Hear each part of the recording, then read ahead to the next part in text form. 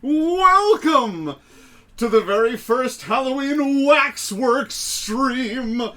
I'm doing something a little different this time. It's going to be a little weird. I know the camera angles are particularly odd, but this was about as good as I could get with the setup that I'm working with here. So deal with it.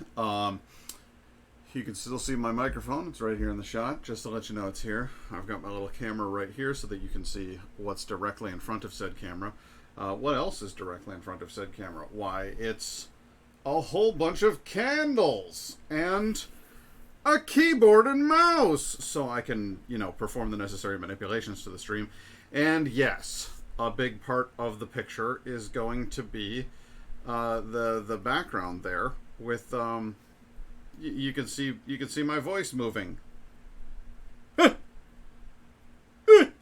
So that's what's going on over there. I went to an arts and crafts store, which will remain unnamed. It's a big chain, and I prefer not to shop at big chains. But hey, what are you gonna do? The wealth has aggregated. Everything is owned by a few hands. We're all living in the same world here, so I gotta buy stuff where I can buy stuff. But I went out and I got a bunch of candles, and what I'm gonna do, well, you'll find out what I'm gonna do. Probably would have been a good idea to have the lighter handy, huh?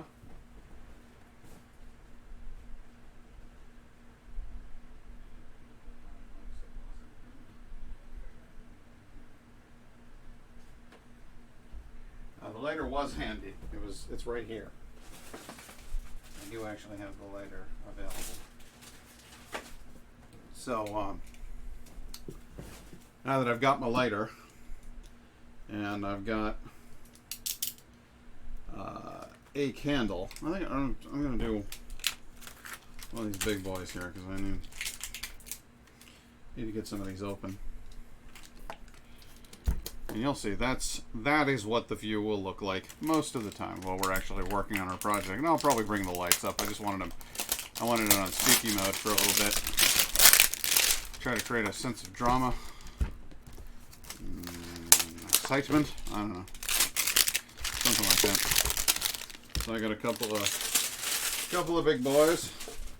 Actually, those are medium boys. There's the big boy. Oh, damn! Made the whole camera shake. So we got that, and then these little guys here. Not really little guys. They're just not quite as big as the rest of these big boys. And that's okay. Candles for all occasions here. And a couple of these slightly smaller ones. Not immensely small, just smaller than the others. And then I got a couple of these classic, candelabra candles, and I'm going to free at least one of them from its packaging. And you gotta peel this. Peel it like a banana. No, more like a piece of corn. A piece of corn? A cob of corn. Yep, there you go. And then this guy's wrapped in like durable plastic. This is some heavy duty crap here. Check this out. This is not just your ordinary plastic. This is hard plastic taped on either side. You gotta really want this candle. You gotta work for it. And I think I can just slide it out. Can I do that? I guess I can, technically. Kinda, almost, sorta, a little bit. Jesus. So again, you gotta really want that candle. That's fine. We can live with that. So now that I've done my fantastic candle unboxing video for you. These, as you are no doubt aware, are candles. And oh boy, there we go. And that's what candles look like. What am I gonna do? Well, hey Siri, bright. All set. Might be a bit much. Hey Siri, dim. Okay. Yeah, I like that better. I like that a lot better. So we're gonna go with some kind of mood lighting in here. So I'm gonna use these tools that I got and we're going to carve candles into spooky shapes. And that's just what I thought I would do with today's stream. I don't know how I'm going to make one of these stand. I suppose just like that. Maybe I should have had like an actual candle stick for this, but I don't know if we'll be able to do one of these. But the big freestanding, wider bodied candles should pose no significant problems. And what I'm going to do right off the bat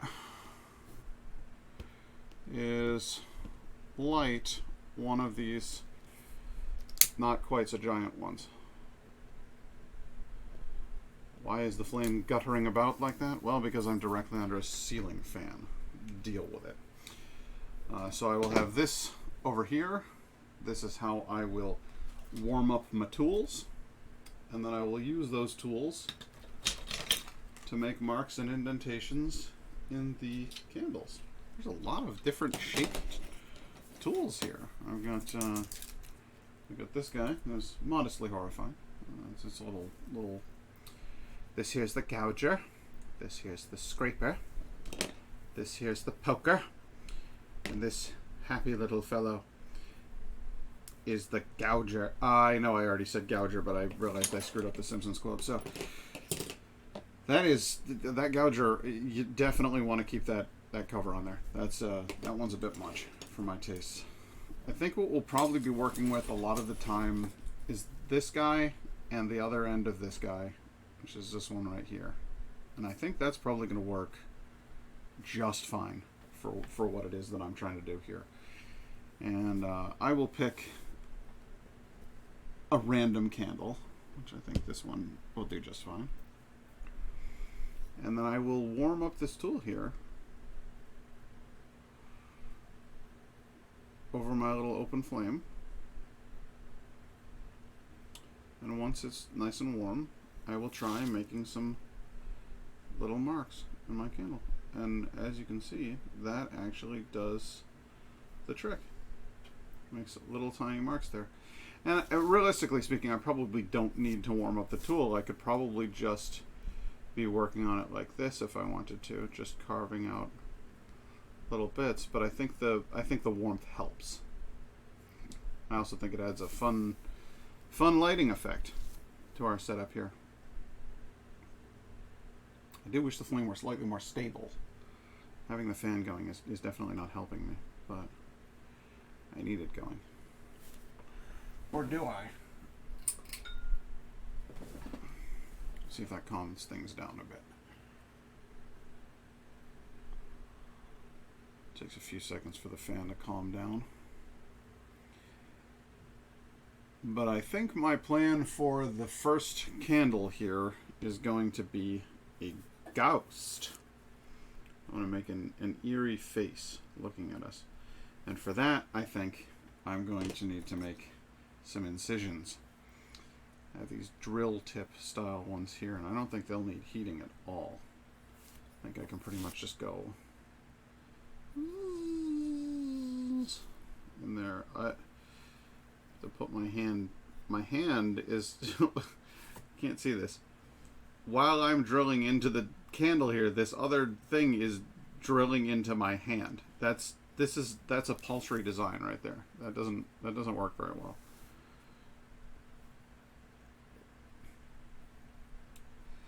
But this is how it is. This is what it is. This is the name of the game. I think that fan. I don't think that fan's off. I think it's just down to mode 1. Let's try really powering it off. See if that doesn't. And where's the scooping looking head? That looks like a scooper. Scoop, scoop, scoop. Yeah, warm that up. Yes, and turning off the fan absolutely benefited my fire situation here. Scoop, scoop, scoop. And we'll get soot as well from the heating process now, which is cool.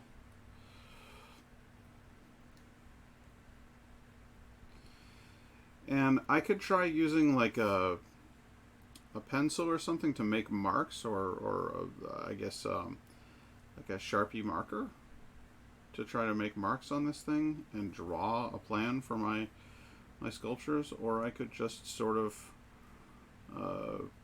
roll with it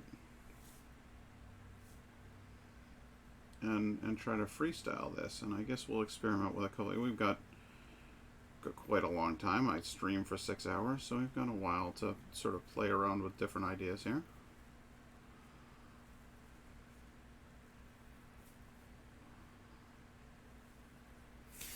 Oh, you know what I just realized? Silly of me.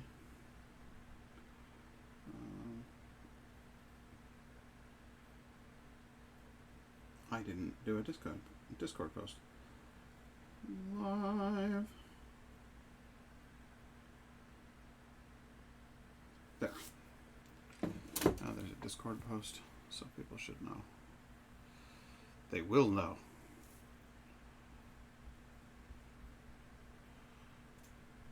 Oh yeah, and that soot we can get quite mucky in there if we want to. Really ugly up that crevice and try to throw some contrast in there.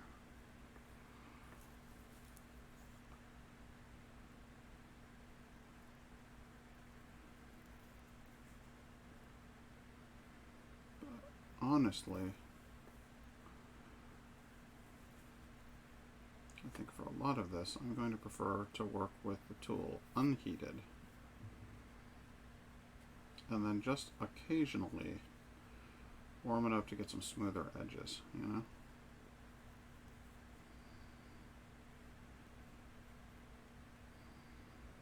Just what I'm thinking anyway.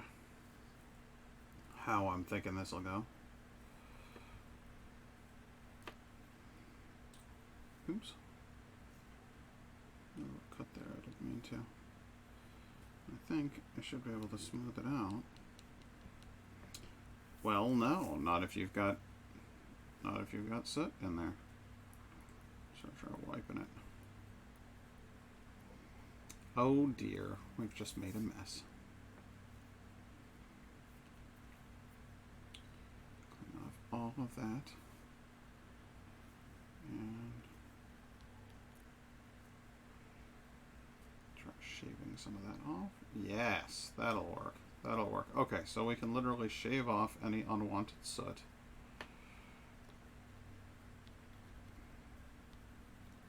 And this is going to be a learning process for me because I very genuinely don't, I've never done this before. So this is new. But I'm going to cut 2 very big eye sockets.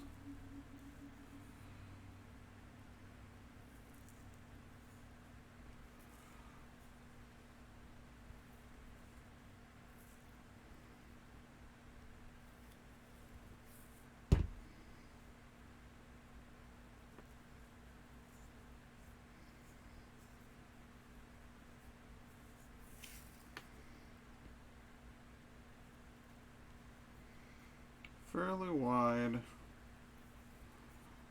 and fairly elongated. These eye sockets, I want them to be sort of longer than they are wide, going downwards.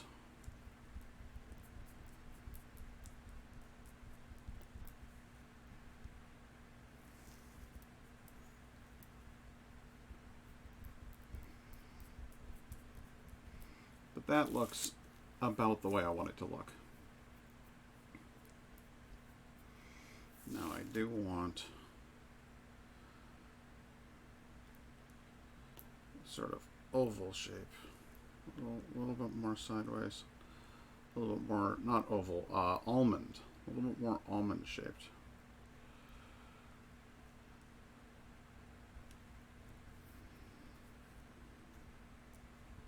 There we go.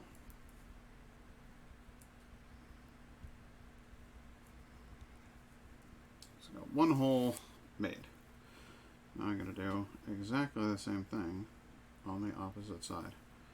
I think a little help from the fire would be good. Just to get in there, get it bored out.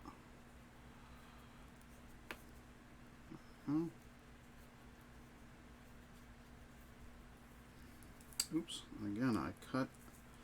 I gotta be careful with this because otherwise it'll cut.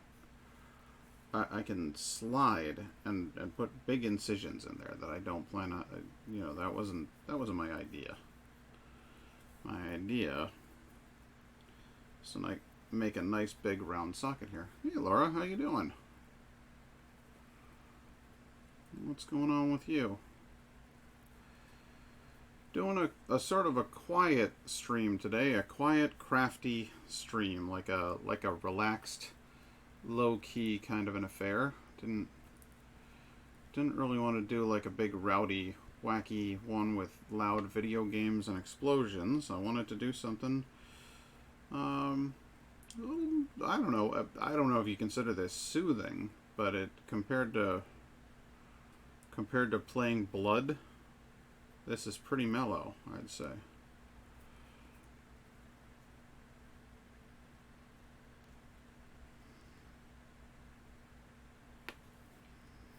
Every once in a while, just comparing to make sure that I'm, you know, at least vaguely similar size. It doesn't have to be perfect, because this is, you know, we're not doing photorealism here. We're doing a ghost. Most of the photos I've seen of ghosts are fairly unclear. A little blurry, guys. Ghost photographers, why don't you get on that? See if you can sort that problem out. Take some nice clear pictures of ghosts for us. Then I would have to up my game here.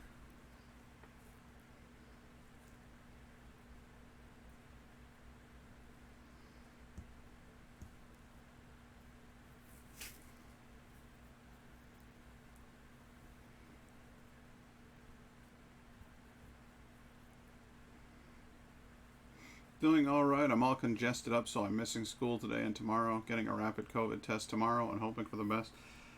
I am also hoping for the best. I hope that turns out to just be some changing of the seasons stuffiness or maybe a little cold, you know. But I will be I'll be wanting to hear back on that and check in on you, make sure you're doing okay. So you keep me posted.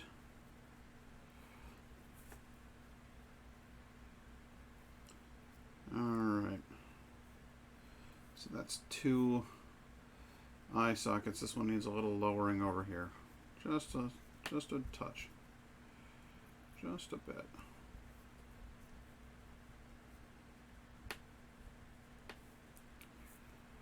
There we go. That looks a lot better. Now, one of the things I like doing when I'm making a ghost character is I like to make the mouth kind of indistinct. Like you look at a ghost and it shouldn't look perfectly like a person. It should look like a sort of a bizarre impression of a person.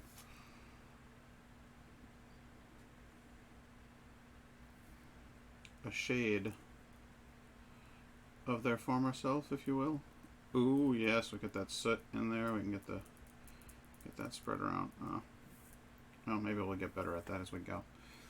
Me too. That's the only symptom I have, so I'm trying to stay optimistic. No sore throat, headache, fever, fatigue, nothing. Good. Okay. Well, hopefully that's all you're dealing with. You got a little stuffiness, you know.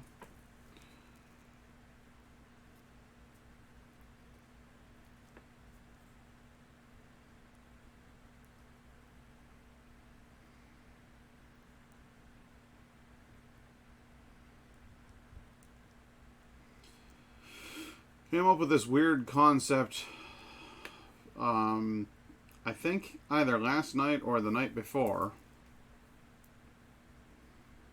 where I thought it might be fun to do candle carving and to try to make some spooky Halloween candles. And so that's what we're doing for the stream here.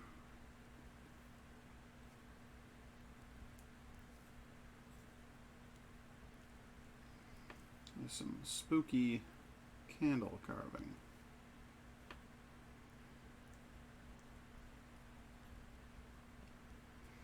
Trying to spread some of this black soot inside of the eye sockets here to make them darker.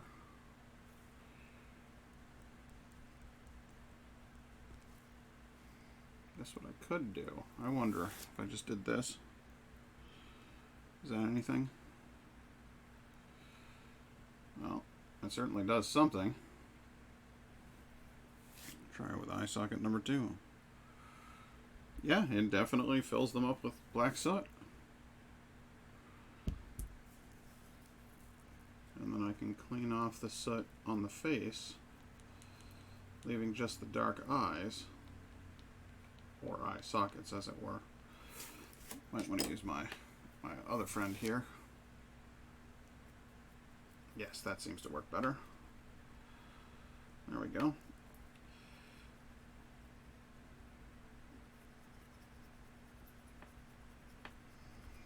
But I thought this stream would be right up your alley, Laura, because it is, it's artsy fartsy. And I know you're 100% down for that sort of thing. I'm sorry you're not feeling well, but I guess that means that I get to keep you for the stream for today. So that's a plus.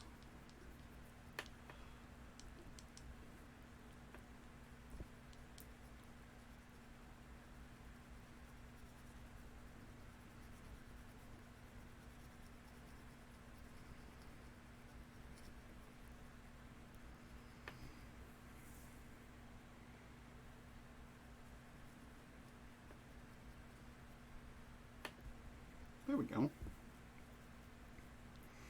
I should really invest in some royalty-free music and just have some background music while I'm doing projects like this. I think that'd be something that'd be worthwhile. But thus far, I would say that I have put more money into my Twitch stream than I have gotten out of it. So I've been reticent to spend money on license-free music and that kind of thing. The good news is once you have it, you can use it indefinitely. So you've always got, you know, you can reuse the same tunes as many times as you like.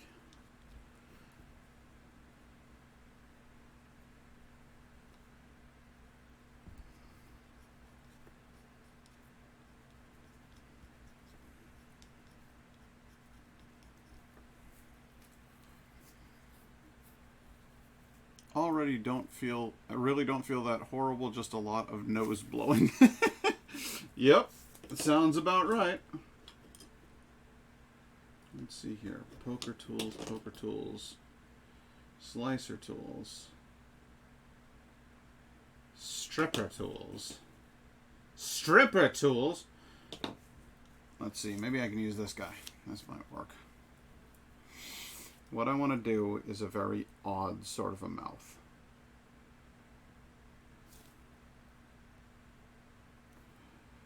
The idea here is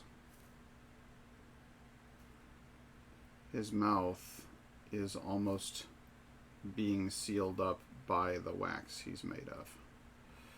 And so there's going to be strands of wax extending across his open mouth. So I need to do vertical lines instead of just boring out the mouth the way you would expect to.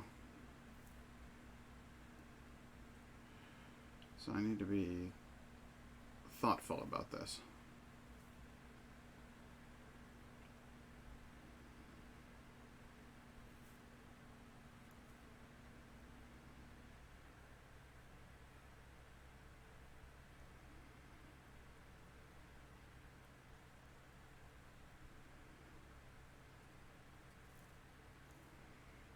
But I did this with, you remember I carved a pumpkin last year, and it was a white pumpkin, and I made it sort of a ghosty pumpkin.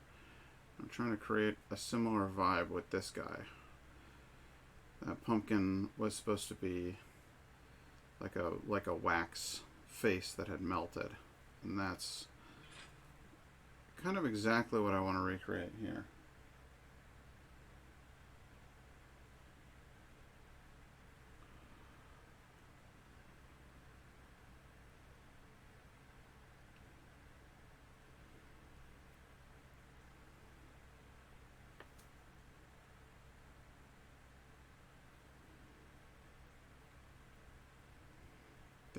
nice and defined by that black soot from the smoke.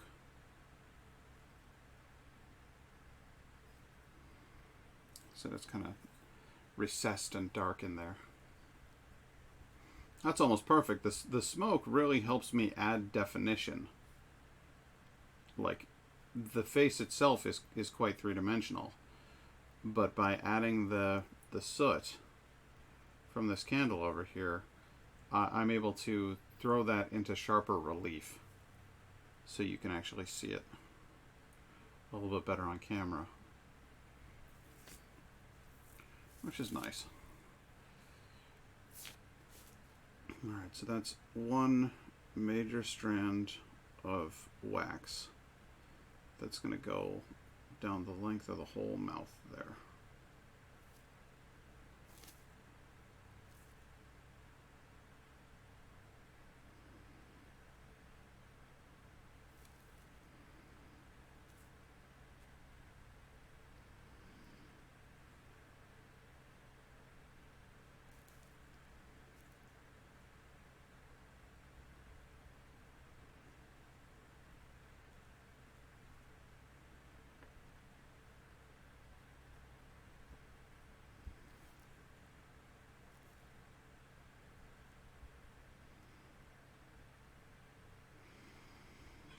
So you're going to be playing some Final Fantasy today, you think, Laura?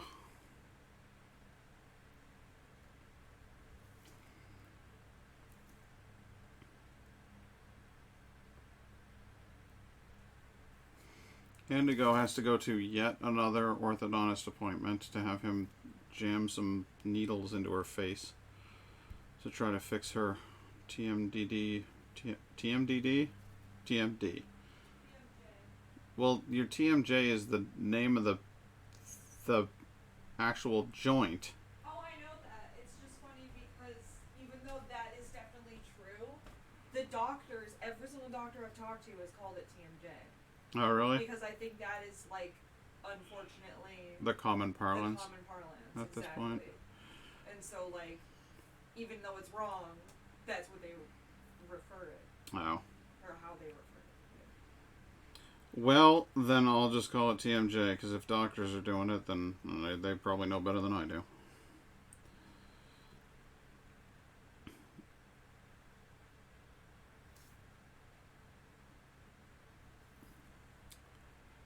But anyway, she's had this long-standing issue with her jaw, where opening and closing her jaw causes locking and popping like it's an early 90s breakdancing competition.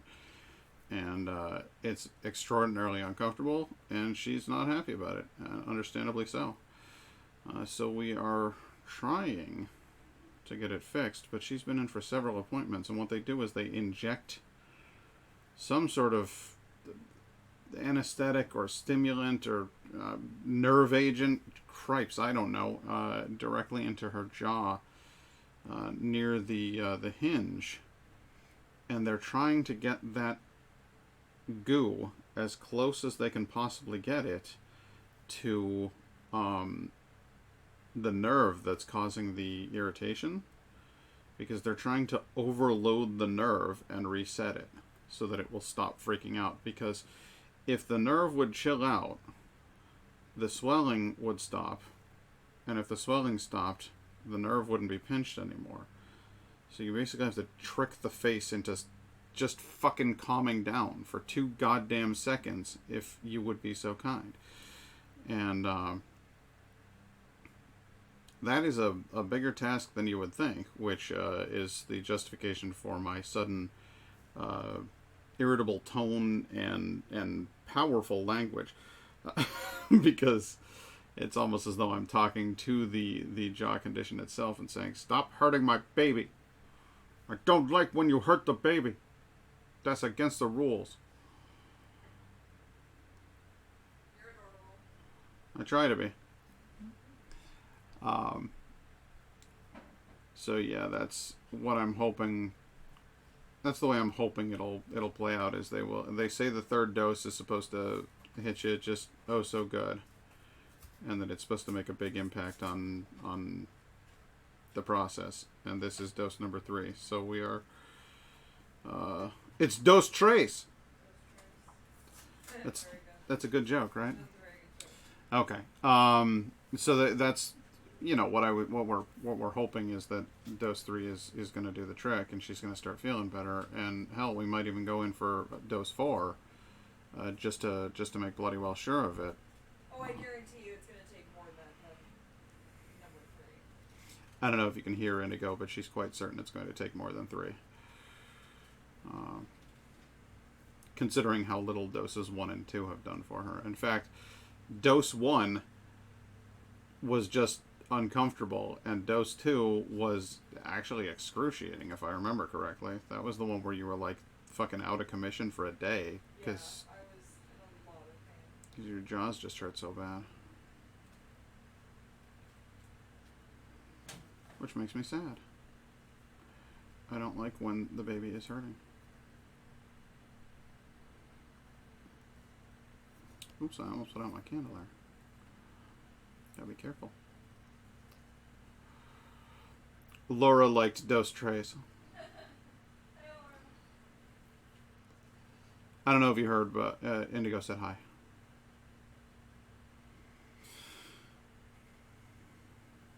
Here's hoping. You never know. You never really know. Science and medicine are both very good, but nothing's perfect, and everything's different for everybody because everybody's body's different, you know.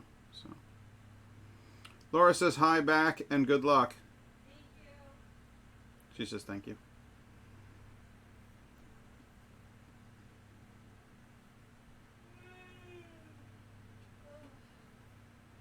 I want this corner to be pretty droopy.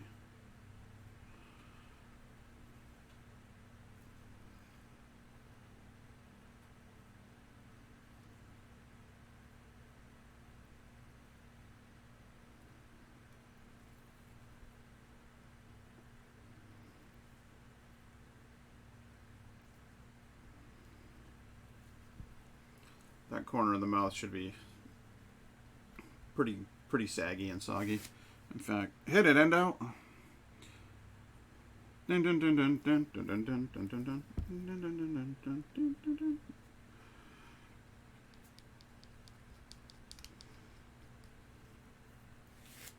Hit it all over. There we go. Hit it further.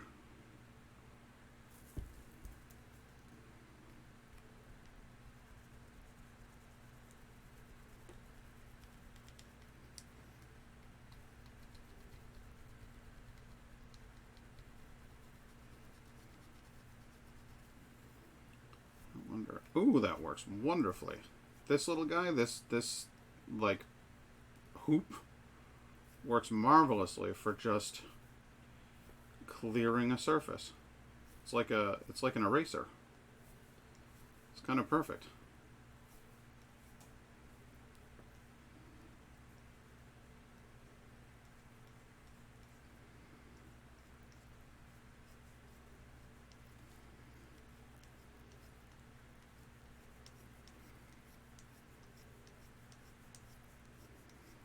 Marvelous. Here you go. Okay, so there's our half gooed mouth man. Mothman. Mothman! There's no need to feel down, you've got Mothman. He's your best friend in town, he's a Mothman. And he's always around, he's the Mothman, Mothman, Mothman. Oh, we should do a Mothman.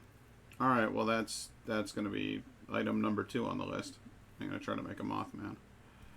I don't know how I'm going to successfully convey the... Can you make a cute baby bat? You want a cute baby bat? Yeah.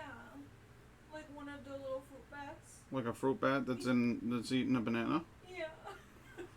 I could try to make a fruit... I don't know. I mean, you're asking like expert level, and I'm on like beginner that is level. pretty difficult.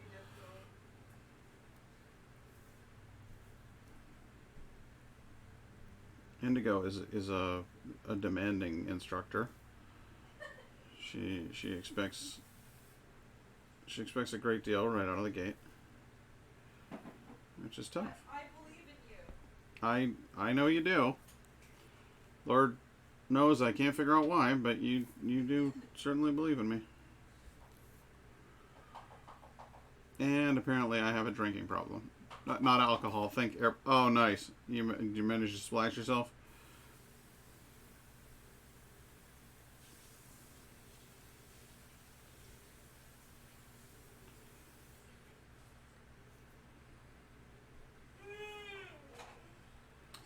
Oh, speaking of drinking problems, today's stream may feature a small amount of day drinking. And the reason for that is I just genuinely, I have no idea how I'm going to manage to get through this bottle of Omegong. It's like a big cork bottle, and if I drink it all at once, holy crap. Like, it's a wine bottle size thing of fairly strong beer. I'll drink some when I come back. Okay. So, because I have no idea how I'm going to manage to cream that whole thing. What are you making right now? Oh, it's a little... Oh, well, okay. Here's... Hang on. I got to clean this off.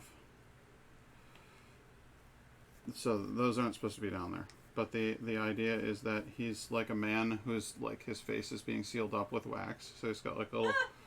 like, strands of wax across his mouth. That's He's like... That's awesome. So yeah, that's what I'm in the halfway process of. We're not quite there yet. That's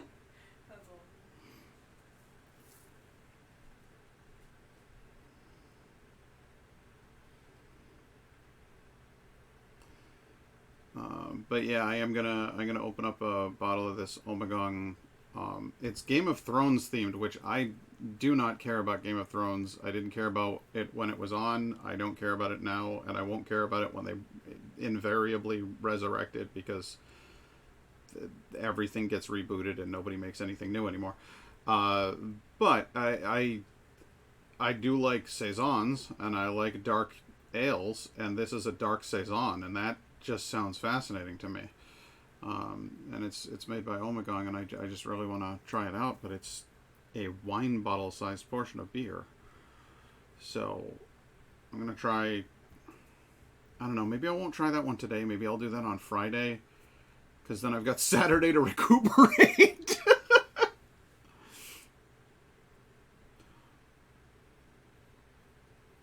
Like, no joke. I don't need to drink that much. If I could have friends... I don't know why I bought this bottle, because I was like, I want to try this, but it was only available in the giant bottle. And it would be one thing if this were the before times, and I could, like, have friends over and, you know, like, do things with people. Which I guess in an outdoor setting, I sometimes do get together with people, or what have you. But you get the idea. Like, I don't actually mingle with large groups very often, and admittedly it is a corked bottle, so it can be cellared, but I don't have a cellar. I have a closet in a room that has fairly frequent temperature changes, so the whole thing is it was kind of a disaster of a purchase. I was just at the Omegong brewery, and I was very excited, and I wanted to bring home a fancy beer, and in retrospect, I should have done literally any other beverage, but it looks cool. It sounds cool. It's got fun packaging, so I bought it. All right, let's get that one smoked up. Smoke up. There. And smoke up again. Ow! Shit! I just burned myself with my tool. Not badly, just a little bit. I hope it ranks an 11 on the is it worth it scale. I hope so too. If I open that bottle and I take a sip and I'm like, ew, I'm gonna be so fucking pissed. Like a $20 bottle of beer. I take one sip and I'm like, ew, no, I don't like it. This tastes like Pickle Monster. Like, that would be really quite bad.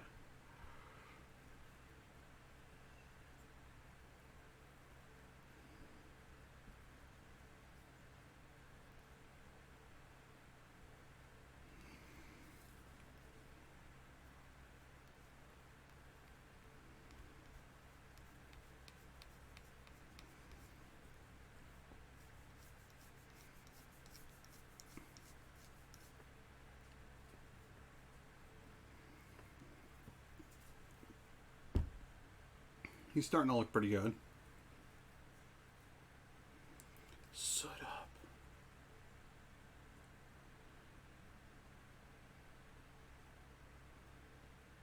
I mean, really, really get nice and steady. There we go. Yeah, burn that wax on the tool. Have the tool have melting flames on it. It'll be great. Because, you know, the handle's made out of wood, so I'm sure that whole thing will work out just fine if the tool itself is on fire.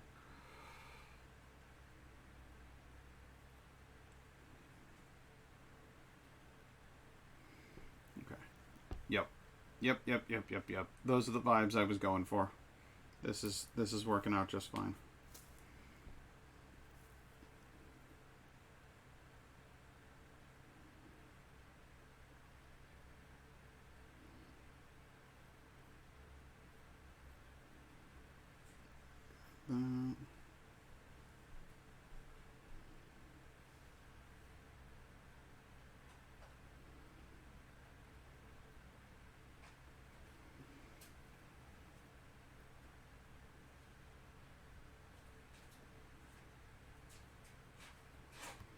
So what's Matt up to?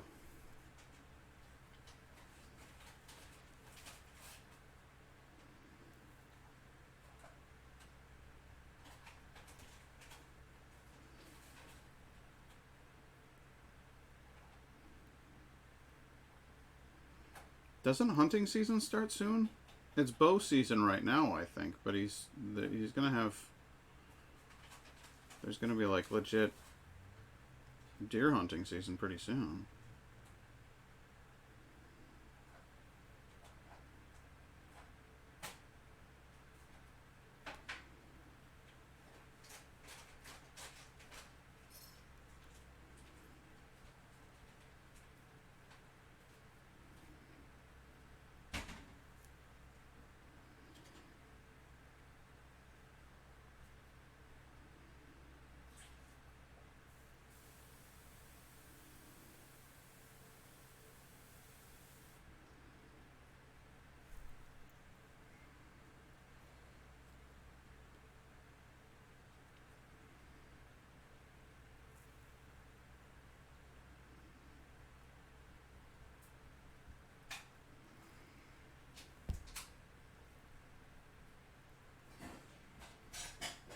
There we go.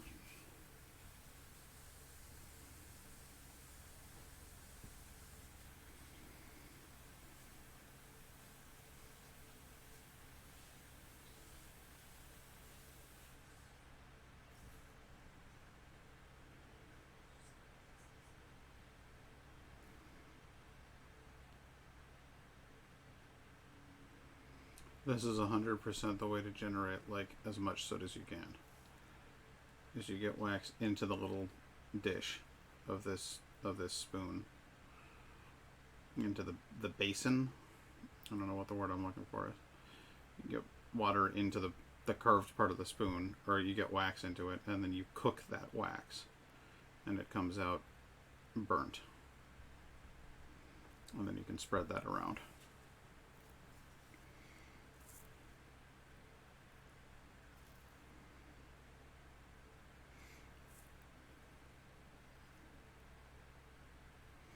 That's still at work. I think hunting season starts in November. Oh, really? Not sure how much he'll go with his work schedule, but hopefully he can get us some meat. Yeah, I know Indigo's dad goes out hunting. We've still got a block of venison in the freezer from last year, which I'm angry at us. Like, I'm a part of this too. I'm just disappointed that we didn't put that meat to use, because venison is delicious, and you know, he did kind of kill a deer. Like, you should use it. So, but maybe this year he'll bag one and we'll make good use of it.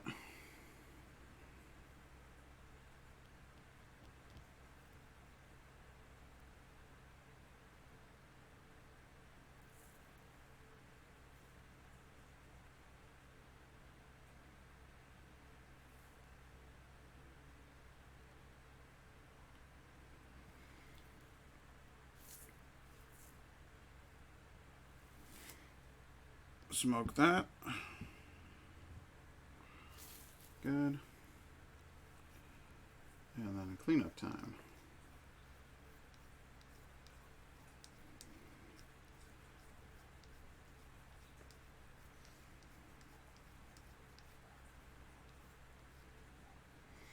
Matt only deer hunts for the venison. He doesn't really enjoy deer hunting. He prefers turkey season in the spring. I can't say as I disagree, because I don't know. Have you ever hung out with birds? And then have you ever hung out with deer? You feel a lot better about killing one. I'll tell you that.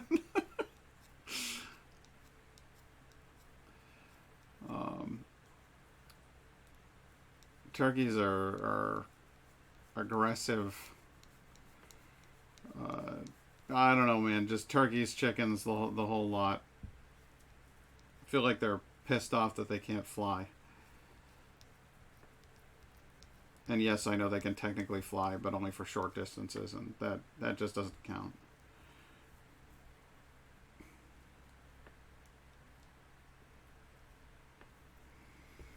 Okay. That's pretty cool, right? I made a cool, like, waxy monster man.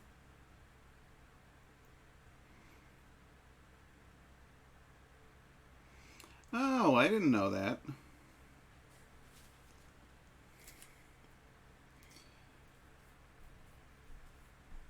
What do I do? I can do more with this. What more can I do with this? I could shave down the sides and try to give him more, like, facial definition. I think that's what I'll do. Shave down the sides and try to give this guy like a really oblong, wonky head. Make this candle just an absolute disaster to actually use.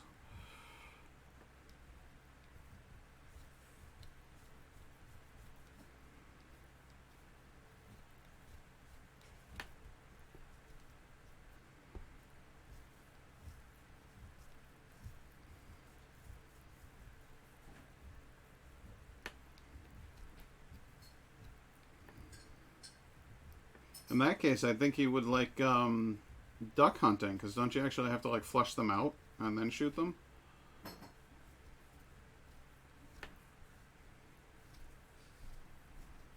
Shoot only the males. Yeah, shoot only the male ducks. Male ducks are rapey as hell. They're terrifying, and I hate them. Female ducks, man, their whole life is just one giant flush and shoot. So they deserve a pass, a free pass. If you shoot male ducks, it's fine by me. They're awful, dude. Like, have you read about how horrifying... Like, ducks... Oh, nope. I'm not even getting into it. Just take my word for it. Male ducks are horrifying. And you think dolphins are cute? You're wrong. They're awful.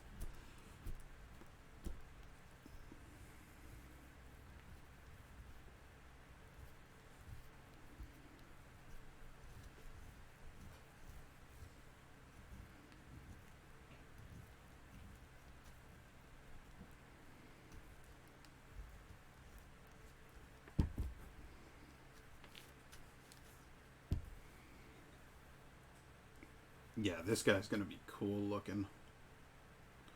Cool. Cool la la. Cool. Cool la la.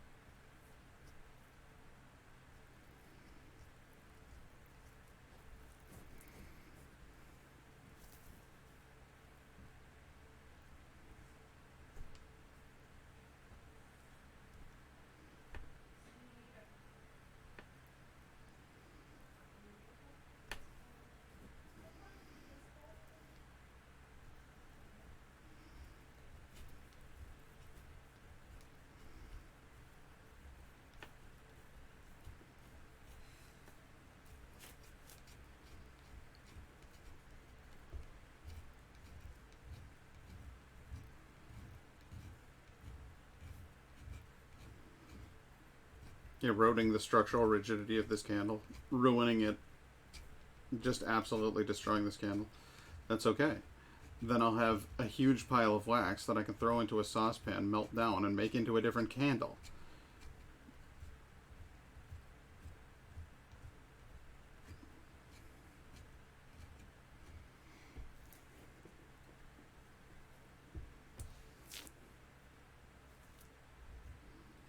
And the best thing is, this edge is not sharp, so I can't cut myself with it.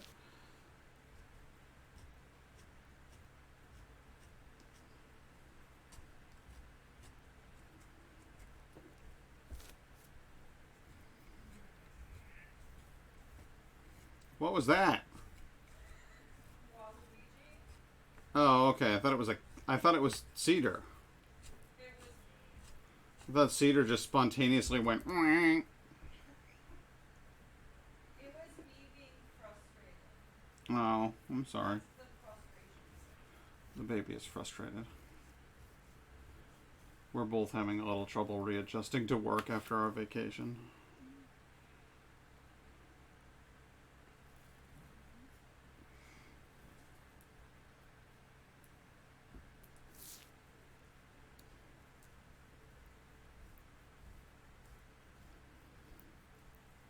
Cedar heard me mention his name and he came in here like, "You talking shit?" Yeah. Now he's checking on me. Surprised he's not under that table right now. He just was. Oh, really? He climbed right under the table. Oh, boy. What a silly boy. Are you being silly? Going under the table? Yeah, readjusting to work after a vacation is actually really, really tough, man. It's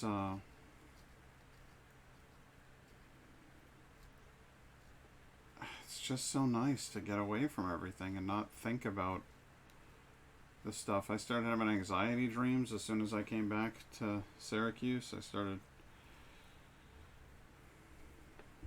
just, falling back into basket case mode.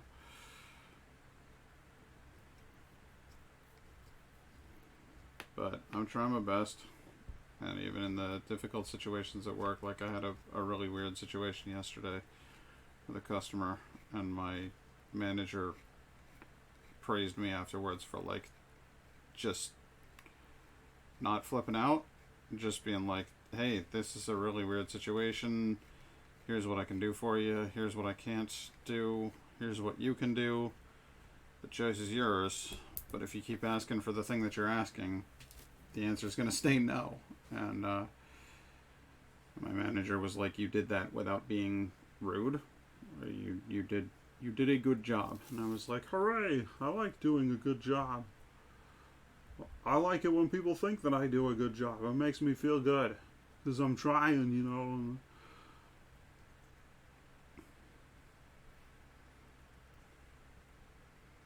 Sometimes I feel like people don't recognize the fact that I'm doing good." For me, it's not even necessarily the work, because my job is fairly stress-free for me. For me, it's getting back into a normal sleep schedule. Well, then why do you fall out of your sleep schedule in the first place? You should keep your regular sleep schedule when you go on your vacation. You silly goose. I understand you, Laura. Indigo says she understands you.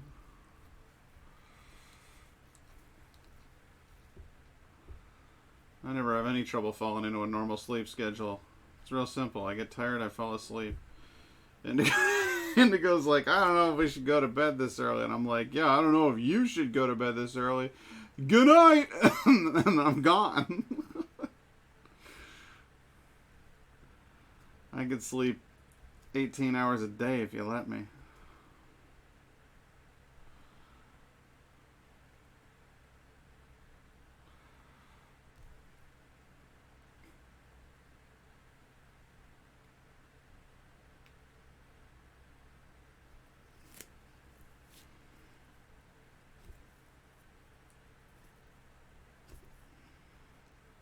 Oh, yeah. Oh, yeah.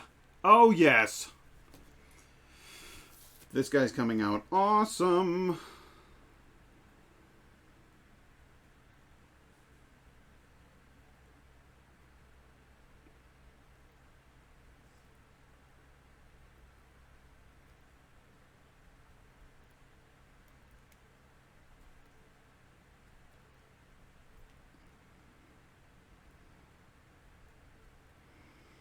I have genuinely no concept as to how well this candle will burn, but he's going to look real cool.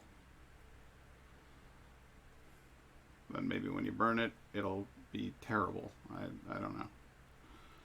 Maybe it's an awful design for a candle.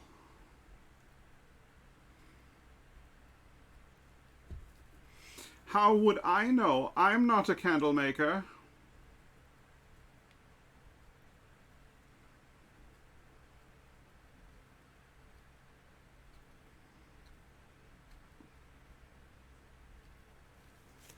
I'm just a weirdo from the internet who likes to do things.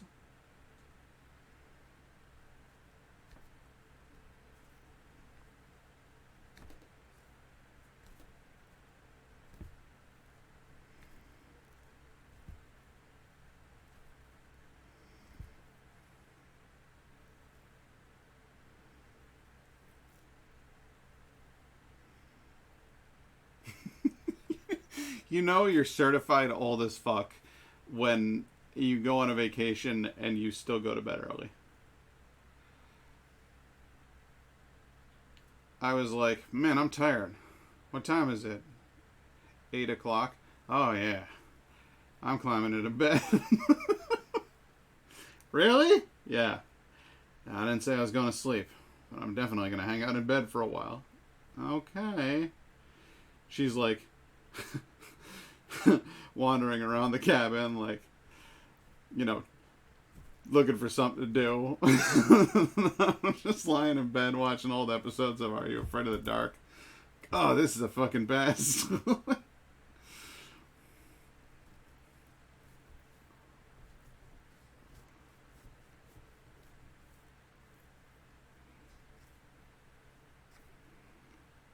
No, I say all of that, but she was really tired too. We both were just super burned out from work and life in the pandemic and the political climate. All of those things are contributing factors to our fatigue. So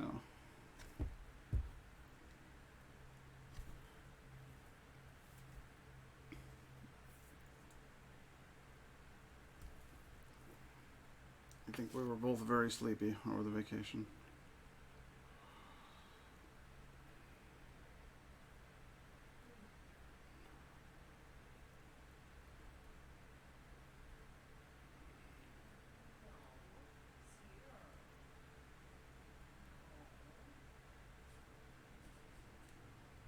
Is Cedar out there being a bad boy? He's just being really needy. Really needy? Yeah. Okay. That I can understand. That I can relate to.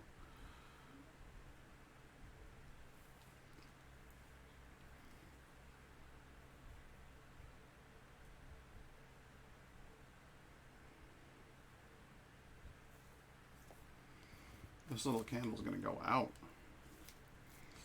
I don't know what to do about that.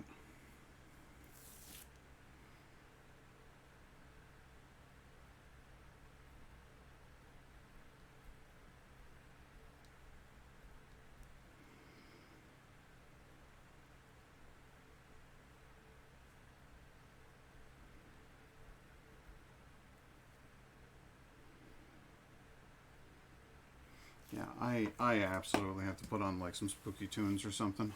I got it. This stream is a little too austere. Let me see what I can find around here. We'll go to YouTube.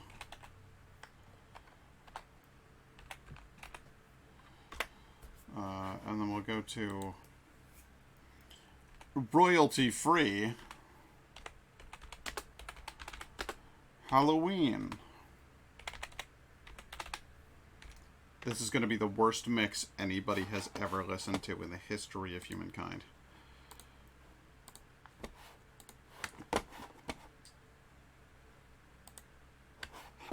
Looking for the best music for your videos? Then you should check out Artist.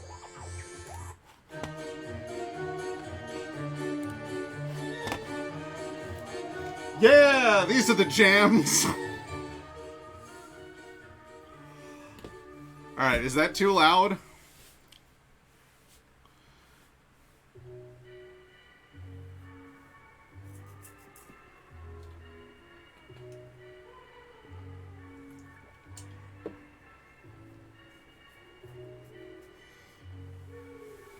I feel like that's a good volume, right?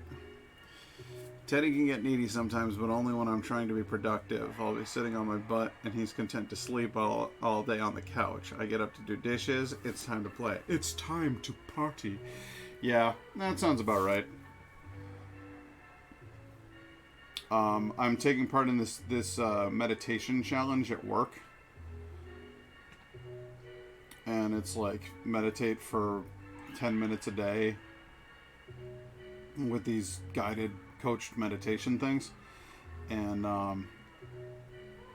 yesterday I started doing them, and I sat down in my chair, and Cedar was like, "It's snuggle time, right? Like, now is the time for snuggles?" And I was like, "No, but I gotta do the thing." And he was like, "No, but I love you," and just like got right up in my business. And I was like, "Okay, bud, I will give you some snuggles." And he hung out and snuggled with me for probably 10 minutes, and then he fucked off, because that's how he do. He gets his snuggle fix, and then he goes on his merry way. So it's not, you know, at least with Cedar, it's not like a huge, like, oh boy, here we go. Like, it's calmer and shorter with a cat.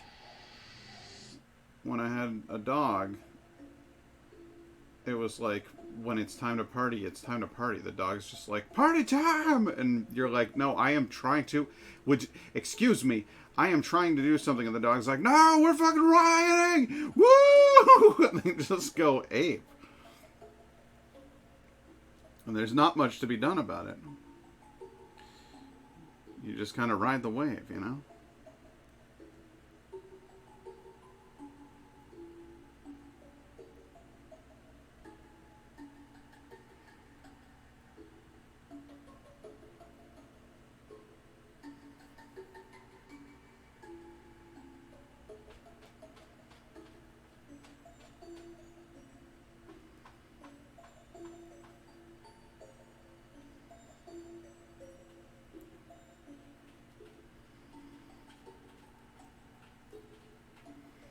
Well, I am personally thrilled with my slime guy. I think he's a lot of fun. And I kind of want to see what happens if I light him up. I don't think anything is going to happen. Like, I think it's just like, yep, you lit a candle. But as he burns down, we might get some cool effects. So I'm going to leave him burning in the background. Right here where I can keep an eye on him. Just in case you don't want to leave an unguarded flame. You know what I mean? I'm funny like that. And I got to collect some of this wax. That's the word. It's wax. So I'm going to do that, and then I'll be right back.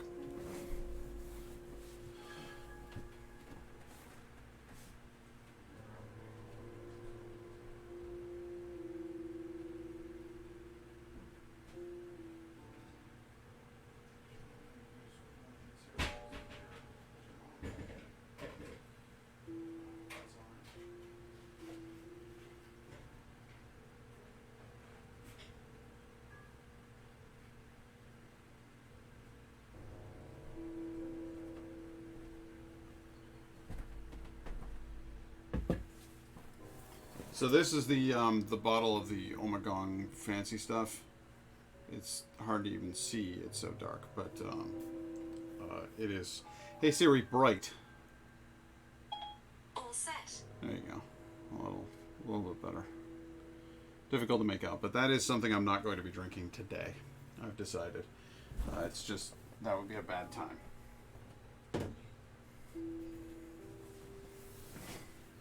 What I am going to do today is gather up this wax into a big bowl here.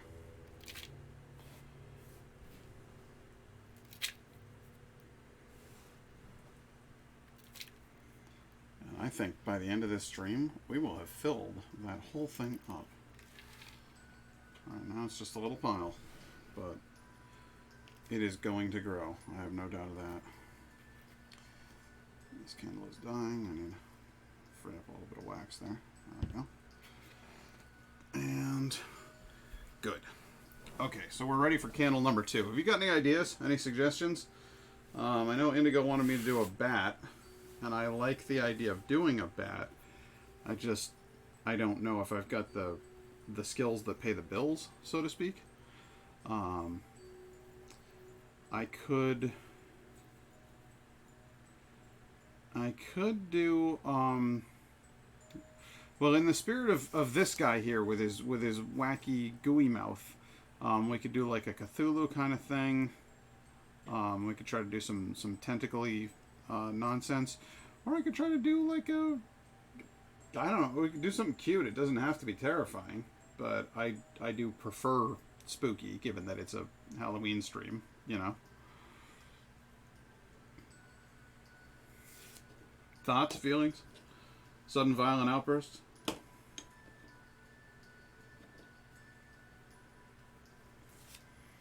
I don't want to do the big boy yet. That's too much. I'm gonna probably do this little guy here. If I don't get a response within the next 2 seconds, it's gonna become a pumpkin. A pumpkin.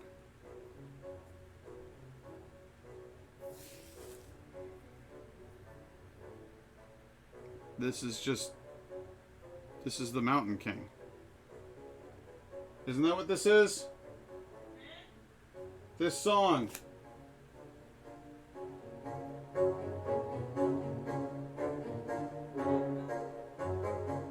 yes, The Hall of the Mountain King by Edward Green. There you go. It's Hall of the Mountain King. All right, that's what's happening. Hey Siri, dim. We're doing a pumpkin, which means I have to try to make this into a semi-sphere, if not an entire sphere.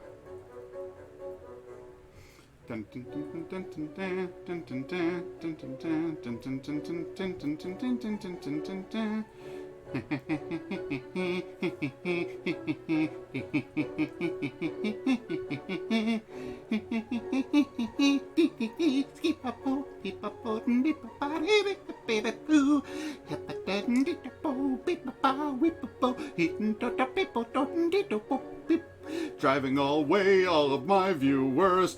Anyone who pops in right now will want to die. They will run away as quickly as they can. They will think that I am some kind of fucking weird-ass guy. Everybody run away, get away, get away. Everybody get right off the stream right fucking now. Everything is going wrong. Oh my god, what the fuck is happening to me? I'm not a big fan of this song. I don't like it. It was used in one too many commercials for children's movies.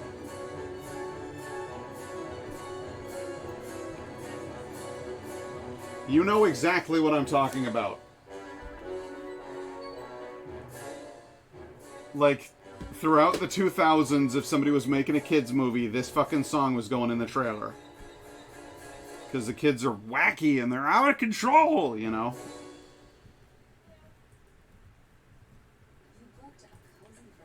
Oh, for Christ's sake. Is this just going to have commercial after commercial?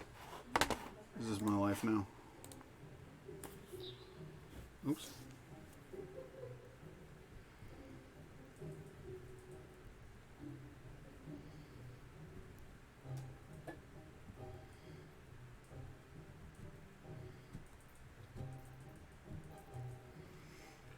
Oh, boy. Ding. Ding. Ski. Bumpy boom.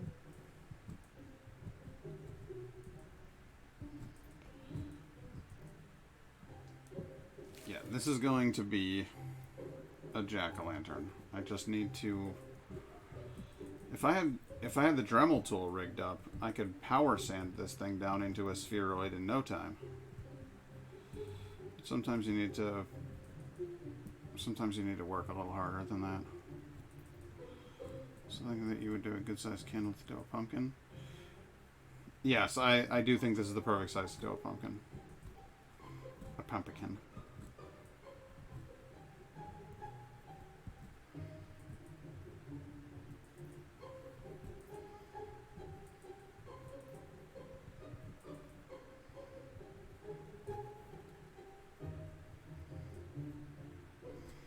It's going to be a rather squat pumpkin.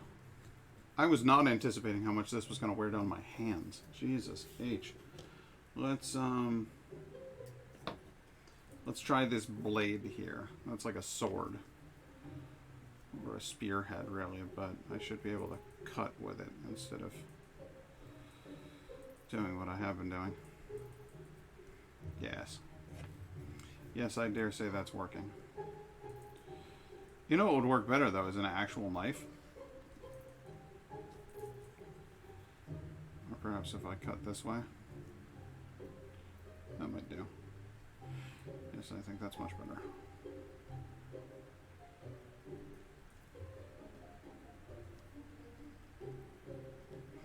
Wax is such a funny thing, the way that it breaks off in these little shavings. The nature of it is not to come off smoothly, though. You have these little these little hatch marks. It breaks apart almost as though it's not made of one solid substance, but instead made out of tons and tons of little tiny fibers. I wonder what wax looks like under a microscope. And yes, I'm genuinely the kind of person who wonders that sort of thing. What's it to you?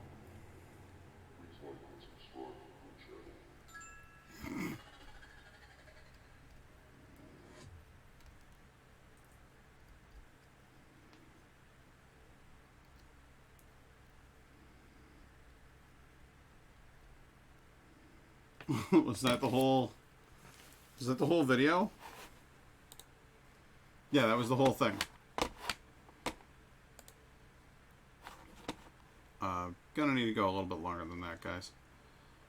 How about this one? Halloween Mix 2018 has free background music. Cool. Soundtracking your content can be tricky. It doesn't have to be. Find the perfect track. Oops.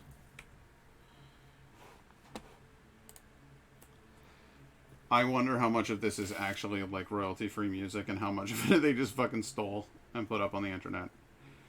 And then I'll end up getting in trouble for. That would be most unfortunate.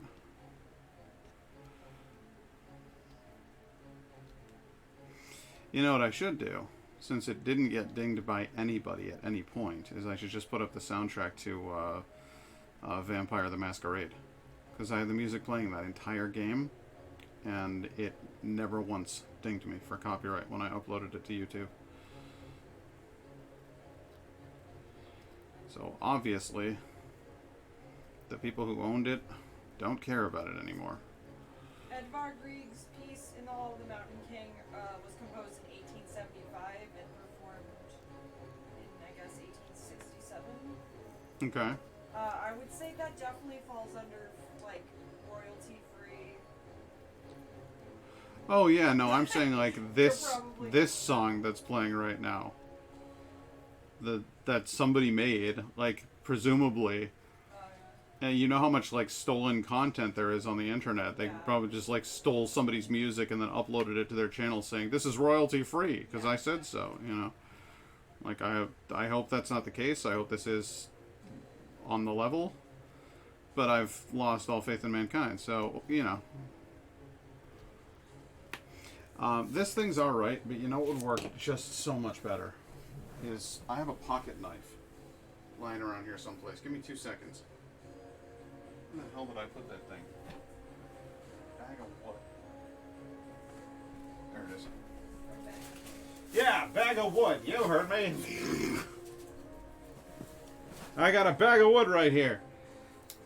We got a bill of sale right here that says he belongs to us.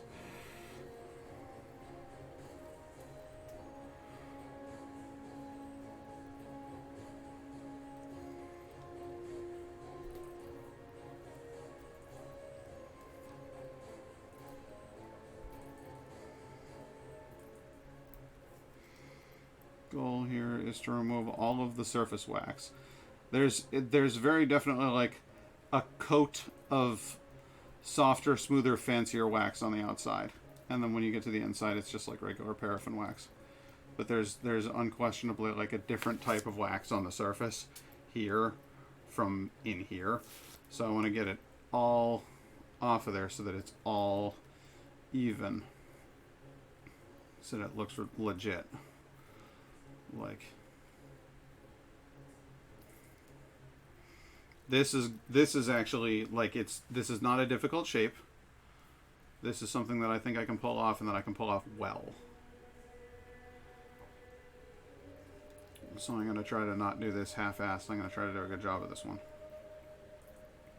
Not to poo-poo Swamp Thing over there. Just saying this will look more legit, I think.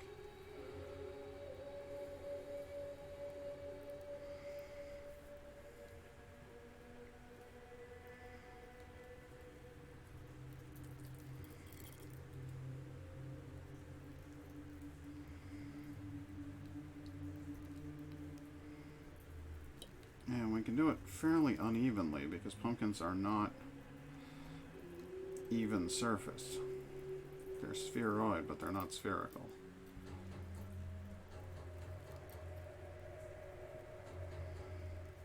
Spooky music's pretty good. I like it.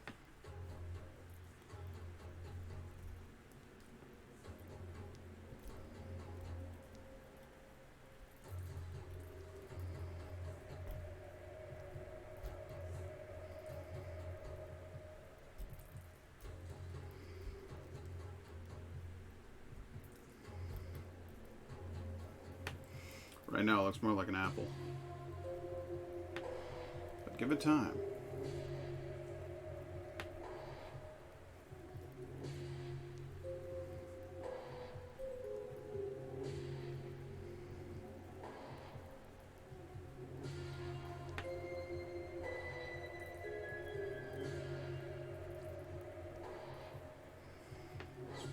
Take this thing off the bottom.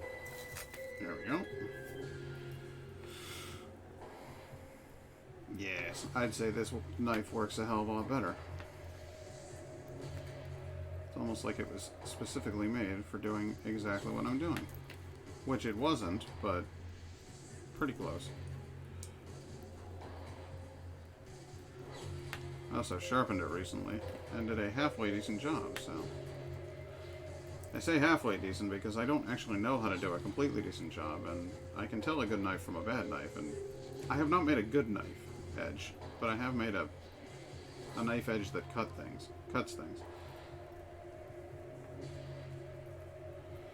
So I can at least feel good about that.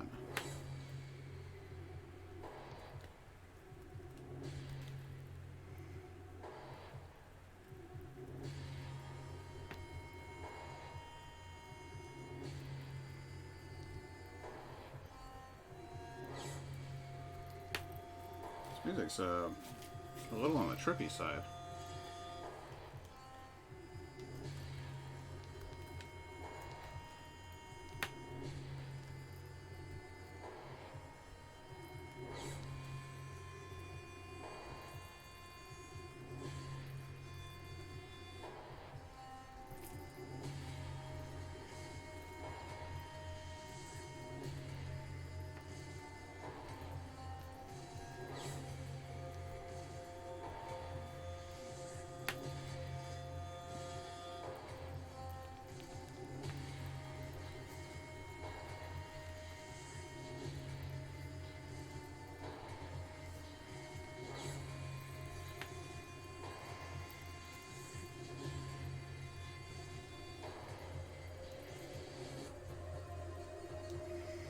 Alright, we've gotten most of the way around here and made a mostly spheroid. And we've done it fairly quickly. My goal now is to slow it down and get smoother details. Because that's mostly spheroid. But it's still not, like... It doesn't look organic.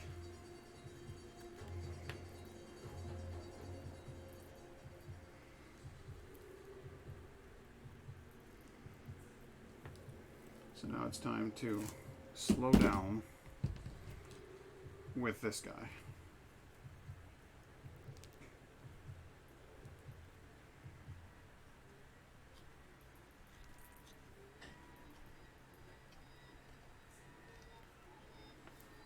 Or maybe even with this guy. I don't know. Who knows? Can I get a rounded edge there? Do I have a semi-round one? No, I only have like mostly hook-like one.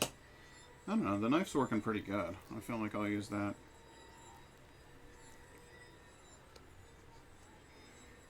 And just move a little slower with it.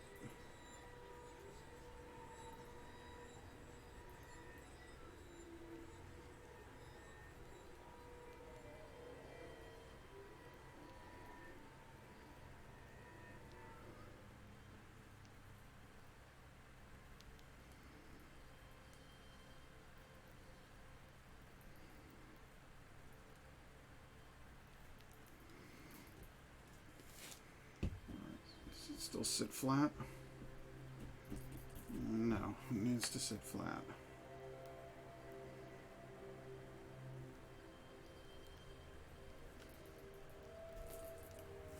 Mistakes were made in that regard. There. Now it sits flat. Okay.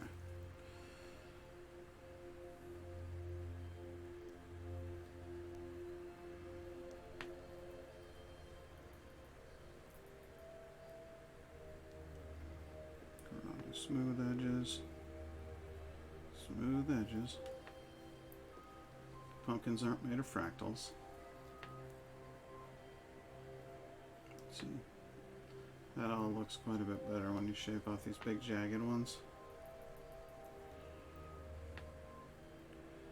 And then come down from this angle too. Work this thing from a bunch of different angles.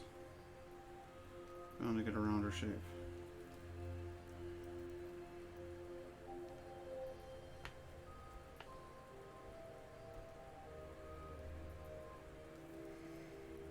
Most of my issues are going to be with the top, though, I think. So I want this to look like a pumpkin that grew in place. And you know how they kind of... they've got a weight to them. Pumpkins can grow perfectly round, but oftentimes it's kind of fatter at the bottom, like it's a little bit saggier. I feel like that's the look I want to go with on this one. Just a little bit. Just a little bit of a dumpy pumpkin. A dumpy pumpy, if you will. But please don't.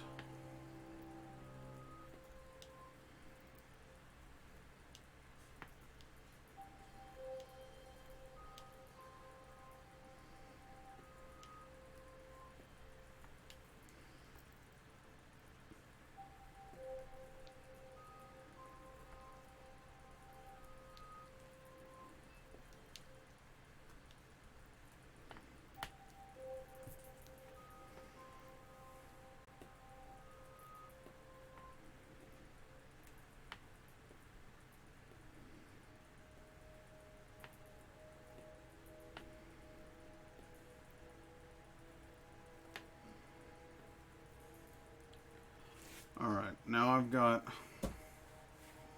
kind of a dumpier looking pumpkin. A dumpkin? Yes, a dumpkin. That's a little too close to something else. Something I'm not going to mention on stream.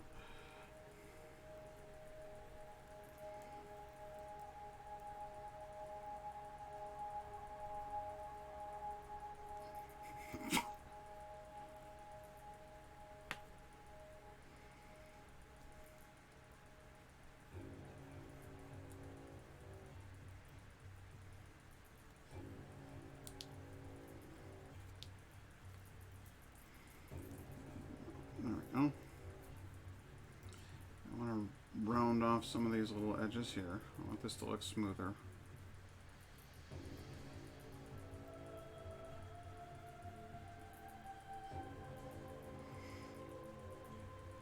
And then I'm going to deliberately make it not smoother. Because, of course, pumpkins have ridges. Much like ruffles.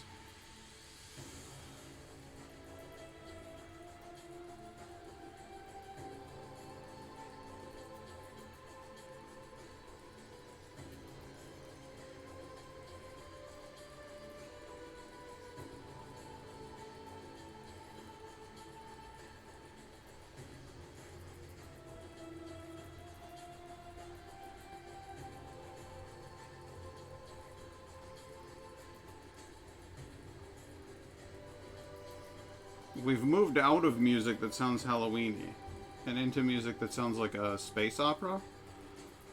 I'm a little weirded out.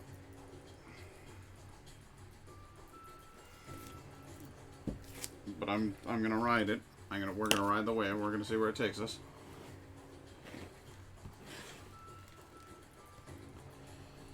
You know what they say about free royalty, free music. You get what you pay for.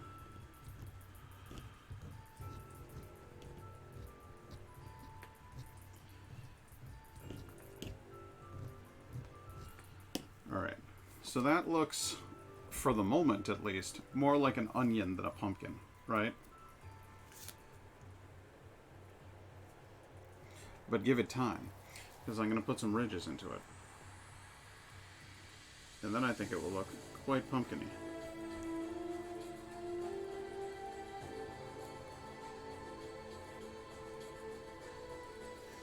Where can I find a shallow kind of a thing? No, that's as shallow as I got.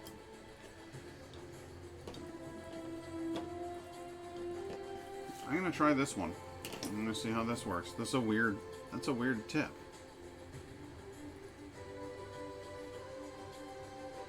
It's odd. I'm gonna try to work with it. And I'll see what I get.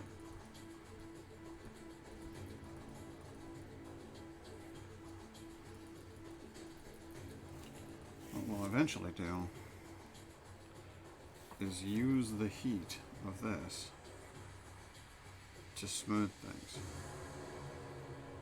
I don't want to get it too hot, and I certainly don't want to get it smoked on. I just want to get it warm enough so that it smooths out. Let's see if I can do that.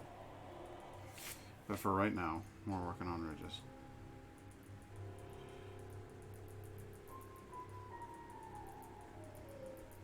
There, now we're into spooky music again. I don't know what it was doing with Adventure Time there. That was a little odd.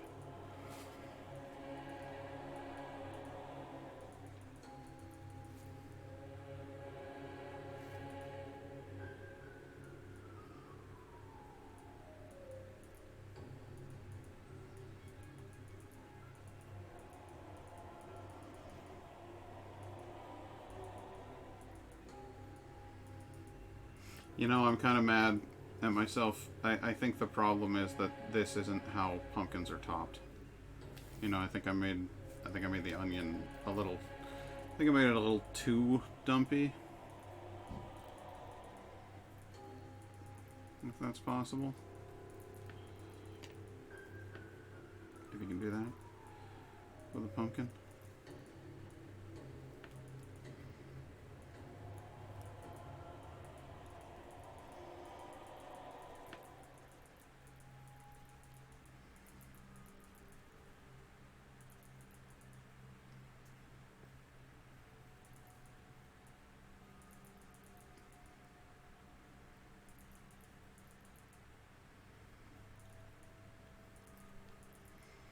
Trying to focus on the ridges, and I was just getting too distracted by the fact that the top looked like an onion. It was bugging me.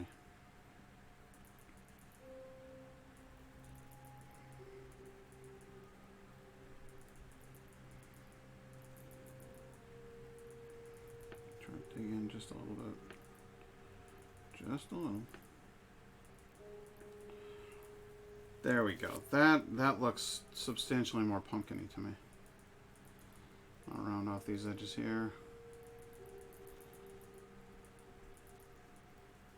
I just feel a lot better about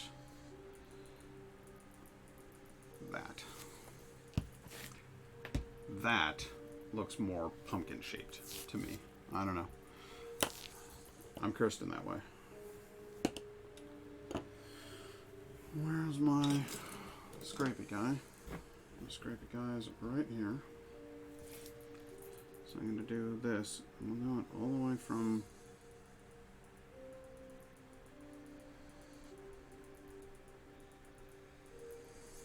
each one of these ridges is going to go all the way up to the wick.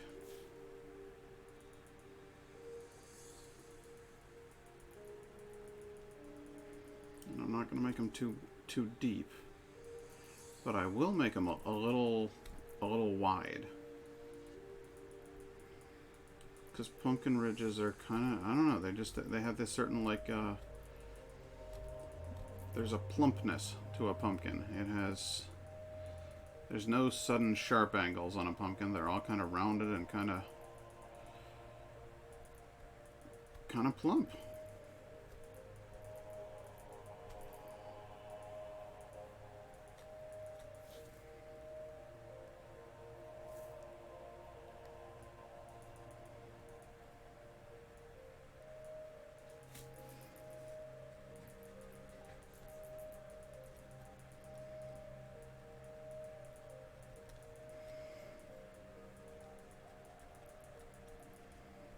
So that's the first one. First ridge, the first butt cleft on our pumpkin. And I'll give it another one. I don't want to go with 4. I think I'll do 5.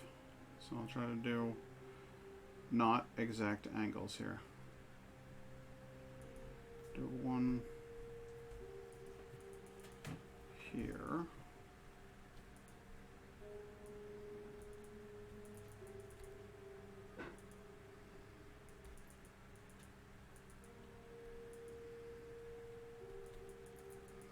Do another one here, and I'll fill these in a little bit more as I go. I just trying to give myself guide points here.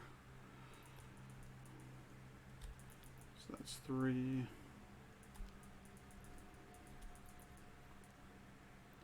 4,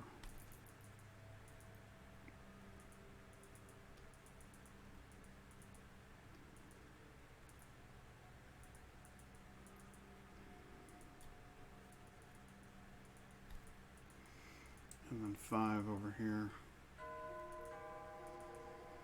Uh-oh. Someone's at the door. Someone's at the door.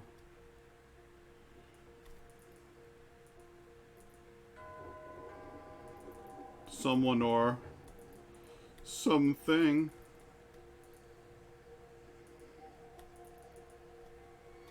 Okay, so as you can see, I've made 5 ridges, and I just need to flesh these out a little bit more.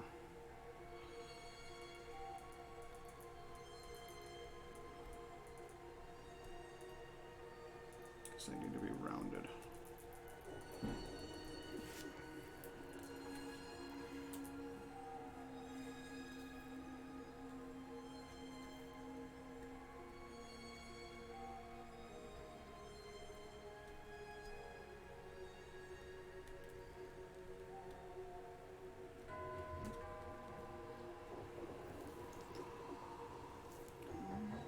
Smooth that out.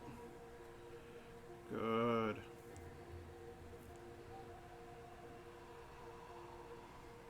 Good, good, good.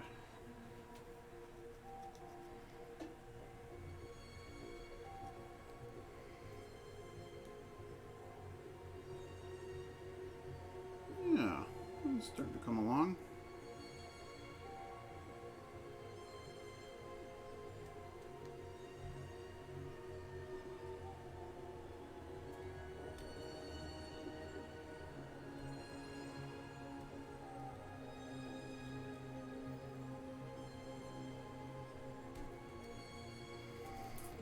It's starting to become more of a shape that I would consider pumpkin-esque.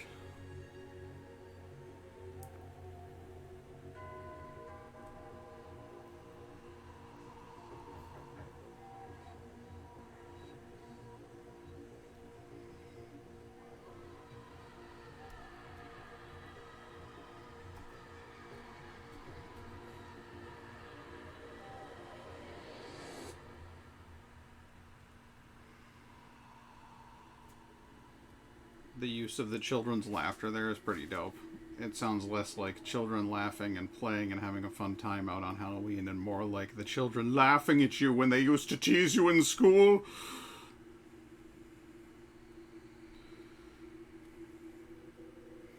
This song is about a man who was bullied.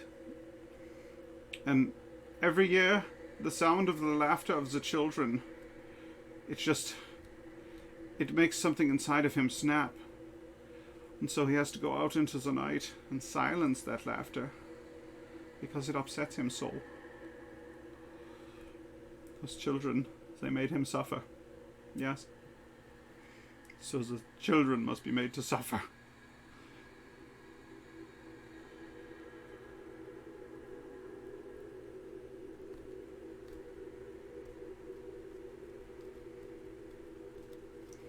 Supervillain origin story.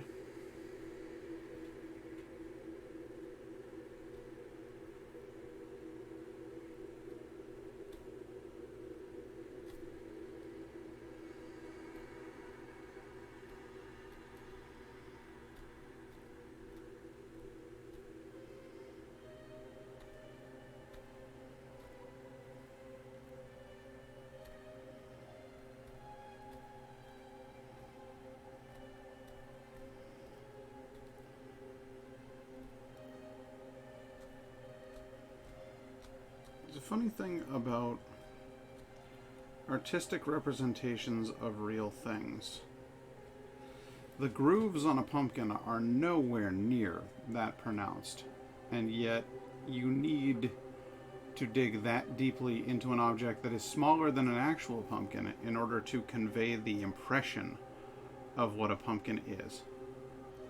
It's very strange.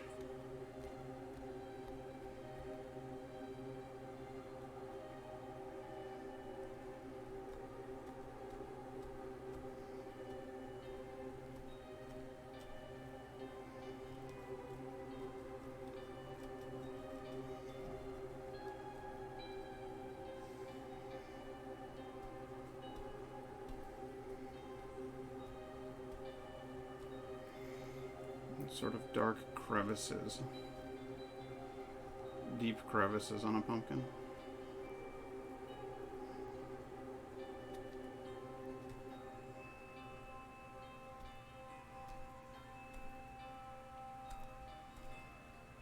If I could make a fantastic fine art student joke with you, there's a famous painting of a smoking pipe, and underneath it says, "Ceci n'est pas une pipe," or "This is not a pipe." And the whole point of it is saying, I have drawn a pipe, but that is not a pipe. Art is art, reality is reality. And that's exactly the sort of mental phenomenon I'm experiencing here, is that this is not a pumpkin. This is nothing like a pumpkin. But in order to give you the impression of a pumpkin in a medium other than pumpkin, I have to exaggerate and modify, sort of play with. But tell me that that does not give you the impression of a little pumpkin, because it undeniably does. This is pumpkin, and yet this is not pumpkin. Figure it out. Noodle that one over a while.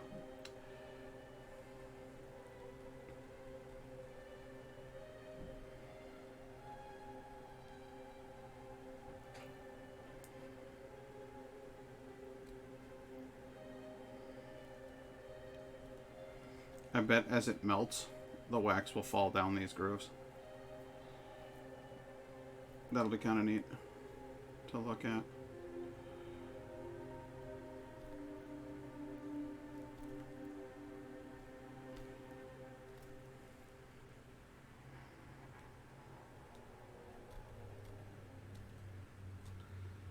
Swamp Thing over there is still just acting like a regular candle. He has not burned down at all. I suspect it will take a very long time to get to the point where that starts to glow oddly or throw funny shadows or even look at all different from an ordinary candle. It's going to take a while to get there.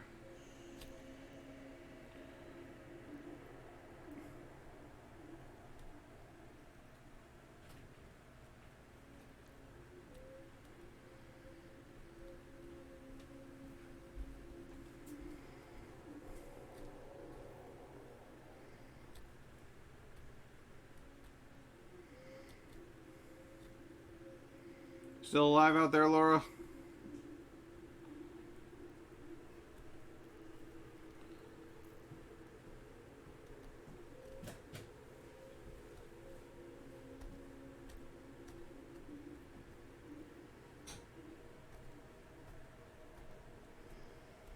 I might need to change this from a makers and crafting stream to an art stream.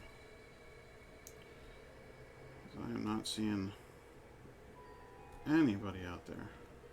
It's quiet. Silent as the grave.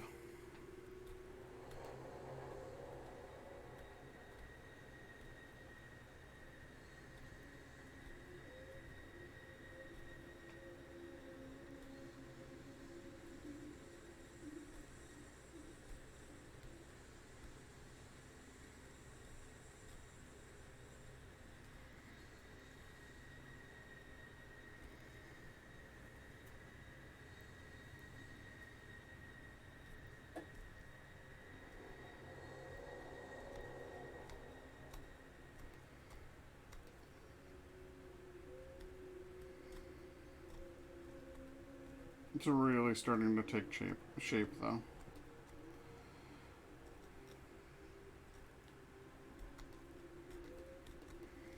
Be cool if I had like some food dye or something and I could actually change the color of it a little bit. Make it a more orangey pumpkin.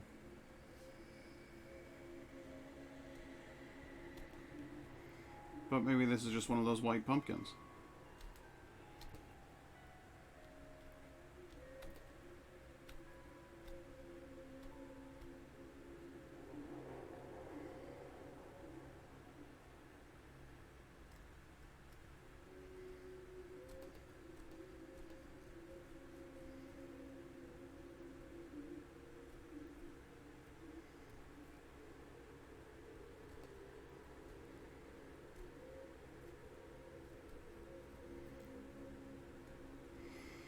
Now the real question becomes, now that we have a pumpkin, should I try to make it into a jack-o'-lantern? Because you look at that, and that says, I'm a pumpkin. Plain as day. M pumpkin. But could it be M jack-o'-lantern? Got wax all over my arms here.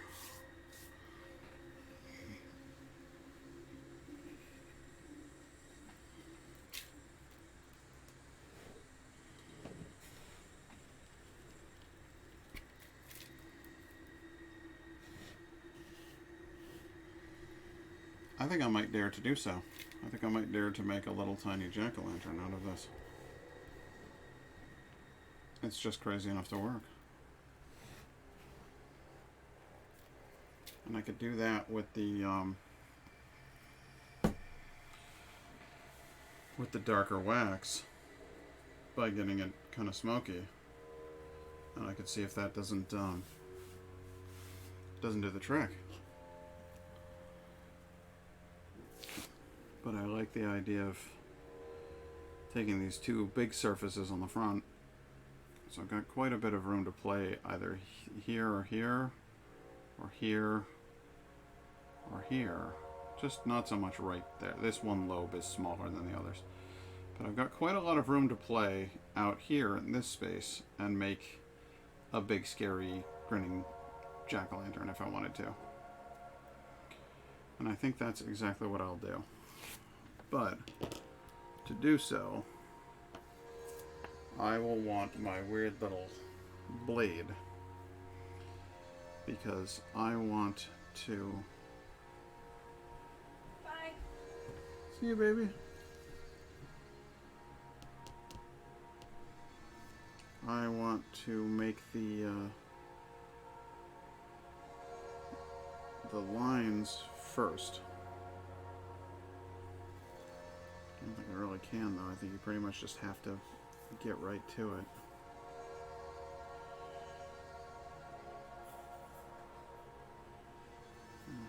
That might be how to do it.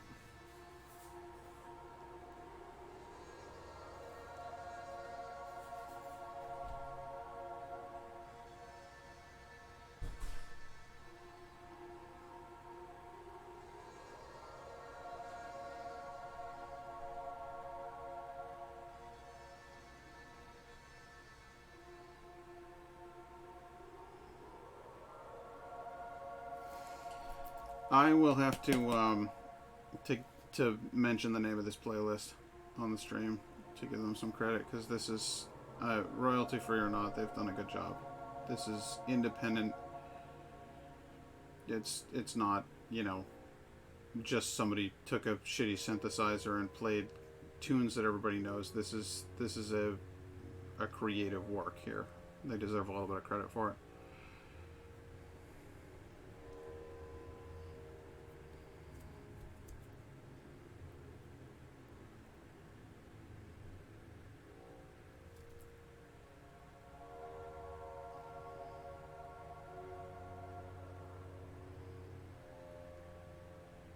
I think it's terrifically spooky.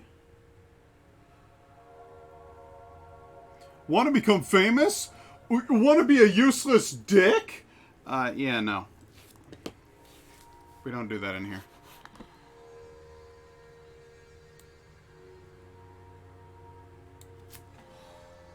Copy it, and then /ban. And paste it. See you in hell. Our first ritual sacrifice of the evening. Who will bring me more blood for the dark gods of Halloween?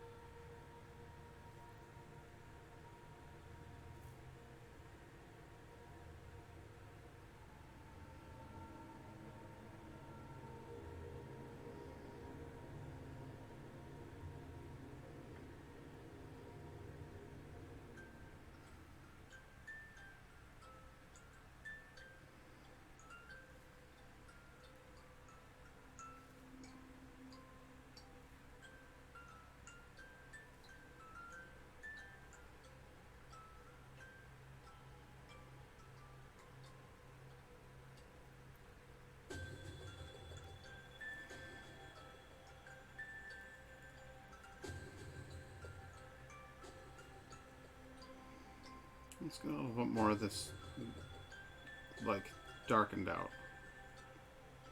There we go. I'll have those sort of dark channels in there, and then I can go right back over those guys with this thing, and just clean up the outside edges, but leave kind of dark channels in the bottoms of those ridges there. I think that would be a cool thing to do as well. So I'm going to keep plugging away at this thing and see if I can't make something interesting. But this little leaf shape is giving me kind of a perfect wedge to get in here and make little teethers, little chompers.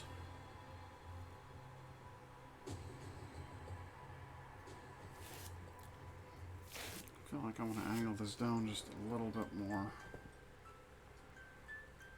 There we go. I think that'll work better.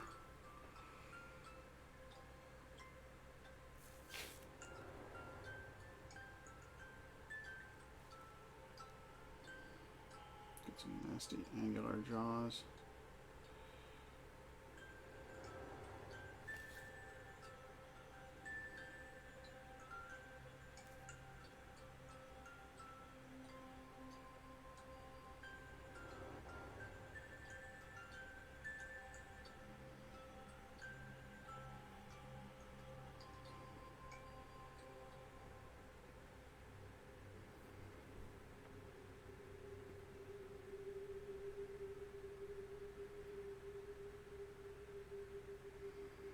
That looks pretty good. I think I'm getting some cool little jaws in there, little teeth.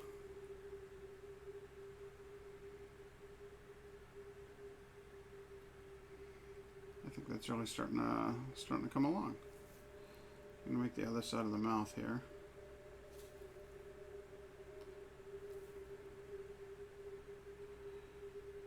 And again, I'm not worried about the black flowing. That's not a problem. I can clean up black.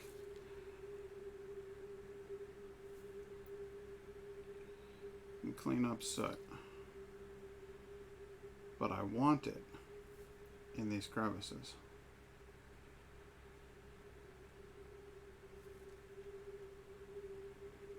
Because it throws them into sharp relief and makes them look, frankly, phenomenal.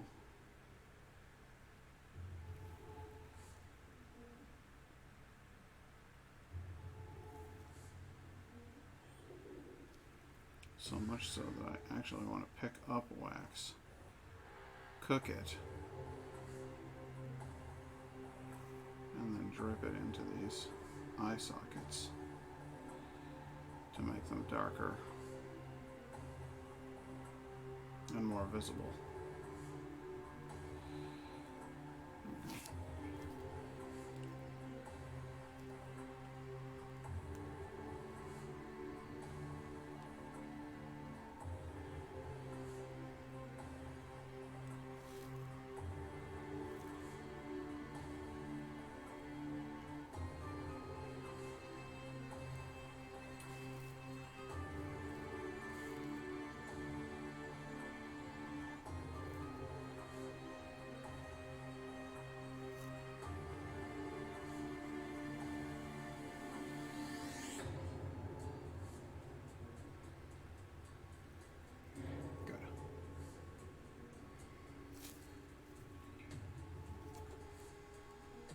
Keep doing that same thing with each of these ridges. In fact, I bet if I cook the stuff and pour it up here, I'm just picking up these guys, the loose pieces of candle wax, putting them up here, letting them melt, letting them burn, and then dripping them right up in here, and then using the natural flow of these channels to let that dark wax flow down in. And I bet I can find something that'll work as a better spoon. I've got other tools here. I'm sure I have a spoonier tool, so I'm sure I can pick up more of this stuff and burn more of it.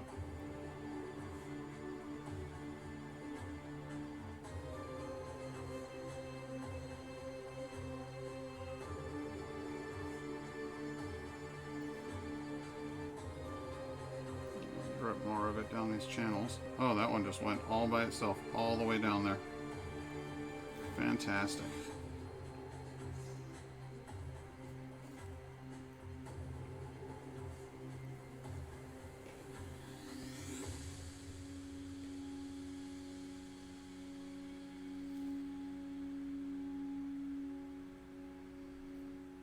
Oops. Dropped a bit too much.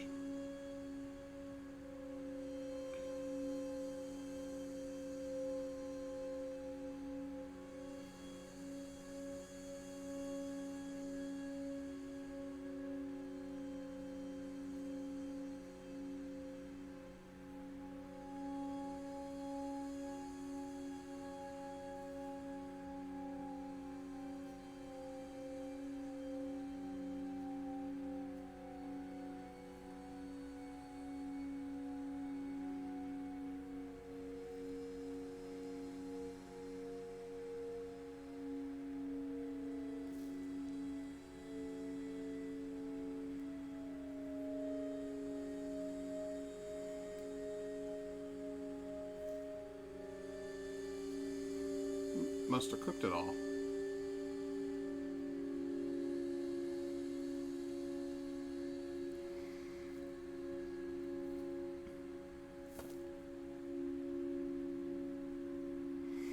That's the thing. The candle wick is actually not burning much wick.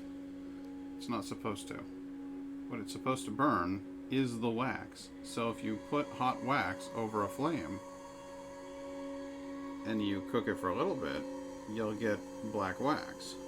If you cook it for too long, you'll get an open flame. And then you won't have any wax anymore. It'll be gone real quick.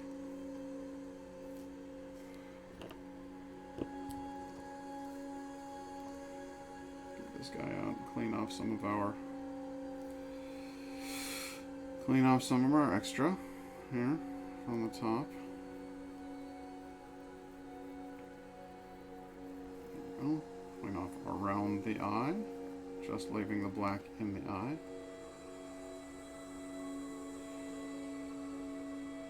The ridges don't need to be quite so blackened as this one. That one really went dark. I was not expecting that. But soon enough we will have a creepy eye on the other side. I'll be right here.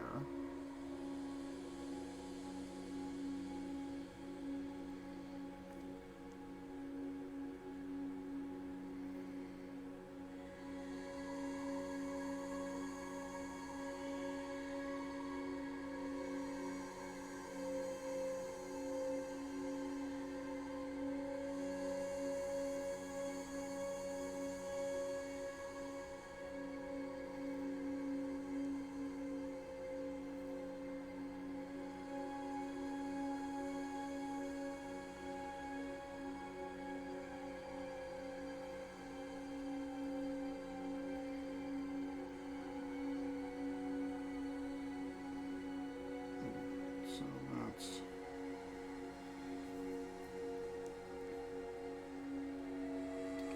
that needs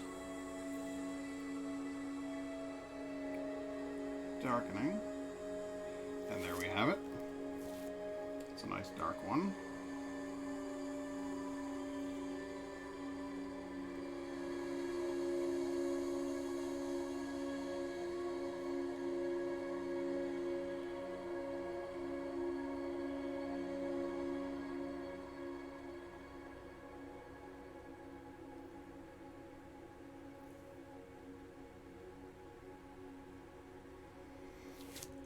I'm still having trouble perfecting this process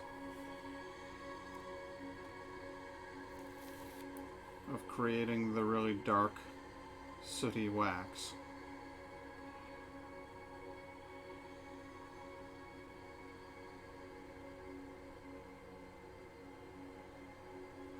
Without boiling it away into steam.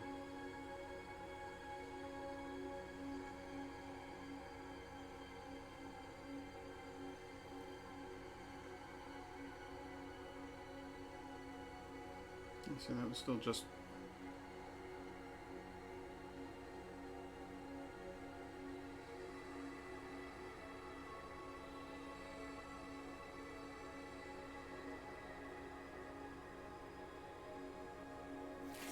It's pretty dark.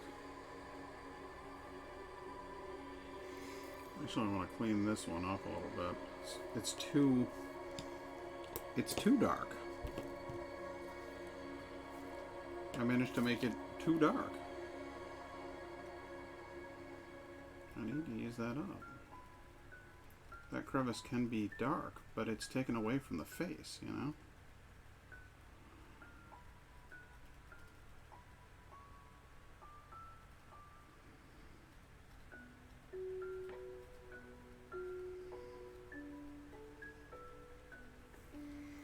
There we go. I think that kind of walks the line.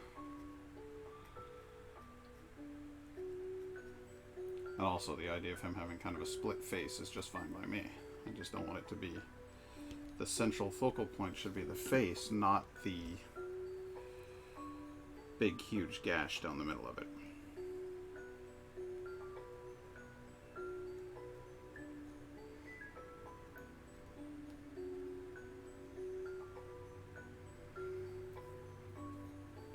let's do some teeth over here.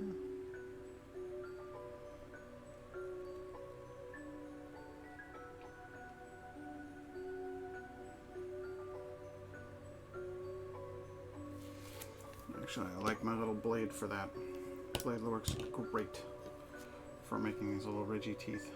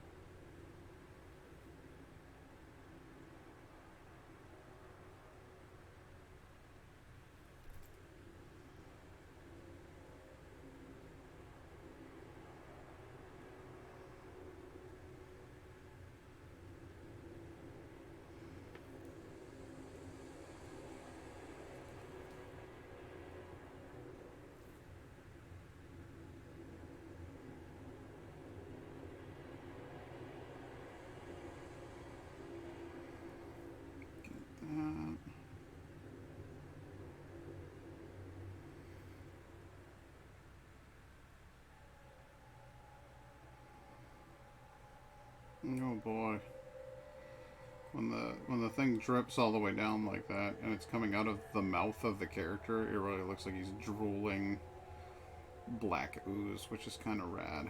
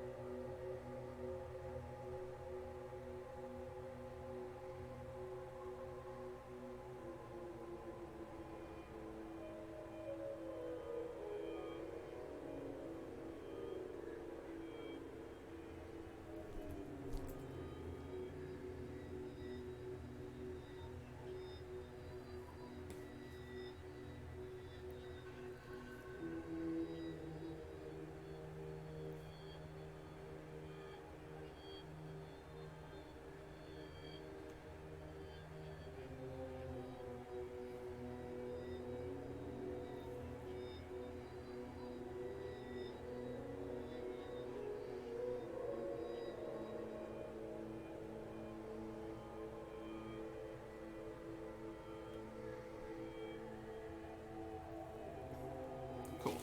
Okay. Now I need to clean off this.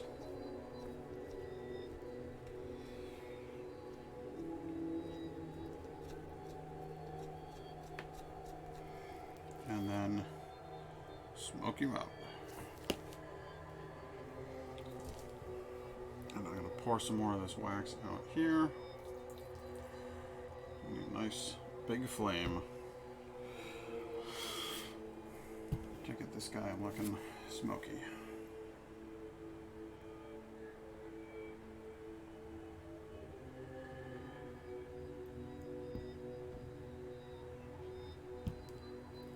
There we go. There is our scary little jack-o'-lantern. And I think he came out rather nice. So nice, in fact.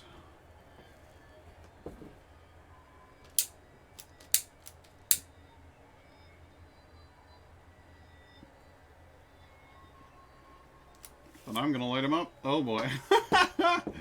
Well, maybe you should trim the wick a little before you do that.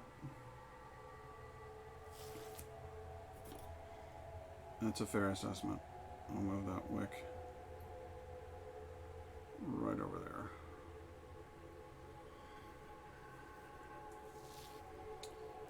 So there's our little jack-o'-lantern.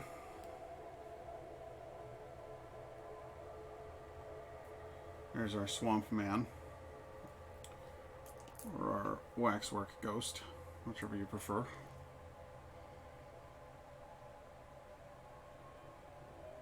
I think those both came out pretty cool. I am, however, going to put out the jack-o'-lantern. Because I think that wick is going to create way too much smoke.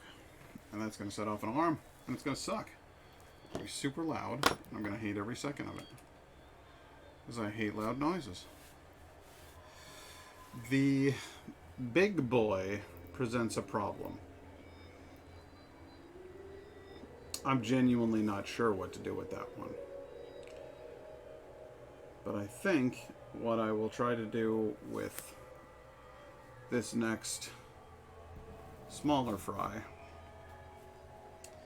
is I will actually try to make a bat on it. I don't know, because that's what Indigo wanted. She wanted a cute little fruit bat, so that's what I'm going to do. Sky puppers. Just have absolutely no idea how to go about making it. Well, what's all this? That's a bloody arrowhead, that is. That's just for slicing things into things.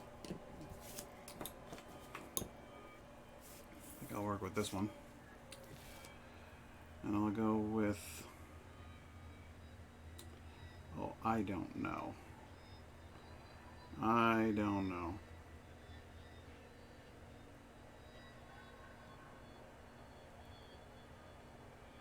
They got big old ears.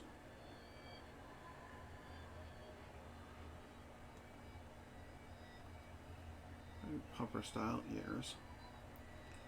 And then they got big round snouts. Can you even see that?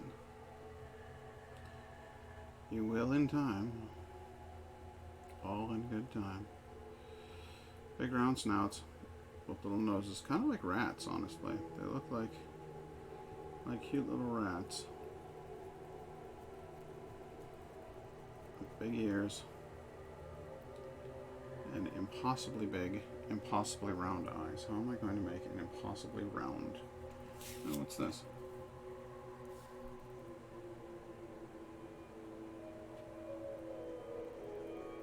Perfect circle there.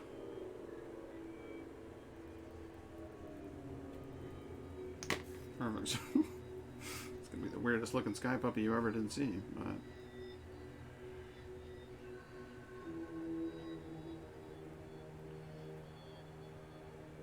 oh my god, no, it's a hideous monster. It looks awful.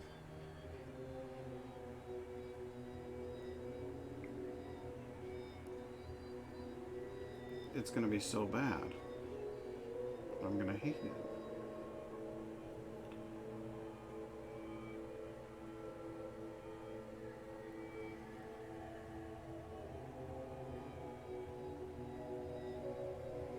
Yep, no, I hate it. I'm gonna melt that wax real good and then flatten it over and pretend that none of that ever happened. None of that ever happened.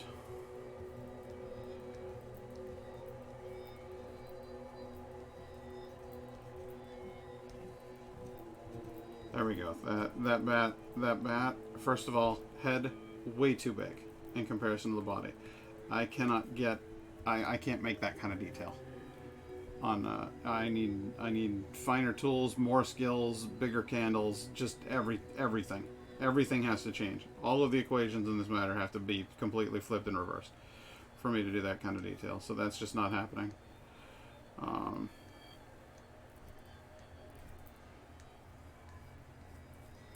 So what I'll do instead is a skull. We will do a skull. And again, that's going to be about rounding things off, so prepare for the rounding. Also, this can get off of the table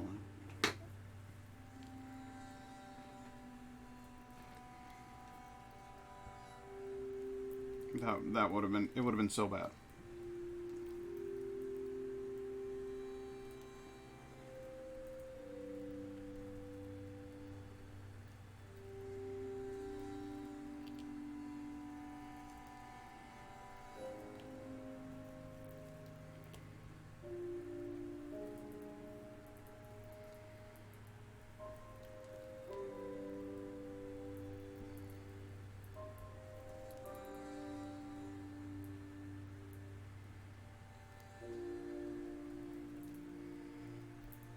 go with a human skull.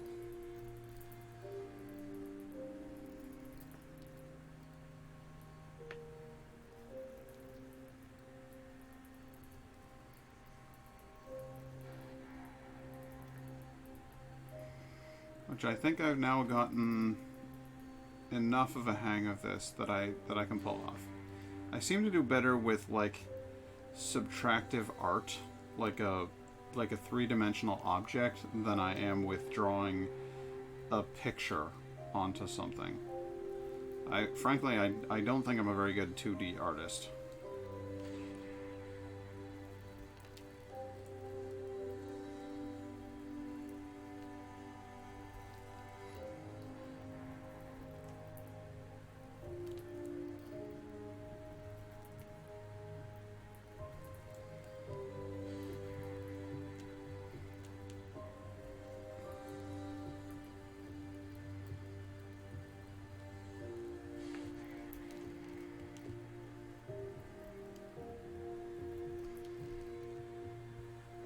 I think I'm a halfway decent 3D artist, though.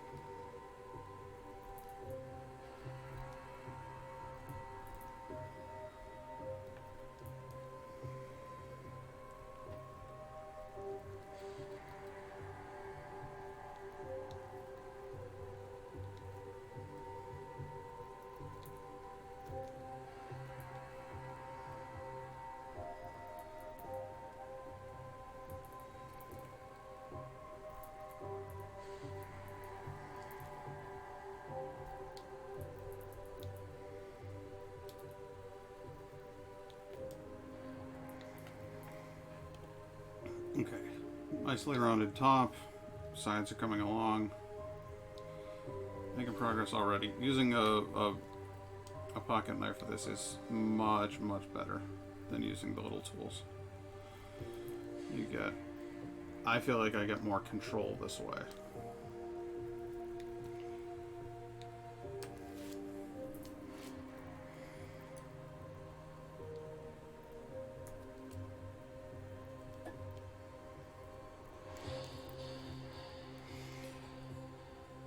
So, this is going to be the back. It shuts out just a little bit further, and it is more rounded. And then it comes inward. I'm going to take this plastic off the bottom.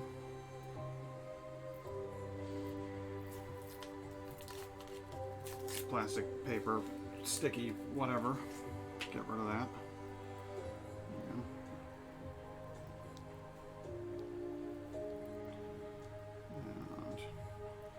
basically start like a ridge.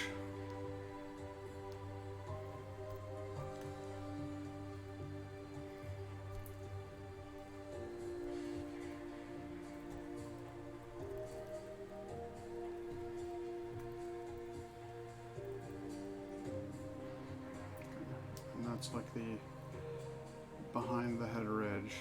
This here is going to be my guide for what is the base of the skull, and then this is going to be the start of the jawline on the front.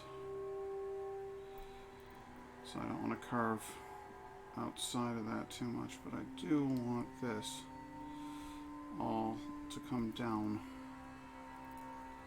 and be more inward. Now, here's the thing. There's still going to be a spine here, pretty much centered. So I'm just going to do an inward bit here.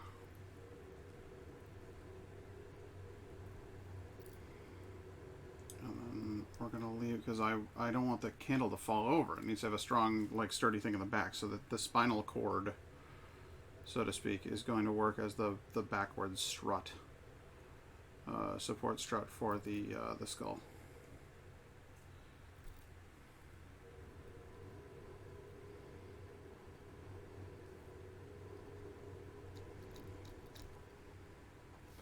Here's where we start to get into needing this guy.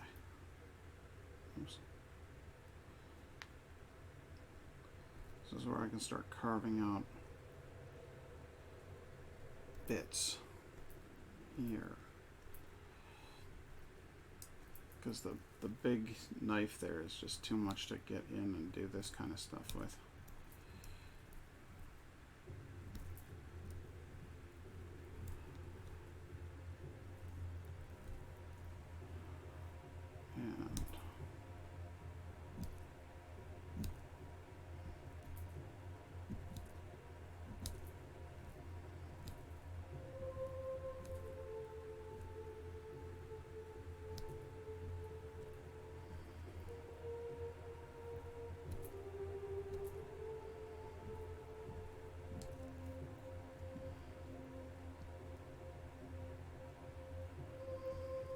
It feels like it's fucking coming out. This is not the highest quality kit I bought here.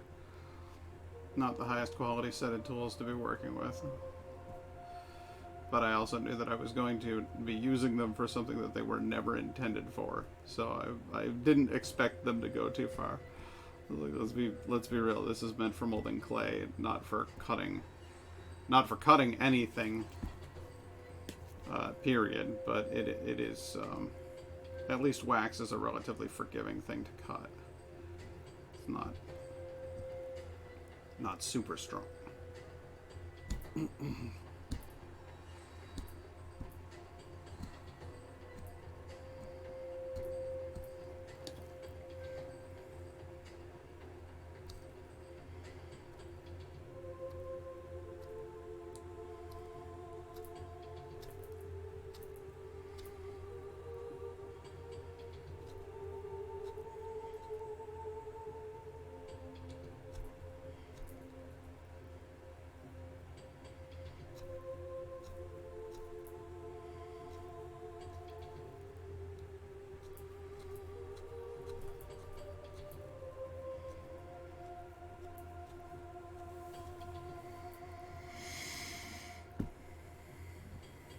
But that looks pretty well like the back end of a skull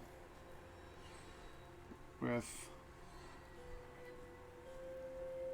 a little spinal column for support. And it's rounded in the back. It's going to come forward, and then the face is going to be here.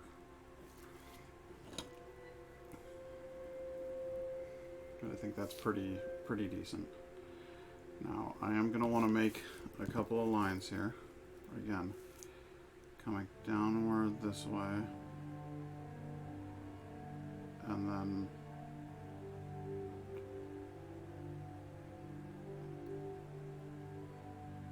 that way. Okay. We're going to go in, but we're not going to go super in. I just need it to be defined enough that this is the lower jaw and that it's a separate thing, because I need to do cheekbones and stuff.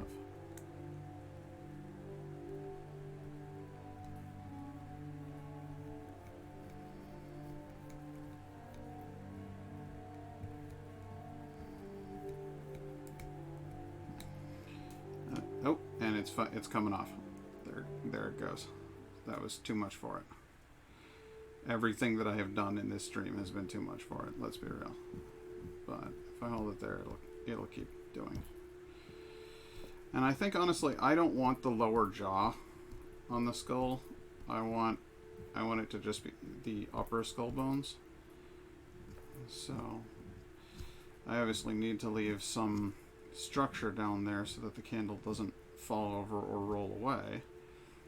But I can cleave off a fair amount of mass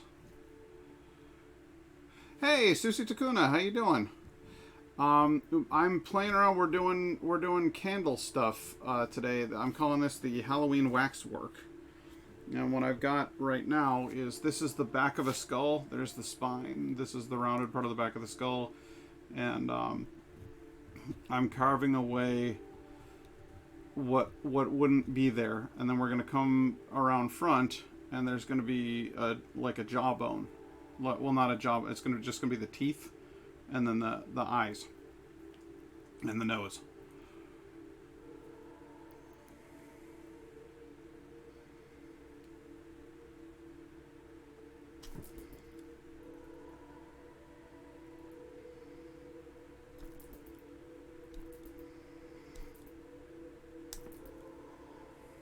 But the whole goal was to try to make some cool candles, and I bought some candles, and now I'm carving them down to make them into more interesting things.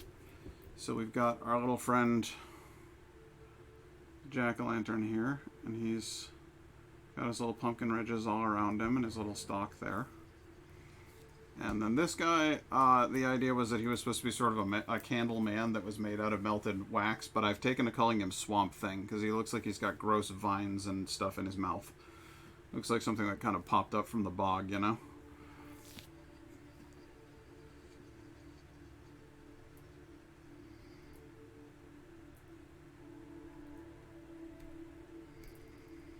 But it's been kind of a quiet stream. I haven't had a whole lot of people pop in, so it's nice to see you. Laura's here. She's just also playing a game.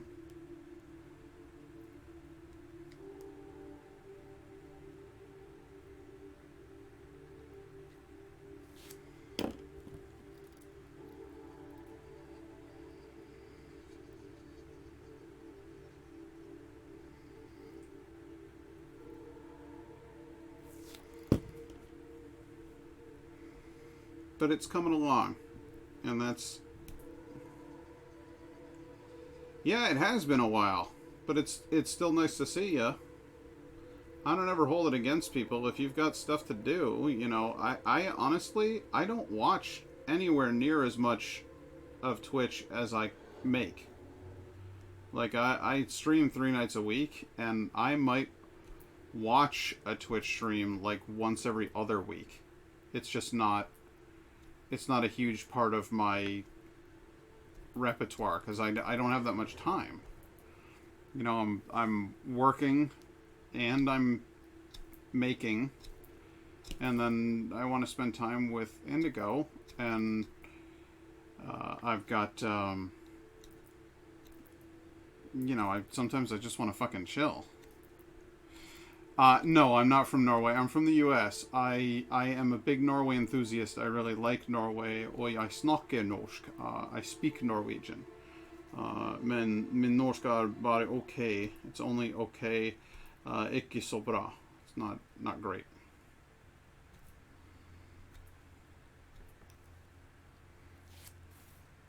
But I'm better than the average American at it, I'll tell you that much. Not too many people over here speak Norwegian.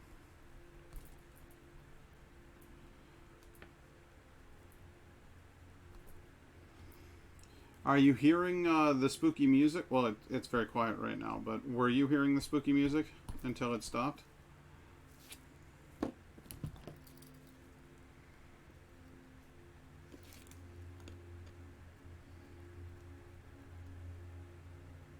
Oh, you didn't notice any spooky music? Okay, maybe I need to turn it up. I'll turn it up a little bit. It's very quiet. Let me know if it gets too loud.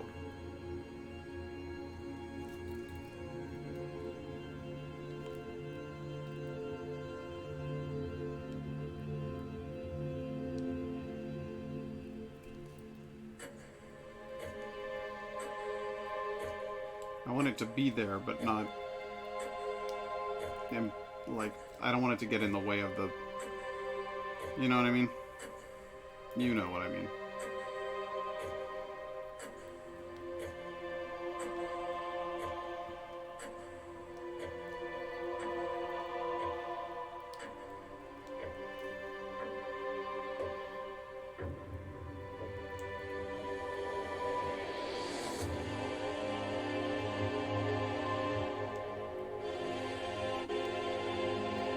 feel like it's too much.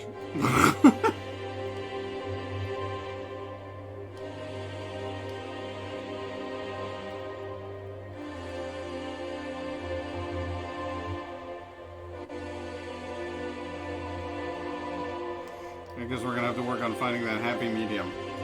There, my little skull's coming along. It's taking a little bit of time, but it's getting there.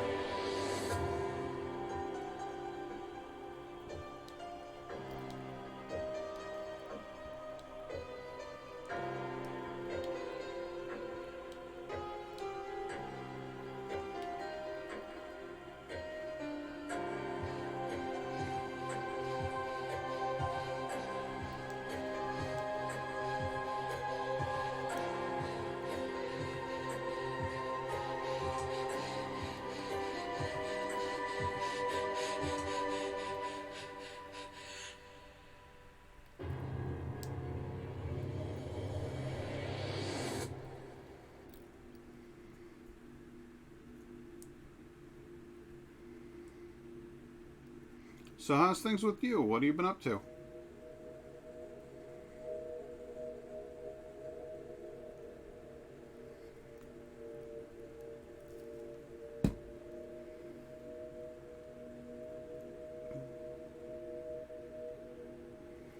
Good, I think that's pretty solid.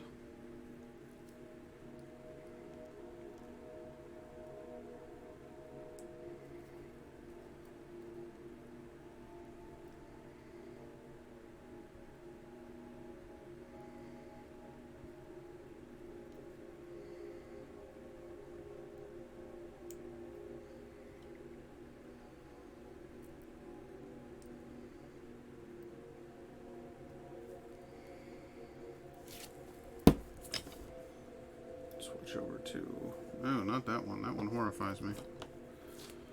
This one. This one works good. Okay, so we want one right down the middle.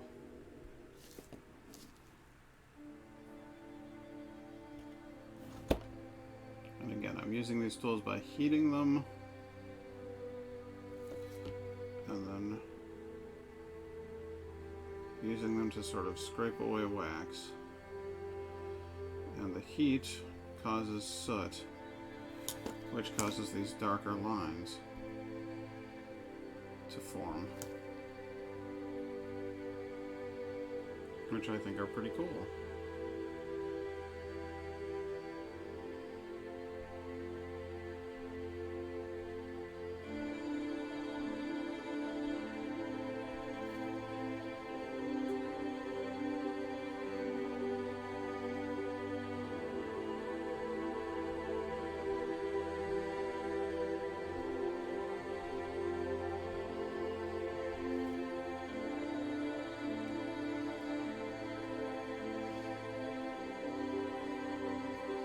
Yeah? Have you been there long?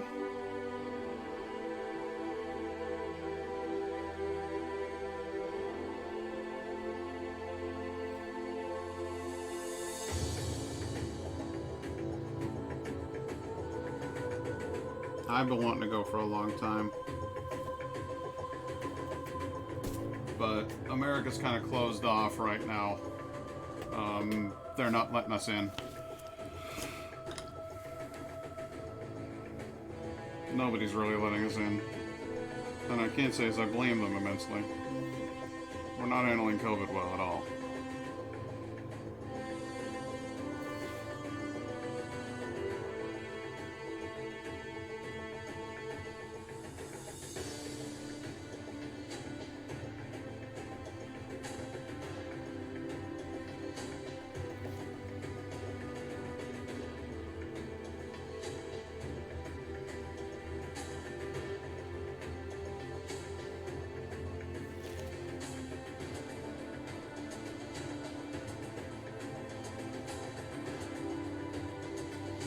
Oh wow, that darkened it up quite a bit. Oh, you've only been there once? I've only been there twice. It's not like I've spent a ton of time in Norway. It's 2 months total. I just really enjoyed it while I was over there.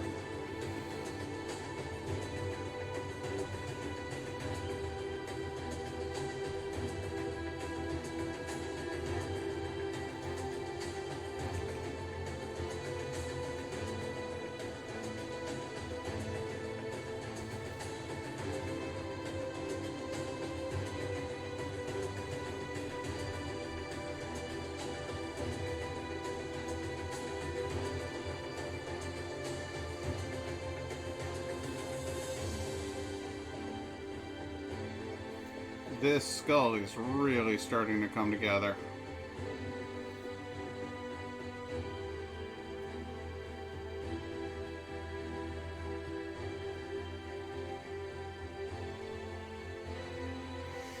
Not that much of a chance, and no one in my home that likes Norway that much. Ah, that's a bummer. But that's kind of how it works. You're stuck, you know, with the people you're with. You know, my family always wanted to go to South Korea because that's where my sisters are adopted from, and so we all went there together, and it was an amazing trip. But I went to Norway alone because there wasn't anybody else in the family who was really all that interested in Norway, and honestly, I kind of wanted to go it alone. I was excited about going someplace by myself, like it was my first big trip for me. So that made it kind of special, honestly.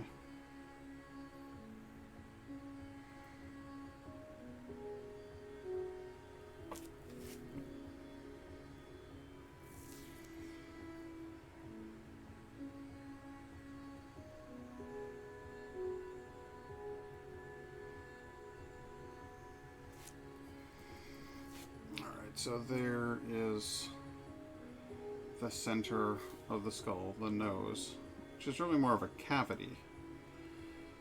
Humans have cartilage and skin, which gives us our nose that sticks out, but it's actually just a series of holes in the skull. And then for the eyes, I'm going to need some sort of boring tool. And I'm thinking this guy might be just about perfect for the job.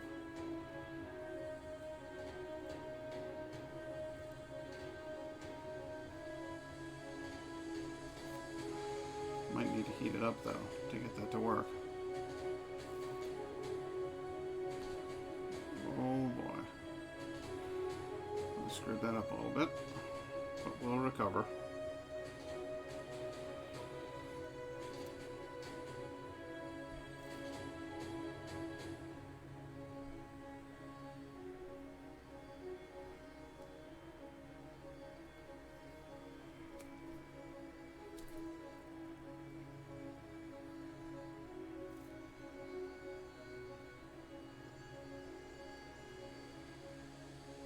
The eye sockets, I'm thinking, should be very deep. I want to try to get those all the way down to the wick. Or at least close to. That way when the candle burns down, wax will actually flow out of the eye sockets and drip down. I do not speak Old Norse, no.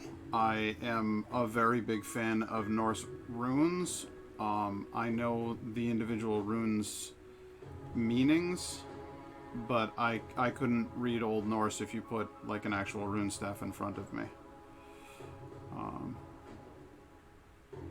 But Old Norse is very cool. Oh yeah, I'm very familiar with it. I just I can't read it. I actually have Old Norse runes on my phone case. Hey Siri, bright.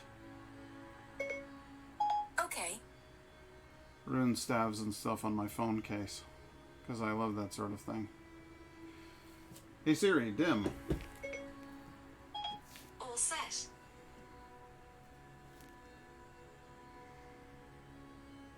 I find it all really interesting too. I started reading through the Poetic Edda again because it's been a while since I picked it up and looked through.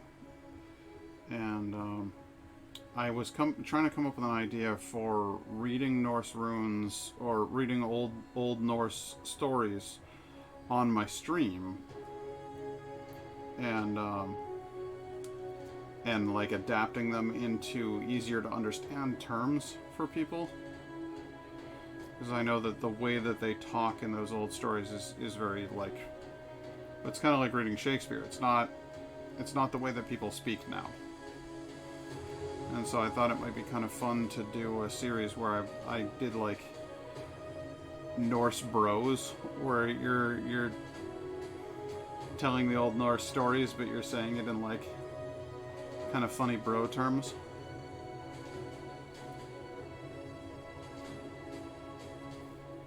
We're talking like Bill and Ted. Loki, the way that you spoke to us at last night's banquet was most harsh. That kind of thing. There, that's... How's that look? Obviously, I need a second one. I think that looks pretty cool, right?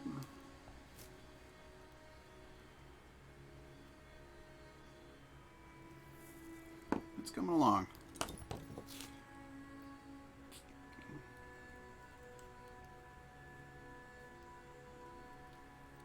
Let's see if I can do better with this knife. Because this knife is a much stronger piece of metal. The problem with this tool is that if you put too much pressure on it, it bends pretty easily. And that does not work while I'm cutting. What I need is something stable and reliable that I can count on.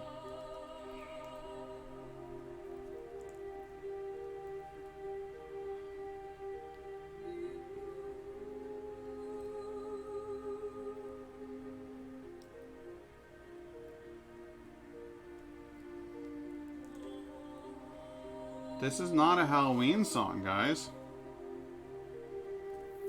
This is like Lord of the Rings. What are you doing?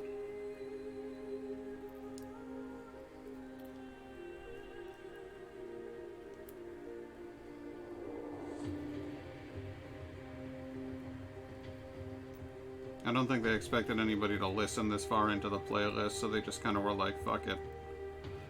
We're gonna do epic fantasy music instead of Halloween music. That irks me.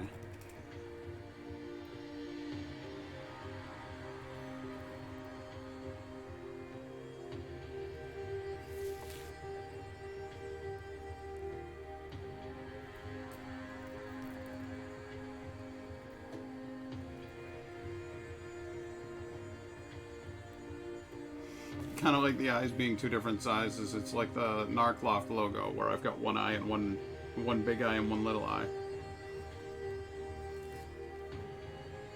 Get this eye smoky. And get this eye smoky.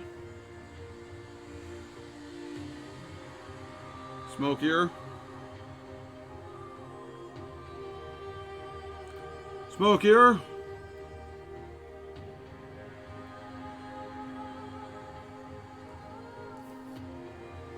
Smokier!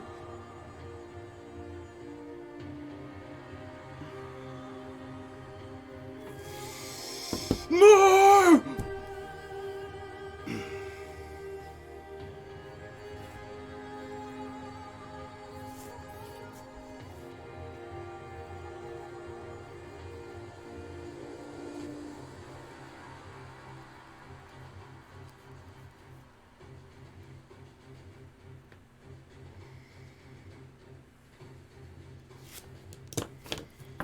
Okay, I feel like if I go any harder on that skull, all I'm going to do is completely ruin the skull appearance. It's a cartoony skull, it's not a realistic skull, but it looks like a skull. Sad because in Finland there is not that much of a Halloween celebration or like that. I mean, like, no one goes to door for random people to ask trick or treat, but in my family we at least do something fun and go to our grandparents who we ask for trick or treat. Oh, that's freaking cool! Hey, listen, you know, there's plenty of things that we do here around Halloween time that are not cool. And there's plenty of valid traditions from all around the world. So, like, Halloween's gotten way the hell too big in the last couple of years, in my opinion. People put up so many decorations, and they're like big, corny, store-bought decorations. They're not homemade or anything. So it just feels like another plastic American holiday. You know, it was, when I was a kid, you had to make your own costume. Sure, there were store-bought costumes, but most of it was, you know, it was kind of ragtag, and you just kind of put it together as best as you could. And now it's kind of a thing where it's like you have to buy the best costume from a Spirit Halloween store. I don't know, man. It's holidays change over time, they evolve. And this one is changing in a way that I don't particularly like. But I think that's mostly just because I'm an old man and I grew up this way and now things are this way and I go, I hate change. So I try to fight that impulse in myself and say, hey, you know what? Maybe what they're doing now is cool. And I have seen some very, very cool, like, assembled costumes. People buy the parts for them and then make them themselves. So the tradition is still there. The love of the craft and the spirit of the holiday is still very much alive. It's just, I mean, you could say the same thing about Christmas or any other holiday. It's gotten too commercial. Well, of course it has. Everything's fucking too commercial now. So I guess it's not so bad. But I'd prefer that things were a little bit more like this. This is a craft project that I came up with just, hey, wouldn't it be fun to carve candles into weird shapes? And make them kind of creepy, you know? And so I went with it. And here we are. And I frankly think it's come out pretty fucking dope. So I say make your own holiday traditions. Christmas comes around, I got a pack of figs. I eat figs. Why? Because my dad gave us figs at Christmas. I don't know. Everything's weird, man. You like what you like. And I'm not too big on telling people that hey, your version of the holiday isn't as good as my version of the holiday. Well, you only go see your grandparents? Well, cool. I liked my grandparents when I still had them. That's a win. To my way of thinking. Do we want to try to do one of these tall boys? I don't know. I don't know what I would do with it. I guess I could try to make it into a magic wand, like a Harry Potter magic wand. Would that be fun? Kind of give it like a cool ooh boy. Alright. Kind of give it like a cool handle this far. And then the rest of it would just be like the wand. Which I can make tapered and thinner and stuff. I can try to do that. See if it works out. I'm going to make some demarcations here. So first things first. The handle of the wand ends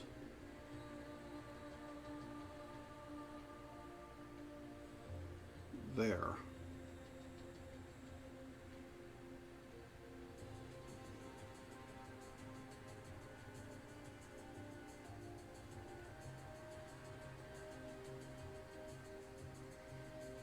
That is the end of my wand handle, right there. Okay, and then if I can get this thing to hold on for just a little bit longer. Hold on, buddy. Hang on just a little bit longer. Stay with me. Stay with me. Wand, won't you stay with me? That's why you kids come here, right? The pop culture references?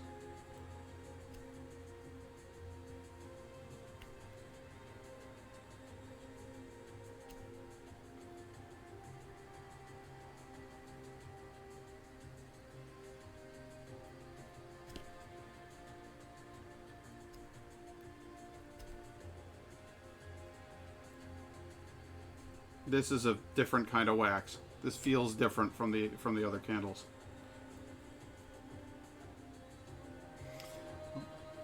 Well, everyone else like that we could go see are dead or don't want to be close to us, and a few would still be good, but they live too far away. So we go to the grandparents, and I don't have cousins. Well, that's fair.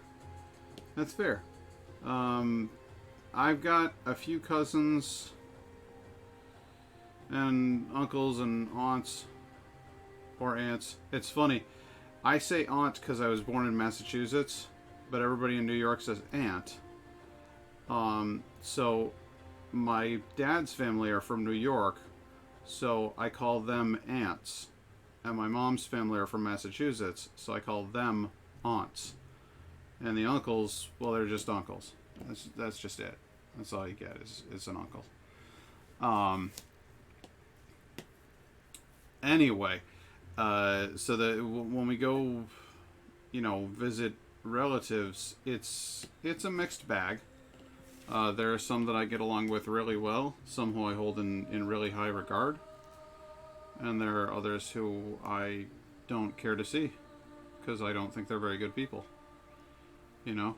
And there's everybody's family. Frankly, I consider it a miracle that I get along with as many family members as I do. I think I'm lucky that I have, like, my brothers and sisters and I all actually like each other. We genuinely like hanging out.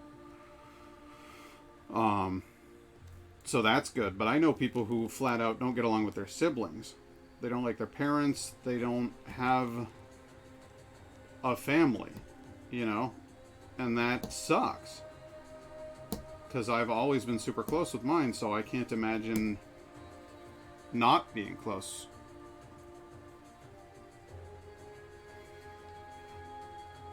Oh, see, my dad's family is huge, and my mom's family is huge. So I have tons of aunts and uncles on both sides. And I have lots of cousins. And like I said, I think most of them are good people. So I'm cool with the vast majority of them, but there's a couple of them that I don't like.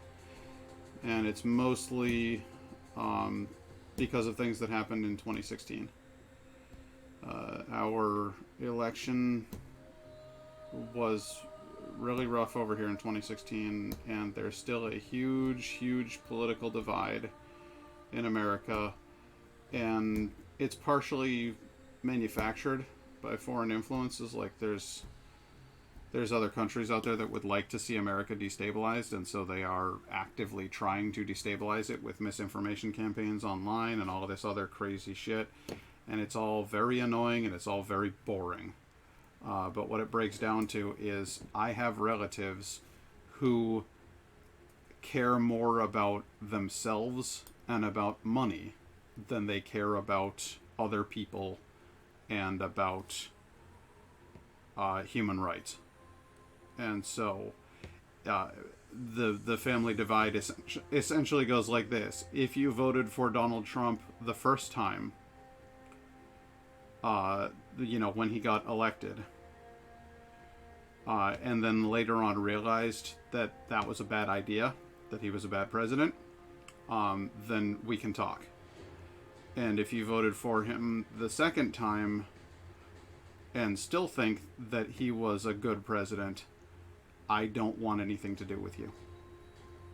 Because if you can actually support Donald Trump, you're a bad person. Full stop. And that's all it is.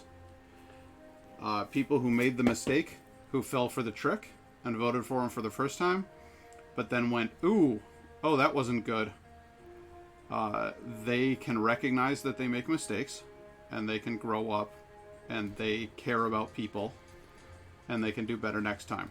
But if you still think that Donald Trump was a good president, I don't want you in my life. And so unfortunately, that means I have a couple of uncles and aunts out there who I don't talk to anymore.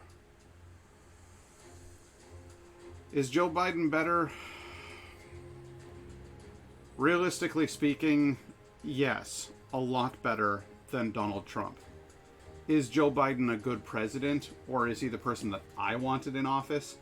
Absolutely fucking not. No. Joe Biden has a long history of problematic politics that benefit corporations and big money, and that hurt regular people in the United States. But money and power are a problem on both sides of the line. Racism, anti-Semitism, homophobia, and human rights violations left and right are largely a problem for the Republicans. So I don't like Joe Biden, but I would rather have Joe Biden be my president than Donald Trump.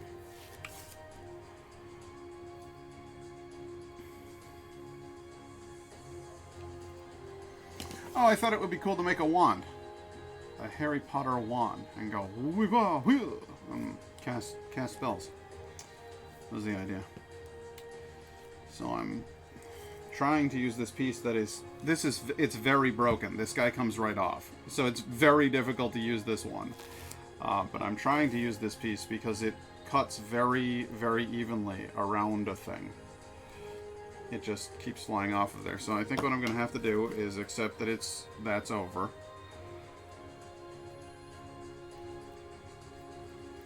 And I'm going to have to use my knife. And that's okay.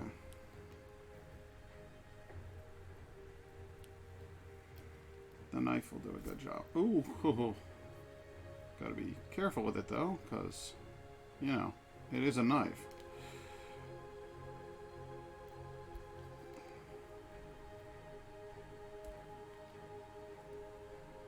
And it's not very sharp, but it is sharp.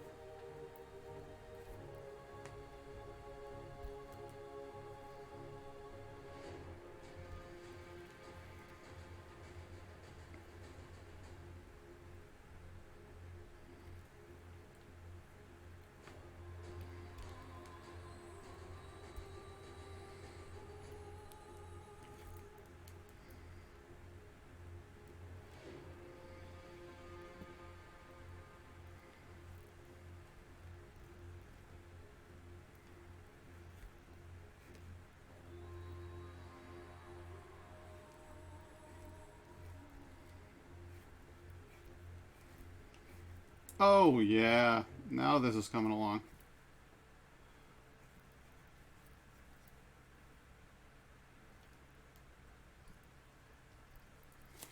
There you go. That looks like a proper handle. Now all we need to do is cut the wand. And this is where things get a little scary, because I don't want the thing to snap, obviously. That would be a bad time. Getting real sleepy now. Gotta go so I can sleep. Okay. Well, have a good night. Thanks very much for showing up. If you ever have questions about American life or what it's like over here, I'll be sure to give you as honest of answers as I can. I'm not a brilliant political genius or anything, and, you know, I'm only one side of the spectrum. I'm the far left. Make sure you talk to some people who are on the right. See who you think is being more honest and more straightforward with you. And check the facts. But until next time, have a good night. Next stream is going to be Friday. And it'll be at the same time from 2 here, 2 in the afternoon Eastern time. So look up 2 p.m. EST and convert that to your time. And it runs all the way until 8 p.m. So I'll be on for a while.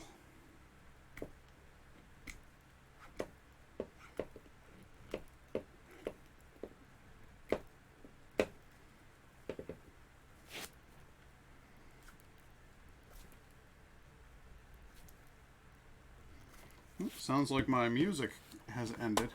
Have a good night.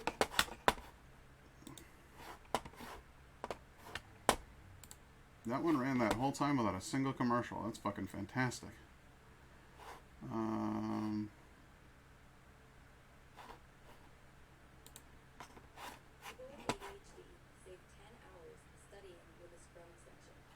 Do they really?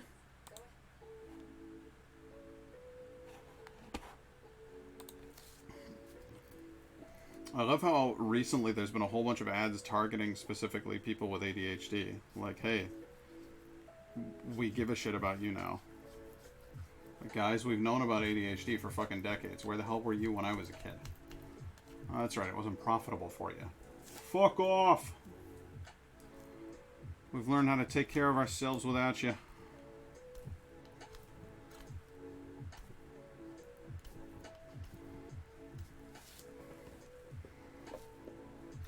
This doesn't sound vaguely Halloween-y.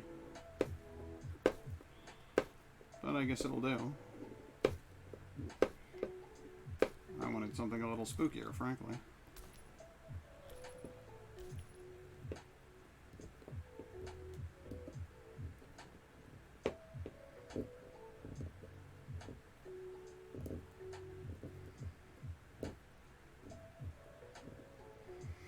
I would love it if this was just the lo-fi beats to study by, and then every once in a while they put in like a oh or a and that was like their whole it's Halloween lo-fi beats.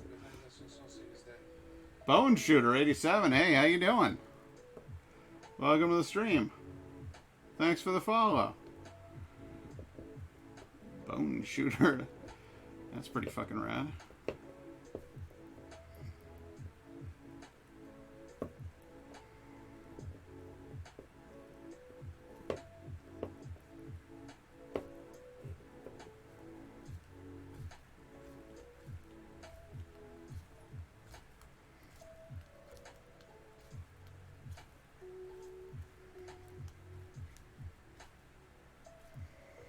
Doing good, just stumbling around Twitch, finding more artists to follow and hang out with. Oh, well, much obliged. It's nice to see, like, an actual person, too. A lot of times when I gotta follow, it's like a bot. I just know they're waiting on a hate raid, you know? But what are you gonna do? Today we are making weird things of wax. I have my spooky boy here, who's originally it was supposed to be a wax monster, but now I'm just calling him the... Maybe you're a better design. It's possible. It's distinctly possible. I could buy that, actually. He was originally supposed to be a wax monster, but now I'm calling him the Swamp Thing because he looks kind of like he's made out of vines and stuff. I've got my Skull Boy here, and then, of course, we've got our little jack-o'-lantern here. And I got plenty more candles where that came from, so I'm just going to keep on going. But it is 5 o'clock, and typically at the 5 o'clock hour, we like to do a little break for a beer review. You wouldn't happen to enjoy beer, would you? You wouldn't happen to enjoy pumpkin-flavored beer, would you? Because at the moment, that's pretty much the whole mini-fridge. It's just pumpkin beer.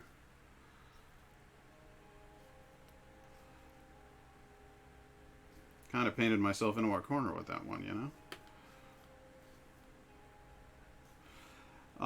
I don't want to say usually we have a bigger crew than this. I want to say sometimes I have a bigger crew than this.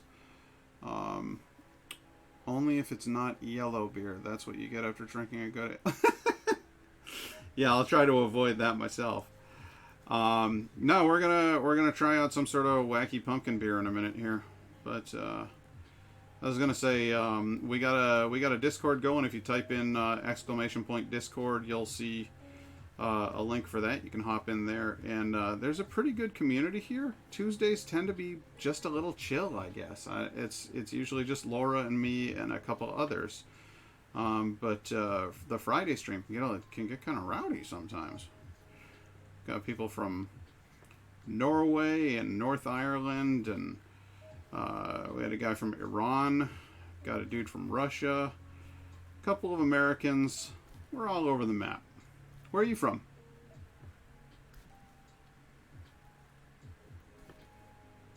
And can you hear these lo-fi beats?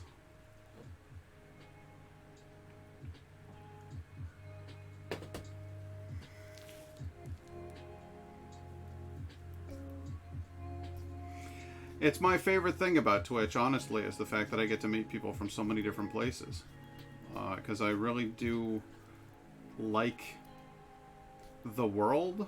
I really like seeing things from a different perspective. I like different cultures. I like language. I have a lot of fun with language. Coastal North Carolina, okay. I had a sister who went to Elon University in North Carolina. I don't know if that's on the coast, though.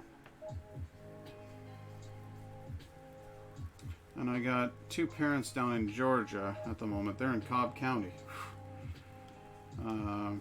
Everything's a little bit crazy there. Traveled all over the world as a military brat, then did 20 years traveling myself in the Navy. Oh, fantastic. That's awesome. My grandfather was a soldier on my mom's side. He fought in the Vietnam War and the Korean War. And General Badass. Purple Heart. I think he took some shrapnel in his ass at one point. The cheek. Just the cheek. But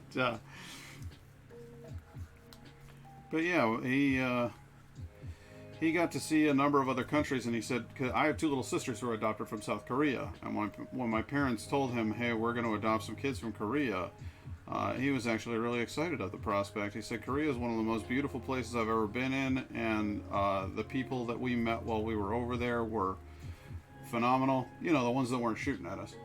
And he said they were, at least at that time, a country in great need of a hand.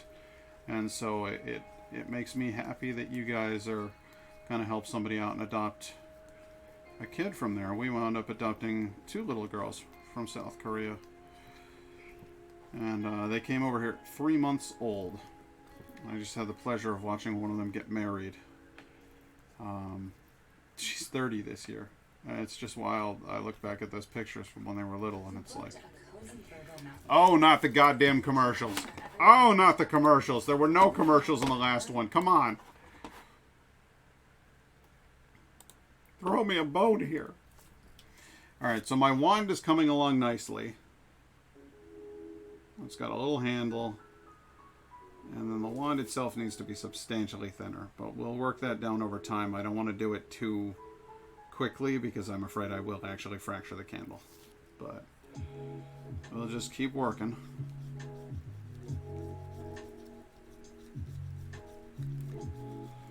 That's the bad thing about playing music on stream. I have a D&D soundboard I use. You know, if I just paid for YouTube Red or whatever the hell it is where you get no ads, then... But I don't want to give YouTube money. YouTube's been real shitty over the last couple of years. They'll take money from anybody, and I don't want to help their business. I don't want to help anybody's business at this point, really, except for my own. Yeah, DMC. Well, that's why I'm listening to this, you know, royalty-free, copyright-free music. Because I don't want to get nailed. But I got a buddy. He and his friends, who are pretty big on Twitch, started this service where they started making royalty-free music. And you can buy a subscription to it. And I thought about throwing some cash his way. Maybe seeing if I could get a discount, seeing as how I've known him for years. But I don't know. Paul's pretty big at this point, and he seems like he's kind of all business. So, I don't know. We'll see. But then at least I could have a reliable source of royalty-free music without any commercials, and that would be pretty slick. Or I could just buy some tracks of my own. Hell, I used to make music in GarageBand back when I did the YouTube show. Or just make some tunes.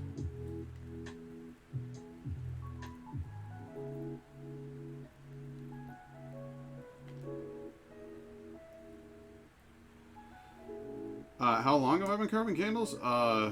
Let's see here. 3 hours, 9 minutes, and 34 seconds. This is the first time I've ever done this. So, it's all new to me, man. I know I'm breaking every knife rule in the book right now by carving towards myself, but the knife is dull. I can't cut myself with it, you know? So... Oh, we like to try new things on the stream. Last Halloween, we carved pumpkins with a Dremel tool. That was interesting. Last Christmas, we carved... we made a gingerbread house kit with with a Dremel tool. I did the whole thing in a contractor voice from Wisconsin. Just thought it was a fun way to do things, you know. So, what was this? Was this the one? Yeah, I think this was the. No.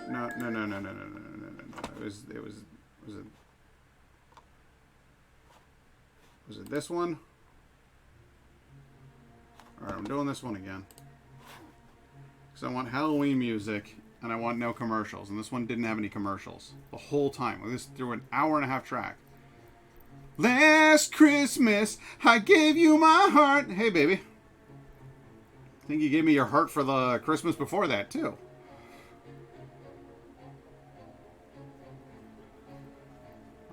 We've done a number of very odd things. You just got stabbed by your doctor? How'd it work out? You feel any better?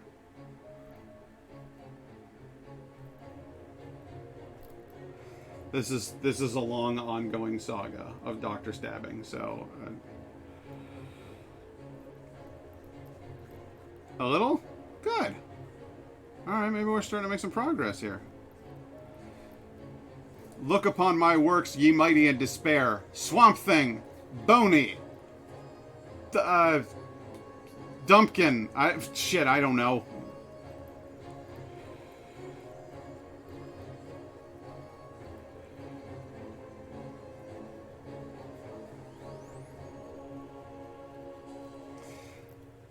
Cool.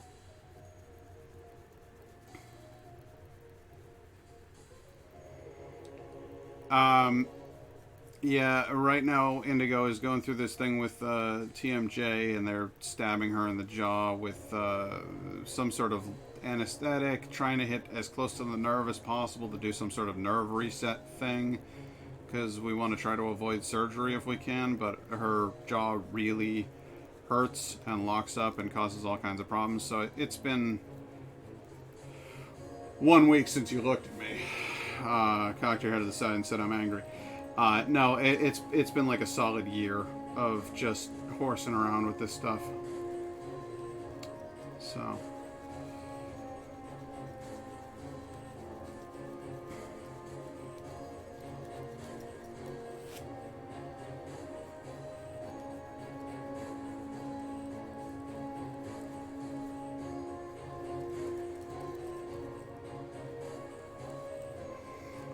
he said if I don't get relief from this, he wants to try another approach. I don't know what that would be. Something more dramatic than... I love the idea of you shaving this down to the wick. Okay, so it is not going to be the longest lasting candle out there, but it is a nice little wizard wand that I can cast magic spells with. So that's cool. And I am going to do some sort of pattern on the handle here. What, are you just sitting in the parking lot, babe?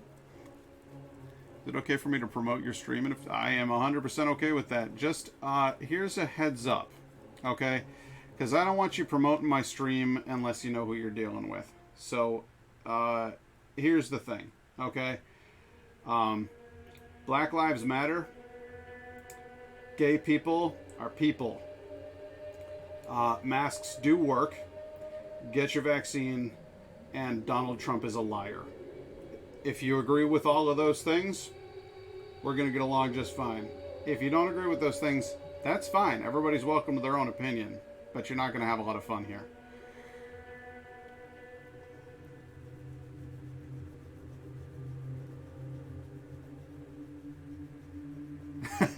All right, then. That is just what I like to hear. We're very big on people are people here. You scared the hell out of me just... Good. Because I got a couple of folks who, when I tell them that information, it does not sit with them so well. And I say, well, thank God that I don't have to talk to you. I gotta be nice to people while I'm working in my store in retail. And I try to be nice to people, but when people are just mean inside, I got nothing for them. Baby, do you like my cool spooky music? It's royalty free.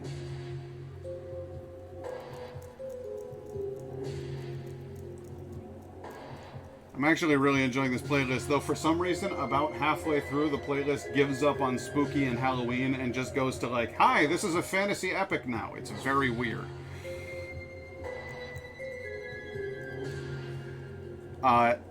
Listen, that sounds fucking awesome to me, okay? you'd fit in fine here. You're gonna have a long career with us, I can tell. With a name like fucking Bone Shooter 87, how could you possibly go wrong?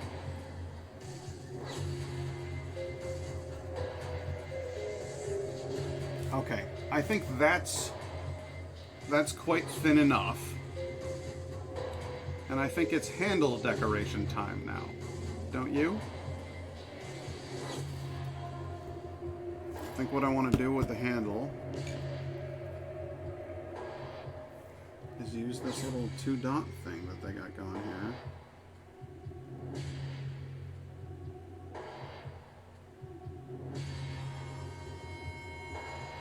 I would love to do some minifigure painting. I tried when I was a kid. I was garbage at it, but I think I had the wrong paints or the wrong brushes because I could not do all of those fine details and stuff. But those things are really, really cool. Well, someone misread my name as Bones.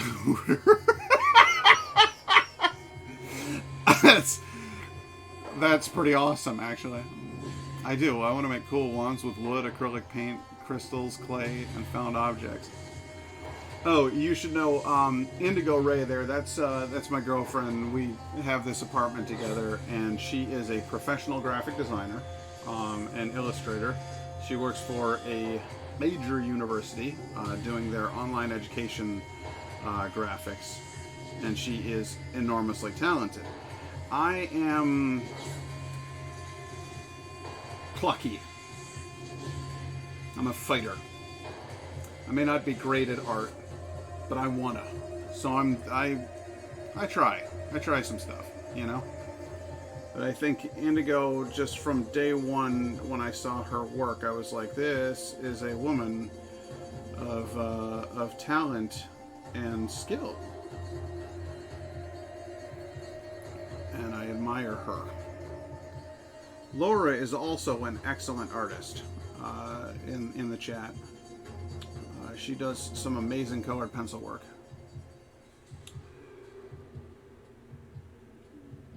Well, both. You have to like metal, the music, and the physical material. It's important. This isn't working at all. I got a better idea. This guy. I've been wanting to use this guy. It's just metal. Like a little broom. I'm going to heat them up. Oh boy, they get like glowy red hot. That's horrifying. They cool really fast though. I'm going to do some brushing. I was thinking, D&D nerd with a name like Bone Shooter might be a fellow metalhead. It's a distinct possibility.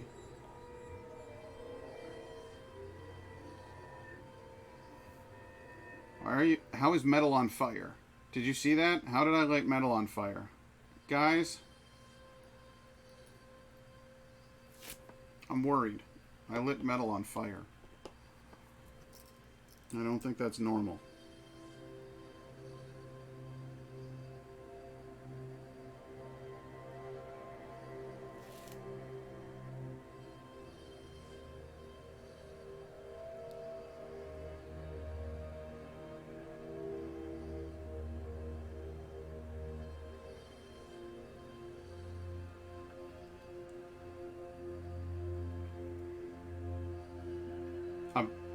That's fair.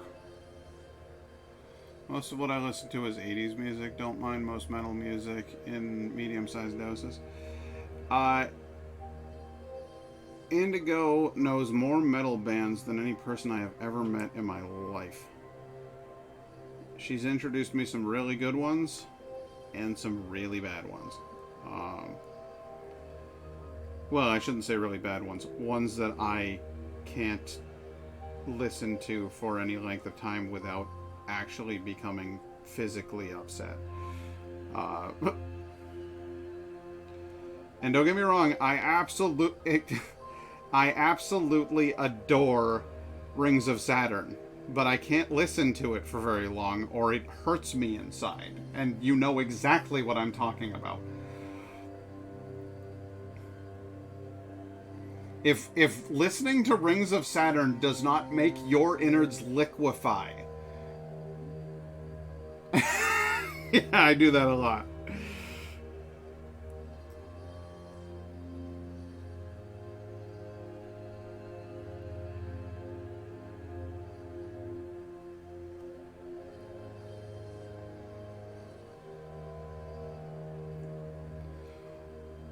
Just dude, nice.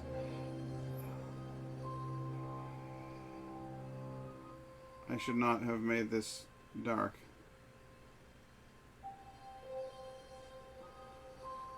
Do not do what you cannot undo.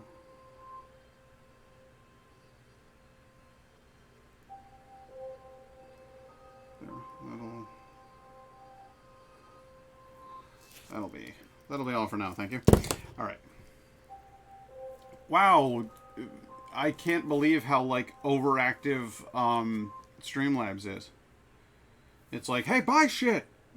I see you talking. I know you're in there. Buy shit. You don't have to buy shit. It's okay.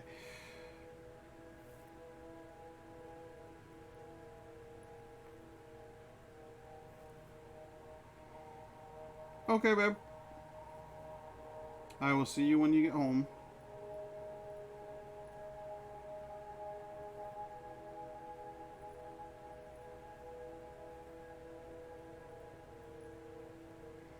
I do not know if this texture will be visible enough for you to appreciate it, dear viewer.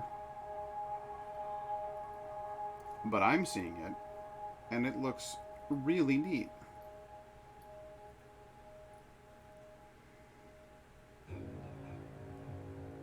Yeah, I know. I've tried to find a good mix, but it seems to either not fire at all, or it just goes bonkers when any amount of traffic is happening. And it's like, settle. I don't know. I need to get in there and fidget with it some more, because I need to find a better balance than where I'm at.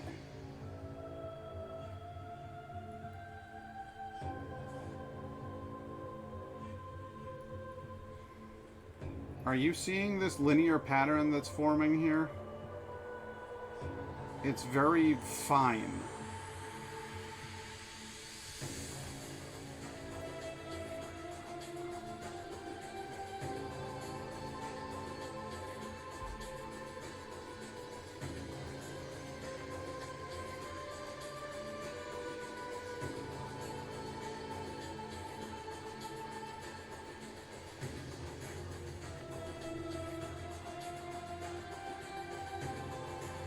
It's an and or thing.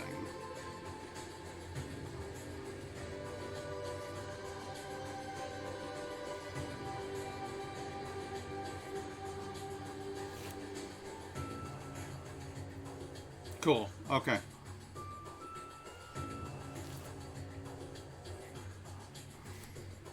I don't think that the camera is doing a particularly good job of focusing on the wand either, so we're kind of stuck in a weird situation here.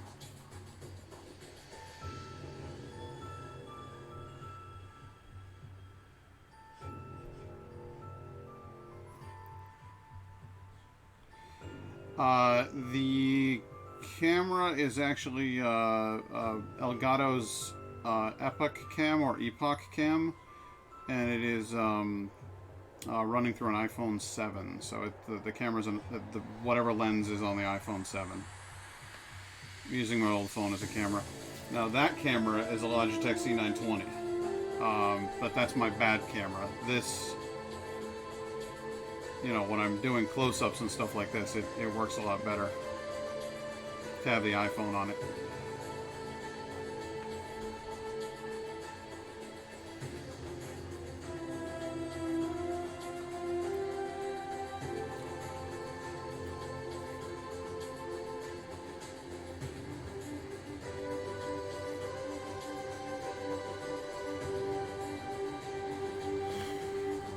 Focus on other objects that are larger. I think that's what exactly what it's doing.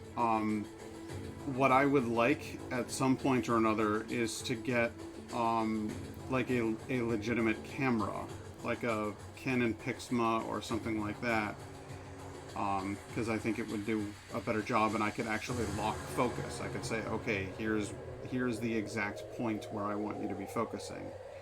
And I went to school for television and film production, so when you give me manual control, I actually know how to use it and make it work well. I just don't have any equipment of my own that is anywhere near that caliber.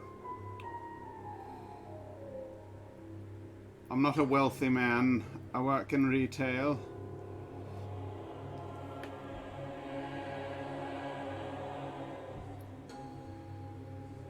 Siri and Becca.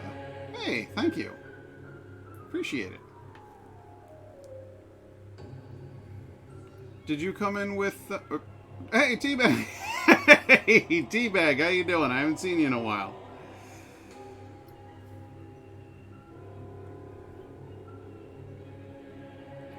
Siri and Becca, did you come in with Bone Shooter, or did you just happen to stumble upon?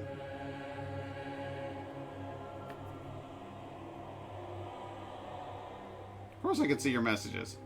Do you regularly have trouble with that?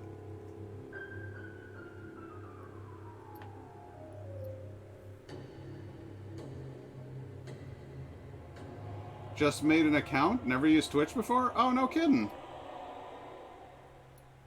How did you find me? I am making a wand. A magician's wand. And I thought it might be cool to do a handle that looked like it was sort of wrapped in twine.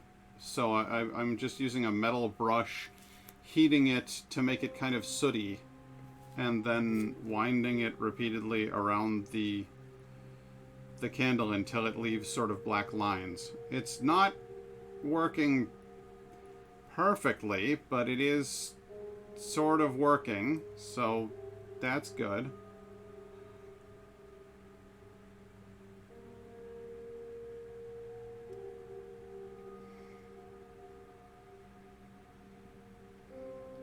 And then we're just carving down candles. I went to the store today and bought some candles, and I'm just carving them into sort of Halloween-y kind of things.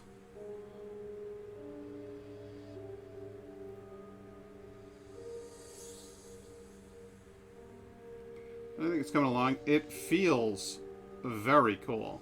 It has like this sort of velvety texture because of the way that the little lines are formed in it.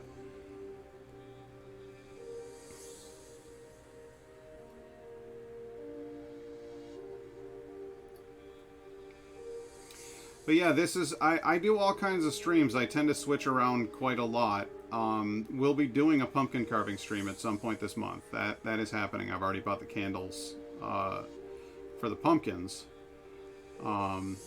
And I already have perfectly adequate knives for carving. I just, just need to go out and pick some pumpkins. And then in other instances, I have carved things that absolutely should not be carved with a Dremel tool. With a Dremel tool. I love my Dremel tool, and I do things with it that no man should. I also play video games, and we regularly, if you want to hop into the Discord, we regularly now do Discord movie nights. In fact, just the other night we were watching old episodes of Are You Afraid of the Dark, which was just awesome.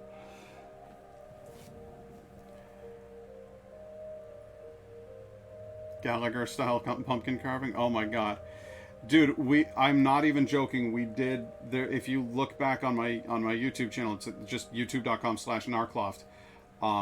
There is, quite seriously, there's a stream where we did Dremel pumpkins, and I got like pumpkin sauce all over me while I was doing it. Still came out friggin' awesome. I was really pleased with several of them. I thought they looked really great. I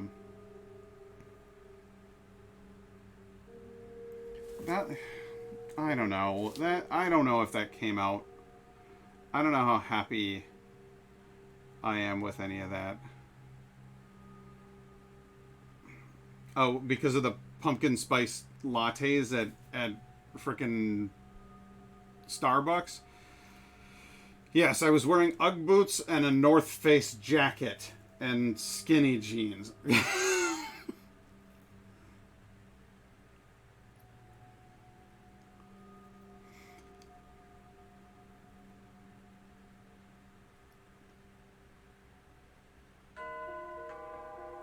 So you have an ink wash to put over it, would give a good leather look. Oh, if I had an ink wash, that would be cool, but I do not.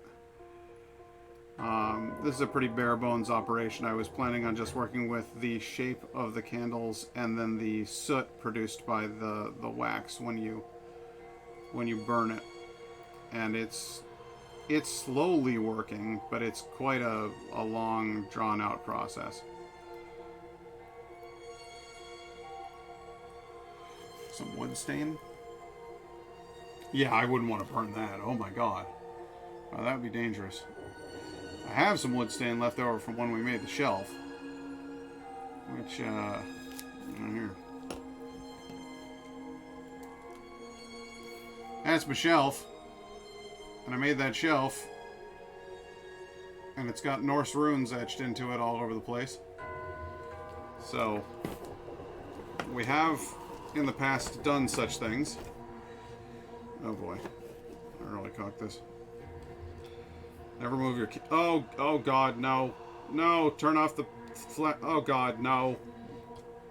Never adjust your camera when you're shooting. Just, please, I don't want the flash on. Please, Jesus Christ. No, please, Jesus Christ. Okay, there we go. I get very upset. But yeah, that was fun, and I've never made a shelf before. I got a buddy who's a carpenter, so he helped me out, but honestly, he was mostly acting in like an educational capacity. He was like, I'm gonna show you how to do this so that you can do it, and it was really neat. Anyway, I'm gonna turn the music down a little bit. I'm gonna take a wee break in order to do a beer review. So, speaking of never adjusting your camera, I'm gonna adjust my camera, because I gotta. Alright, if you're looking up... Yep, there we go. That's exactly what we wanted.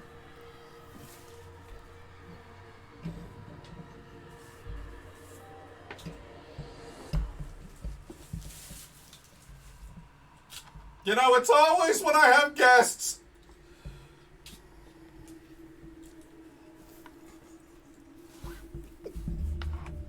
It's fucking broken.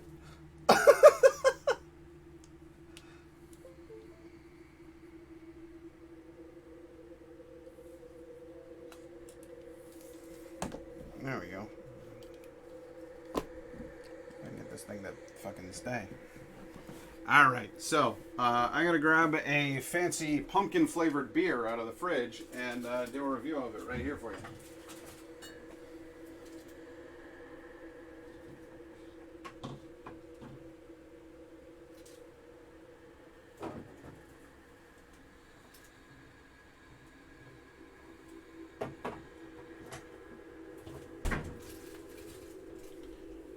Okay, I found a beer. It's new. I haven't had it before. I'm not sure it's the kind of beer that I want or look. Oh, God. Oh, Jesus. Lord, why do you hate me?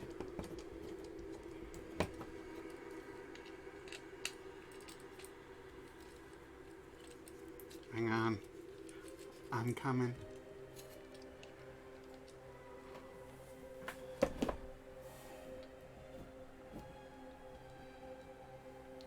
There you go. There you go. There you go. Now, focus! Hey Siri, bright. Done. Can you focus? Did I tap something? Ah, there you go. Okay, cool. Gonna go ahead and kill the music. Sorry. This is not my usual setup, and if I had my usual setup going, I would have just pressed a button and we would have gone into beer review mode, but my current setup it's very weird. So bear with me. I also need to get my fabulous beer mug.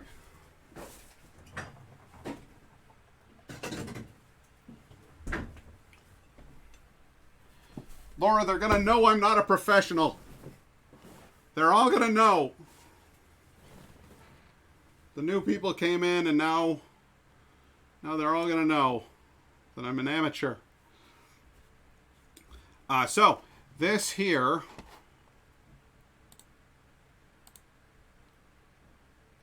comes from our good friends at Branching Out Bottle Shop. And it is titled... oh, why is this reversed? Guys, what? God's sake. Alright, well, you can't read it. Fine. This is Black Magic. It's by Empire Brewing Company. There. I took like 7 years to do an intro for a beer, which is something I've been doing for well over a year now. I don't know what to tell you. Branching Out, I'm sorry I failed you. Empire Brewing Company, I've let you down. In any case, today we'll be talking about this magnificent Black Magic Pumpkin Stout from Empire. And I like the idea of a pumpkin stout, frankly. I'm just fine with that. So let's go ahead and pour that out. Oh, I love a good stout. Oh, especially one that looks nice and chocolatey and malty like this one. Fabulous. Look at the head on that thing. That's even with a careful pour. Still came out nice and foamy like that. Let's get an idea of the smell profile. Let's nose it a little. Who taught you how to pour a beer? Charlatans and fools. I don't know. It's at some point or another, I had a girlfriend who told me that beer, the most flavor comes out of it if you just let it slam right into the cup. That it forces all of the bubbles to like burst open, and it gives you all of the flavors. And I was like, okay, I believe that. And I don't even talk to that girlfriend anymore. So fuck, I don't know. Let's see here. On the nose, I'm not getting a whole lot of pumpkin. What I'm getting is bready, yeasty. It smells like a wet loaf of bread in a good way. I'm getting some chocolatey smells, some coffee notes. Not heavy on the coffee, though. Mostly chocolatey. And yeah, you'd think there'd be some pumpkin spice smell in there, but honestly, I am not getting it at all. I'm not smelling pumpkin, period. Which is weird. I imagine it'll be in the taste. But here's the thing, Bone Shooter, we have done a lot of reviews of pumpkin beers over time, and I have some very strong opinions about pumpkin beer. It is one of the easiest types of beer to screw up. And the easiest way to screw up a pumpkin beer is to overdo the pumpkin or the spice. So perhaps the fact that I can't yet smell the pumpkin on this beer is an indication that they've gone subtle, which is the safe bet. Now you can wuss out and not make a particularly tasty pumpkin spice beer because it's subtle, but at least it won't be a bad beer.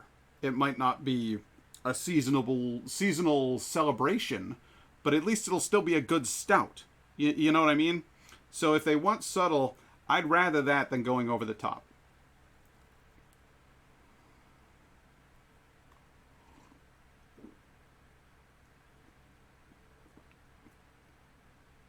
And the kick. It's good! It's very good. This is, it's definitely got the pumpkin. It's definitely got the spice. I would say probably more spice than pumpkin, which is a fine ratio as long as you execute it properly and how they have.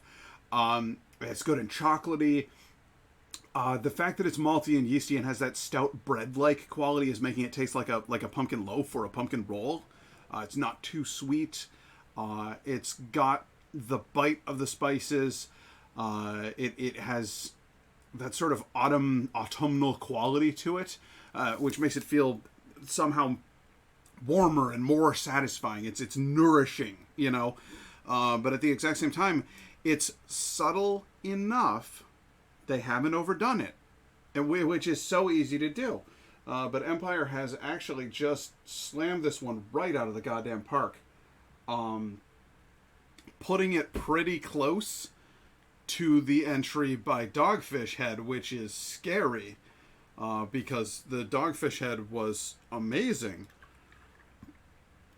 I don't know if I like this as much, but this is...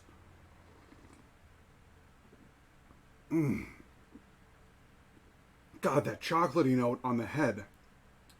That foamy, fluffy dessert quality that gives way to a nice basic bread. And the sweetness hits you, but then it lets go, so it's not saccharine, it's not overpowering. It's just, here's a sweet roll. Here's a sweet roll that I baked for you myself, my boy. Like, it has this good cheer in there.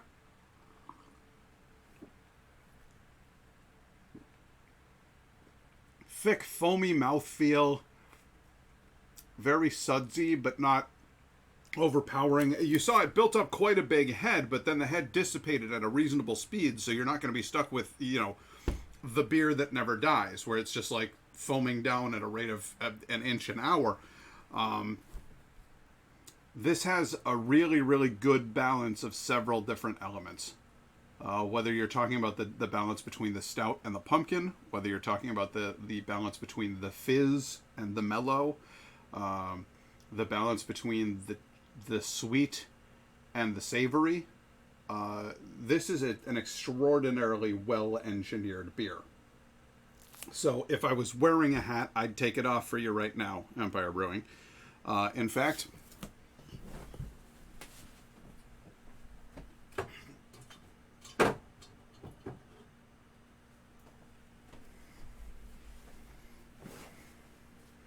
Hats off to you, Empire Brewing. This is quite good. Man, oh man. Phenomenal.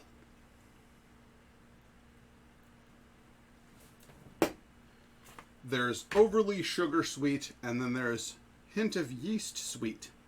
And they've gone with the latter. And I couldn't be happier. That gains a happy place on top of our Viking coaster. That's going to sit right there. I love it. I love it. Unmuting. If you like raisin bread, have you tried Spaten Optimator? I have. And yes, it is very good. I haven't had it in a good long while, but I do remember it being quite tasty. Spaten. For the friendly German in everyone. Oh boy. Alright, let's try this again. There we are. Good. Good. That's a whole lot of wax we got lying around there. Oh man, I muted it during like my favorite song on this track. This is my favorite one. It's so spooky.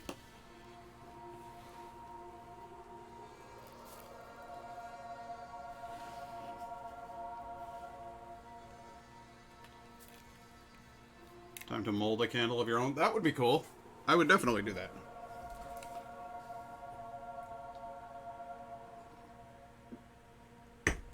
Oh, and just so you know, so you think I'm... Or just so you know, I'm not a shill. There are plenty of beers that I take one taste of and go, nope, this is a failure. There have been at least 3 pumpkin beers eliminated just in October already. That I've just been like, fuck no, this is terrible. You shouldn't have made this. You did a bad job. There's one that surprised me, actually. A couple of years back, didn't like Shipyard Brewing's Pumpkinhead. Thought it was terrible. I was like, this, well, I mean, it's not a bad beer. It tastes like honey. It doesn't taste like pumpkins. But it's not a pumpkin beer. Why are you selling it as Pumpkinhead? Call it Beehive Head and we're good. I was pissed. And then this year, on stream, I 180'd on it. They did a good batch this year. Tastes great. So, I tend to be very judicious in my consumption of alcohol. One of the reasons that the stream is tagged as a mental health stream is because I got brain problems, and I take medication for those brain problems, and every sip of alcohol hurts me. So, the question is always, is it worth it? And in the case of this one, oh, it's worth it.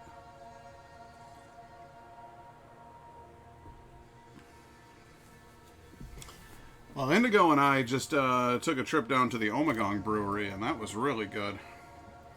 You guys probably can't get them in North Carolina. I think they only have distributorship in New York. But that's a shame because they are quite good. 4 combat tours would give just about anybody brain problems. I sympathize with that. I have a number of friends who have been active duty military service, and it does things to people. Not fun things. So I am sorry about that.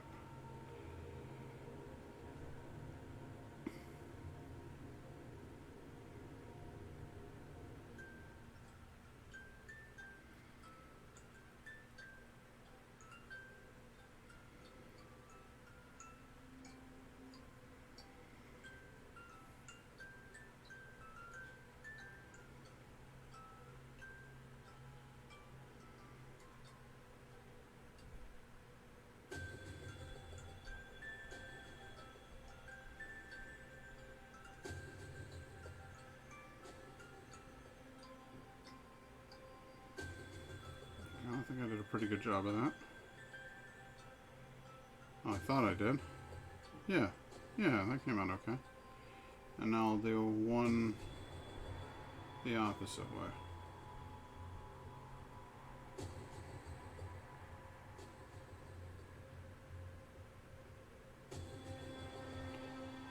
Blue Mountain has their Dark Hollow brew. It's great if you like bourbon. The stout is fermented in bourbon barrels for 100 days. That sounds good.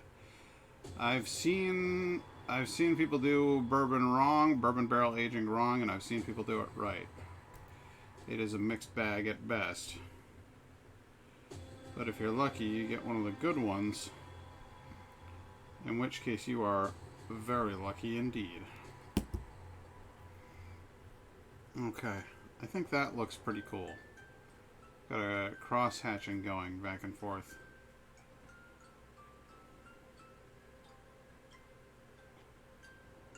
$10 to $12? Jesus Christ. Yeah, that's something I usually review on this stuff too, as I mentioned what the ABV on this stuff is. So this is 6.5. This scrumptious, creamy, roasty ale.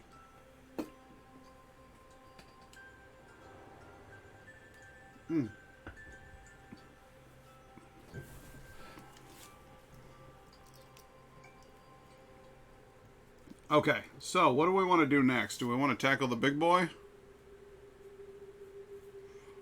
Because I don't know, the big boy makes me a little nervous. Can't even get the whole thing in one shot. There you go. Big boy's kind of a lot. You know? Could do another medium. Or I could do another thin man.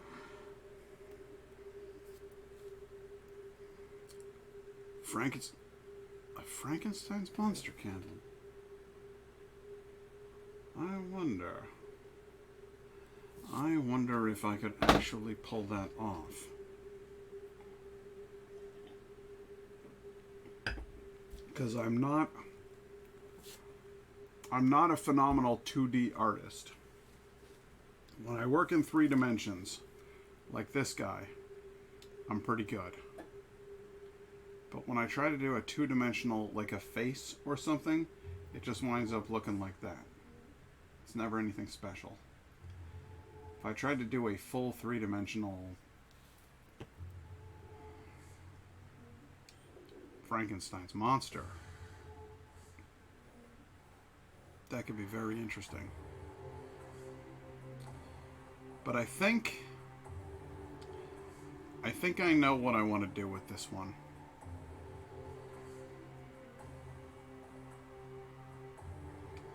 I think if I made... Okay. You know the rook from chess?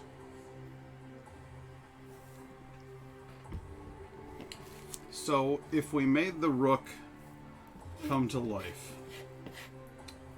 it's got parapets all along the top, and then we made it so that he had stonework all along, and then a couple of the stones were missing, and he had deep set hollow eyes and a scowl.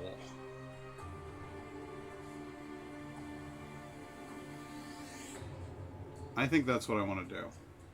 I think I want to make this into a sort of a stone man. And to that end, I want to make sure that I don't screw it up. So I'm going to need some sort of a straight edge.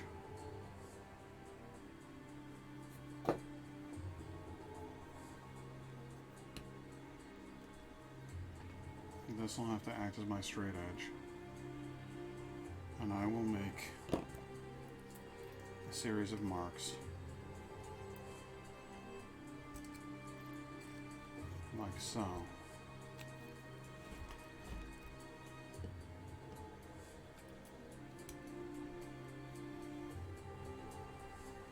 Just want to make sure I make the right number of parapets. You know what I mean?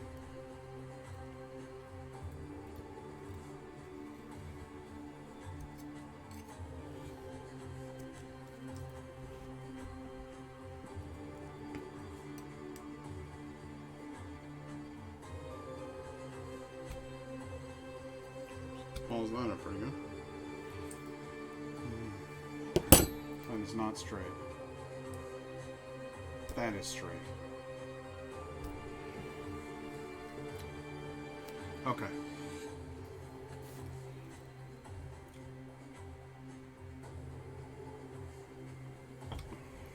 So what we will do is on either side, we'll make a notch. Either side of each of these, there will be a notch.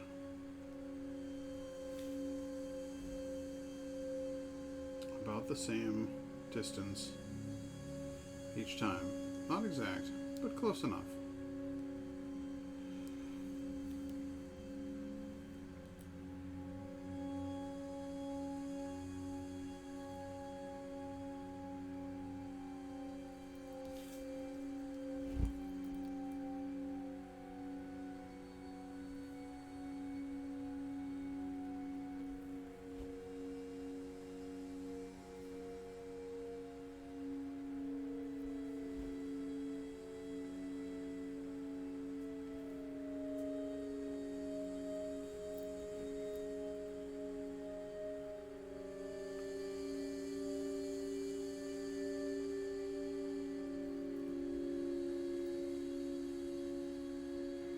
That one came out wonky as shit, didn't it?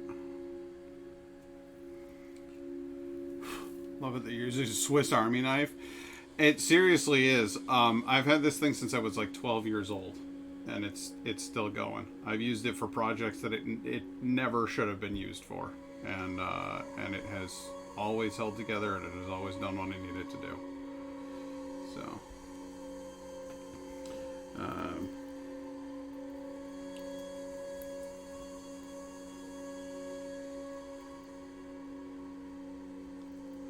I want these parapets to actually be fairly tall.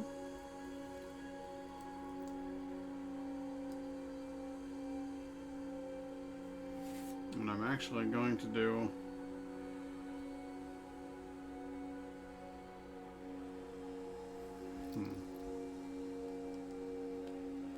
how I plan on cutting this out as almost a cube. But I'll tell you what I don't want. My thumb right underneath the depressing knife.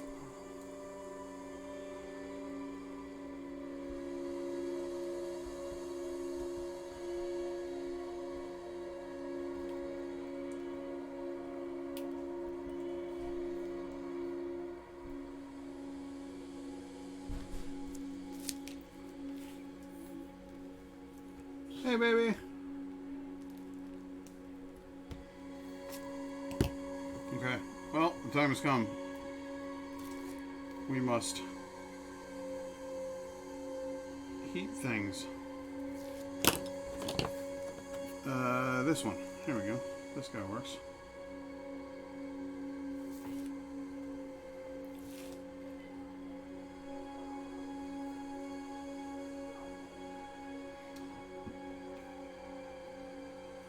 I'm afraid this one is probably going to get a bit boring. I hate to say it, but this is going to be a long project. The big boy.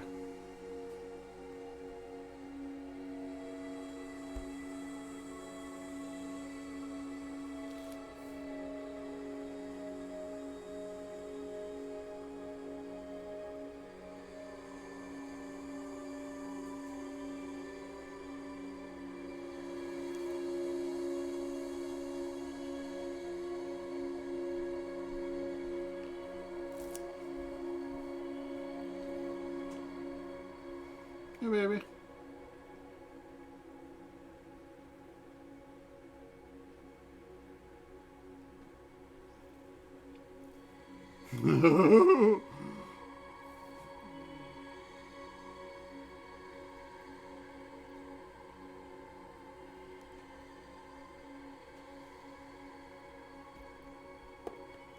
Goodbye.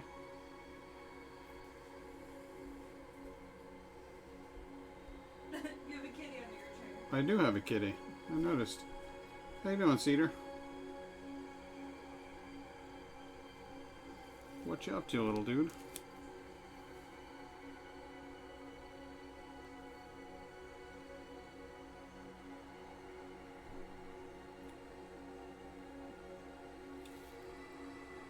The cat has dropped in to say hi. He's a funny little guy. An all-around good dude, this cat.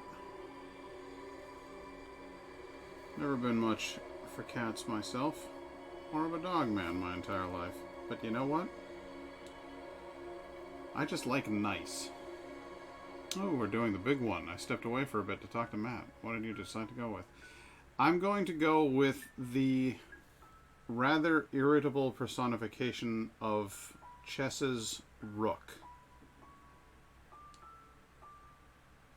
This large tower man is going to be rather unhappy to have been brought to life, perhaps through sorcery, and is going to be an unruly servant to its king. Brutal in execution of methodology. Prone to excessive force.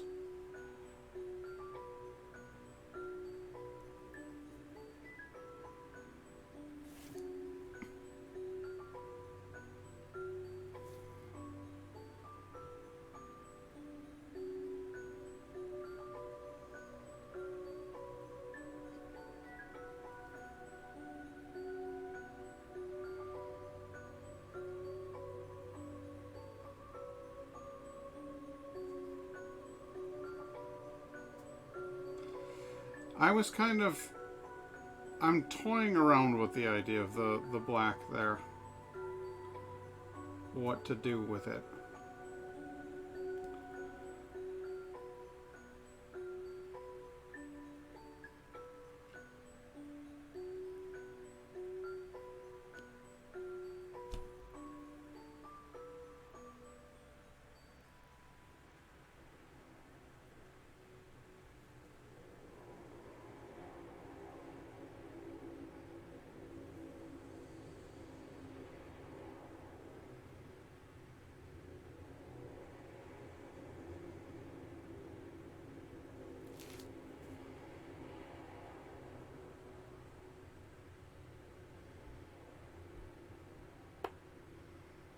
Another cube out. Should I just go around and cut out the inner circle here? I think that might be a good way to go.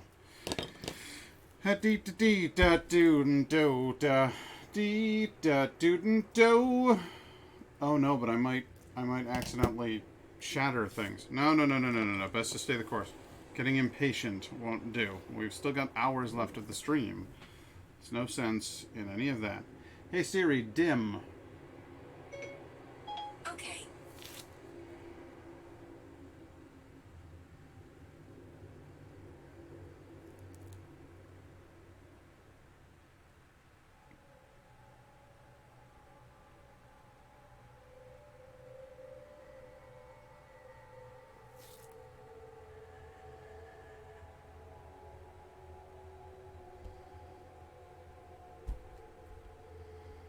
Oh my.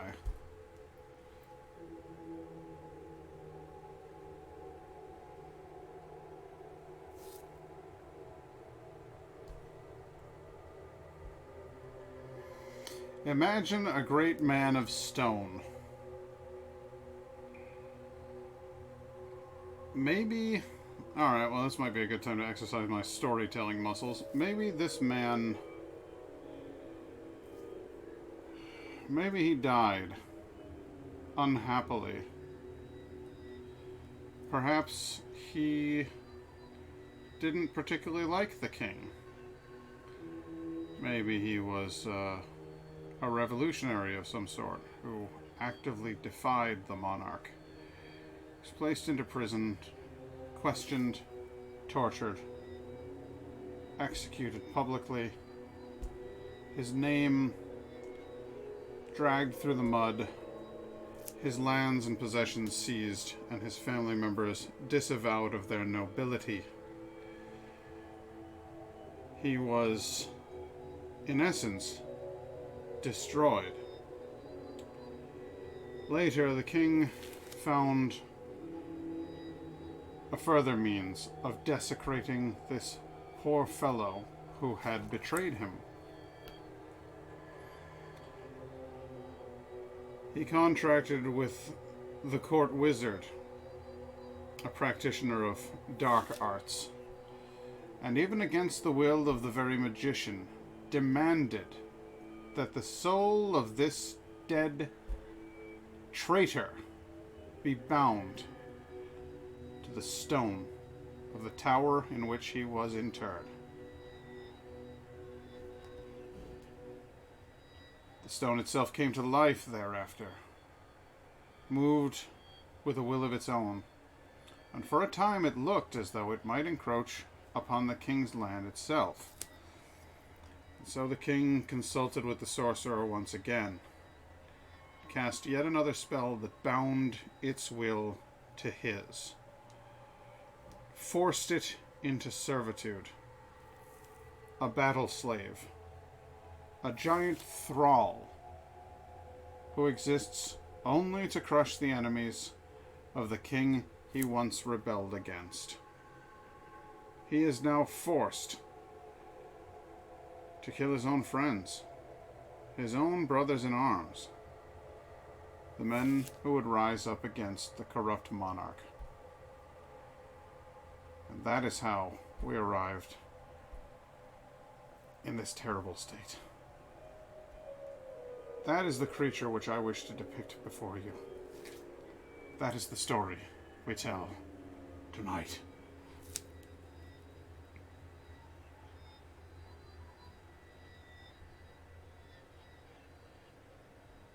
Submitted for the approval of the Midnight Society. I call this story The Tale of the Rook.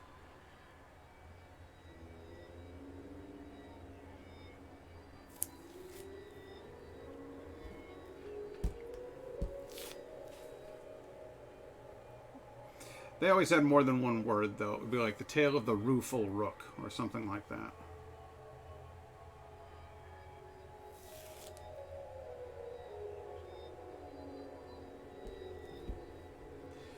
Rook is also a name for a natural nesting territory for crows. Crows are often associated with death, so that was part of what gave me the idea for this terrible monster.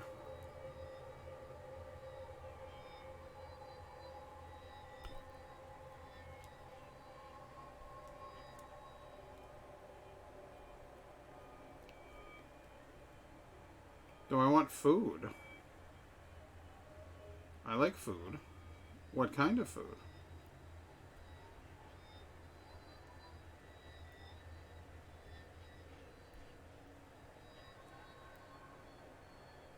Chinese food?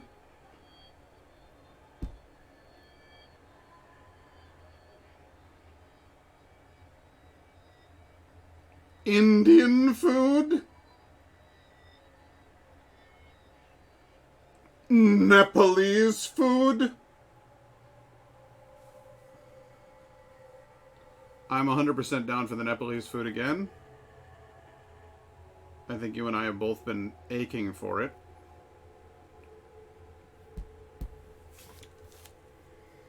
Let's see here. This guy's flame is too low. Too low, I say. Need more wax. Fresh wax.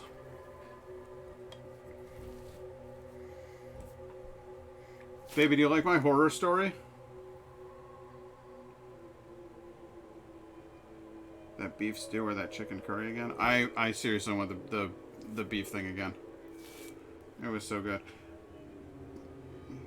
Or I could get, it was beef curry was what I got last time, or I could get goat curry. Goat curry would also be acceptable.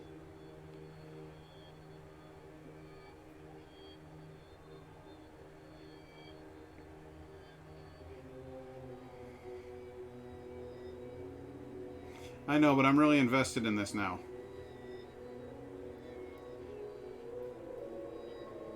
I made up a story for it and everything.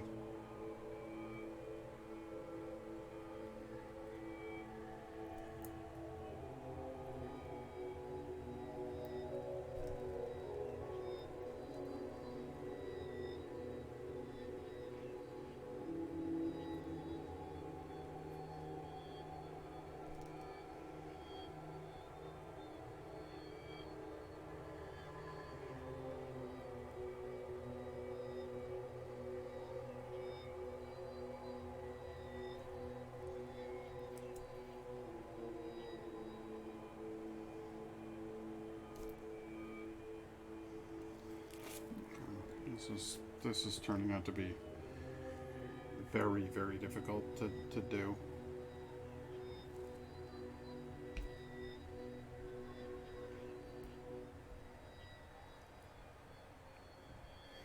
I think I might need to chip out the triangles.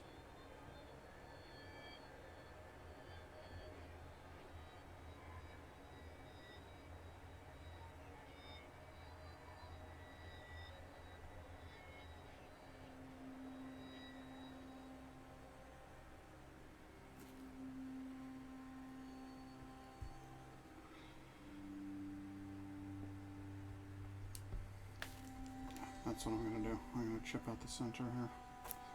Slowly but surely. We'll chip away at it. It might take a while to do, but that's okay. We've got time. We've got lots of time.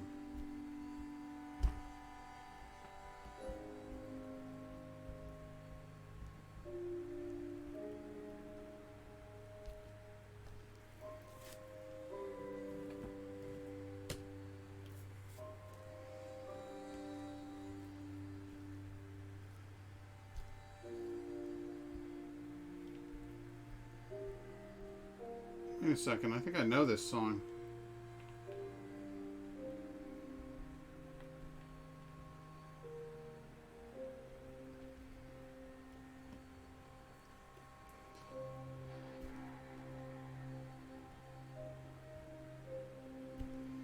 Part of that sounded like a modified version of a song from Fallout, but it's changed now.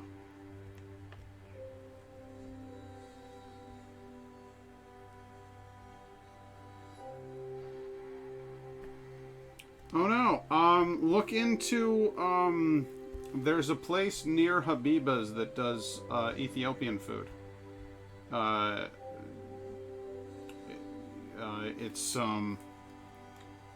Ethiopia, Eritrea, something like that.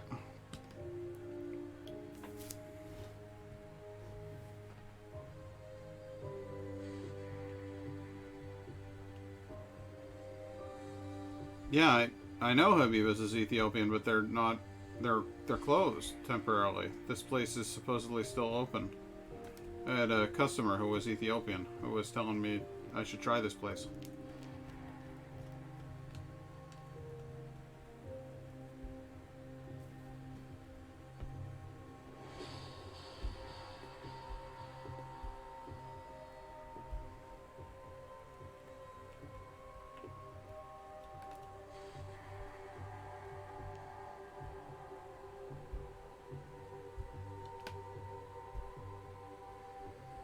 Ah, man.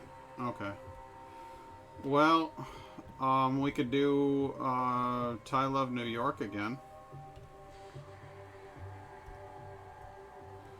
If you're in a Thai kind of a mood.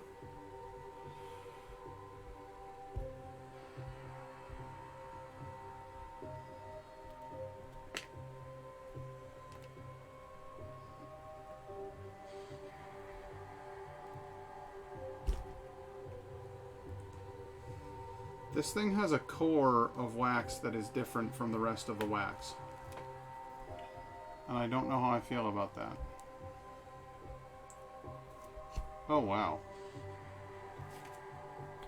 Okay, well, that comes right out of there, apparently. That's not what you want.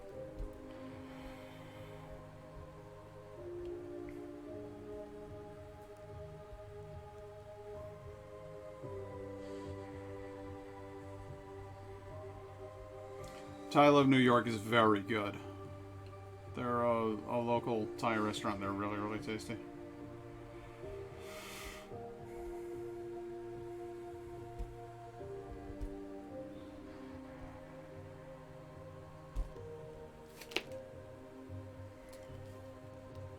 Or babe, if you wanted to do, or if you wanted to do China Wong, I'd be down for that too. So.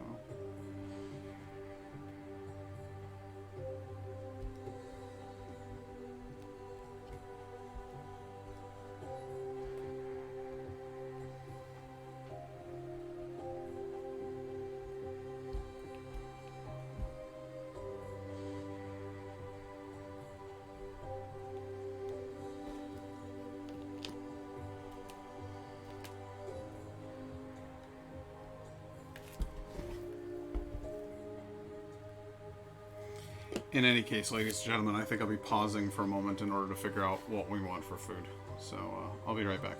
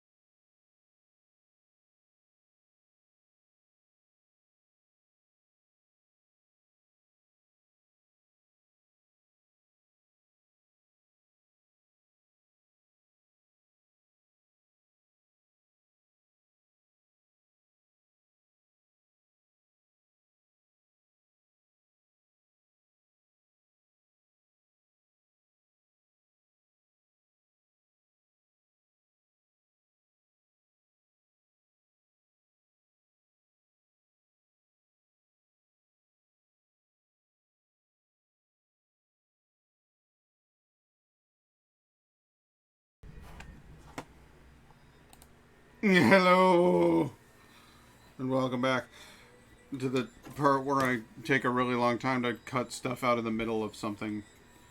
I'm sure it's very exciting for you. But here we are. I gotta get a fairly good layer of this stuff out. That's just where we're at, you know. So I'm trying to break it up real good. But the main thing is that I don't want to cut out I don't want to cut off the blocks on the side. Like, it's very important to me that we keep his crown of parapets. Kind of essential to my little character that I've created here. Let's see here. So I got some Thai food coming, which is always good.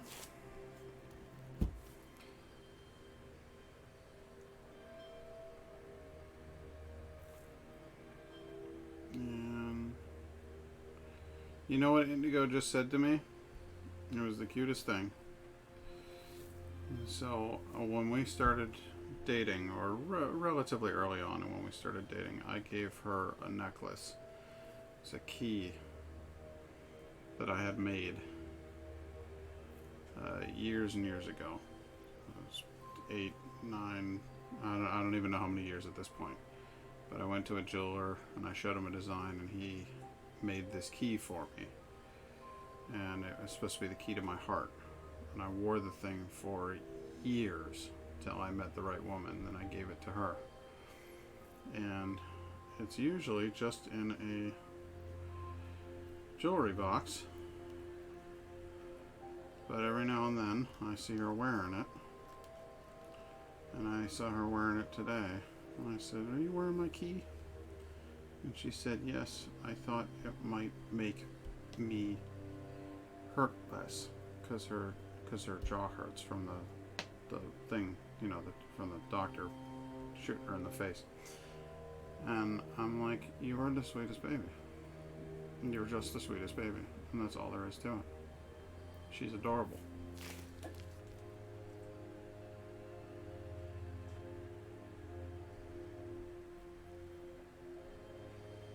I'm a lucky man.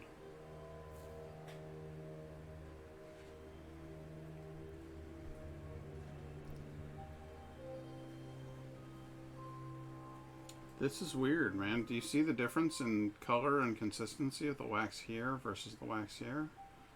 It's like this candle is full of some sort of other wax. Coconut wax? Coconut oil?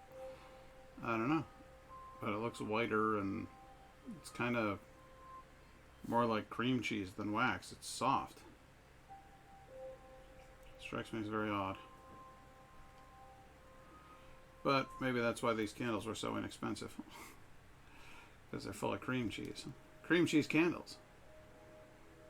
Ask for them by name.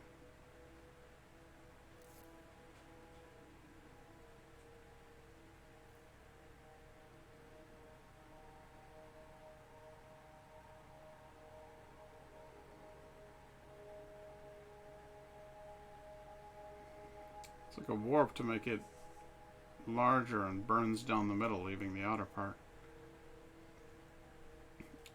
A wrap to make it larger? Oh, maybe that's it.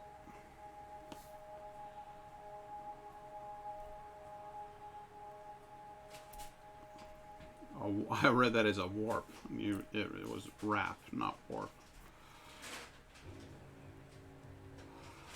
It's like some sort of strange teleporter device.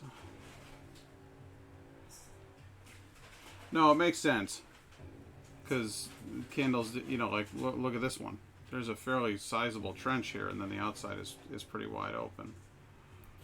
That's on purpose. They don't want the candle to melt all over itself and all over your counter. They want it to melt down the middle. So I guess that makes sense. Thicker wax on the outside and some sort of softer tallow on the inside.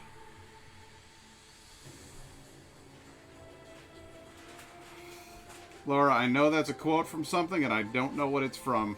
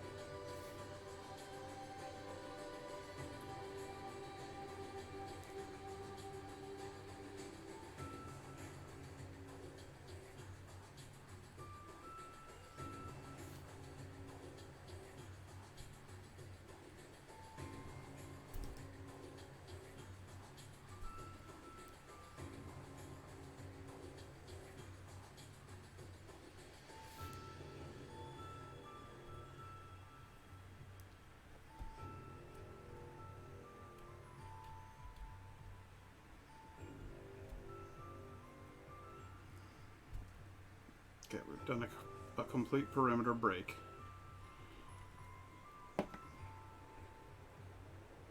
That means I should be able to get through this stuff pretty easily. And that stuff in the middle, as we pointed out, is weaker. So we should start making fairly swift progress here. Yep, there we are.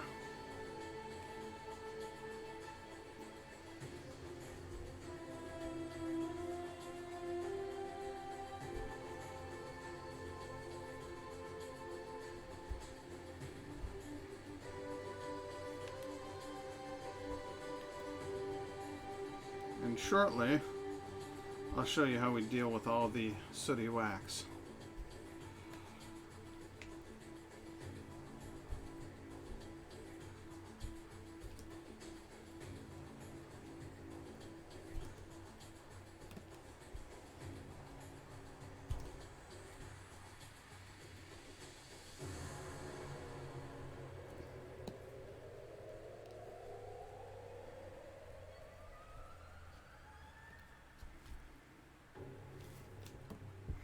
Or at least how I was dealing with it until I broke the damn thing.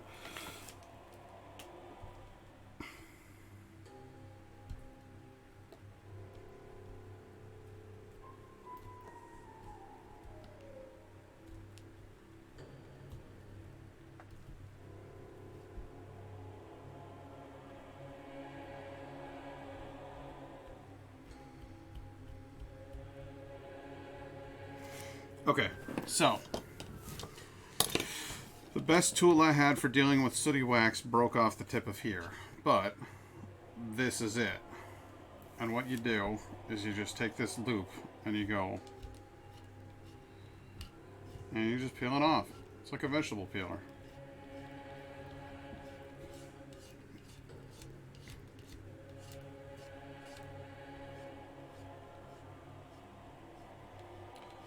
So when the sooty wax runs down the side, it doesn't worry me at all because I know I can just cut it right back off.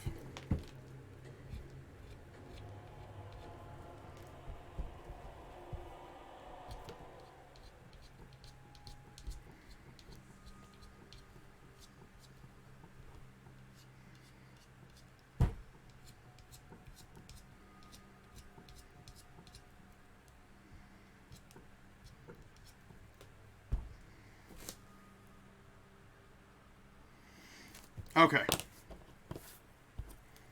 So, back to our old friend Cuddy. Whoosh! The horrifying blade knife. Blade knife? That's rather redundant, isn't it? Yes, I suppose it is. Shut up.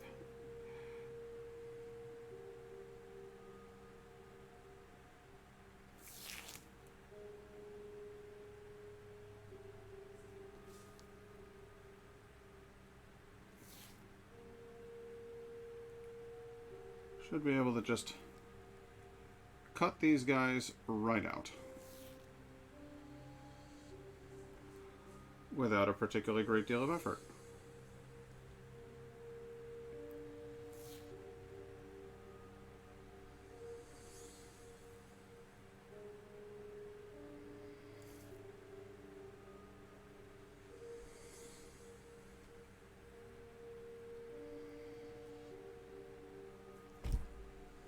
Wow, that was forceful.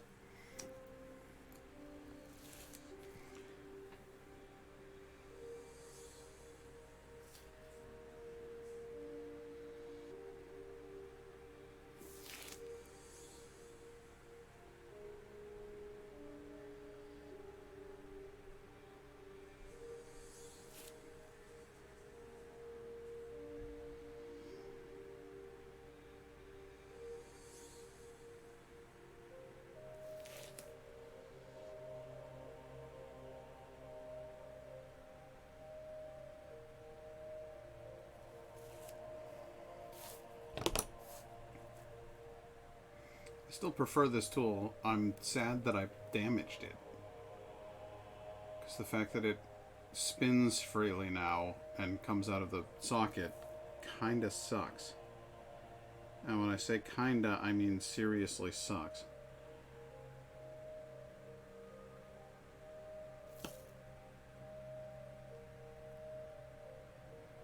But it works really well as a sort of chisel. It's exactly what I'd be using if I were actually working on stone. Except, of course, I'd have a hammer.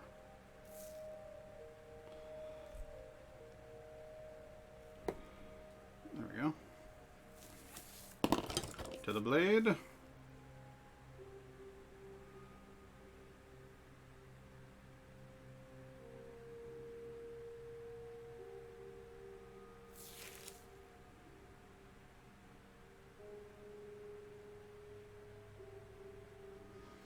And I suppose I could make these parapets a little bit deeper if I wanted to. Really drive the point home.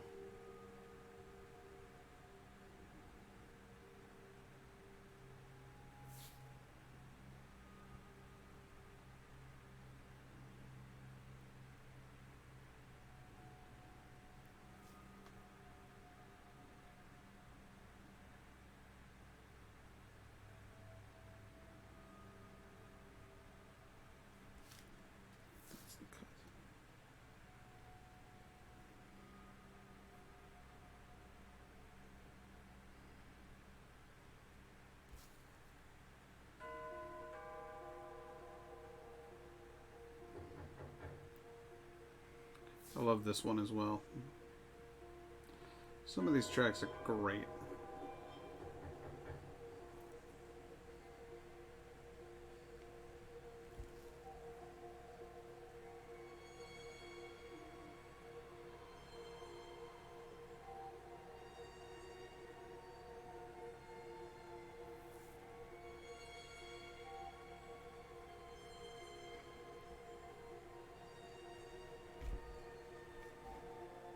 See ya. Get rid of some of this. Get rid of some of this clutter. This rubbish. This garbage. This detritus.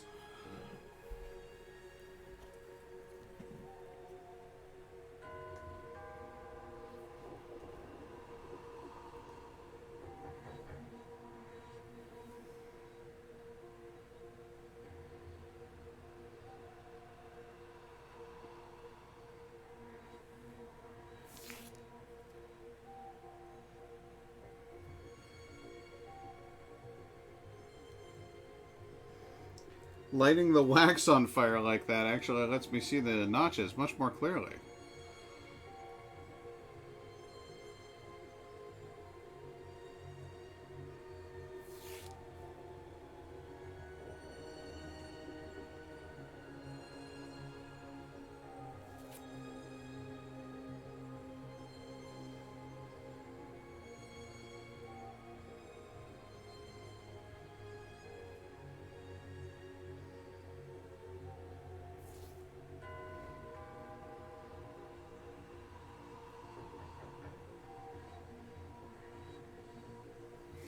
Oh, hey, do you like dark, spooky shit? I know I do. I can't listen to them on here because they're not royalty free, but a lot of times when I'm working on a project, I will listen to music from the Cryo Chamber record label. Cryo Chamber specializes in... hey, Lilyviews, how you doing, Lynn? Cryo Chamber specifically does dark ambient and dark jazz, which is perfect for this kind of shit.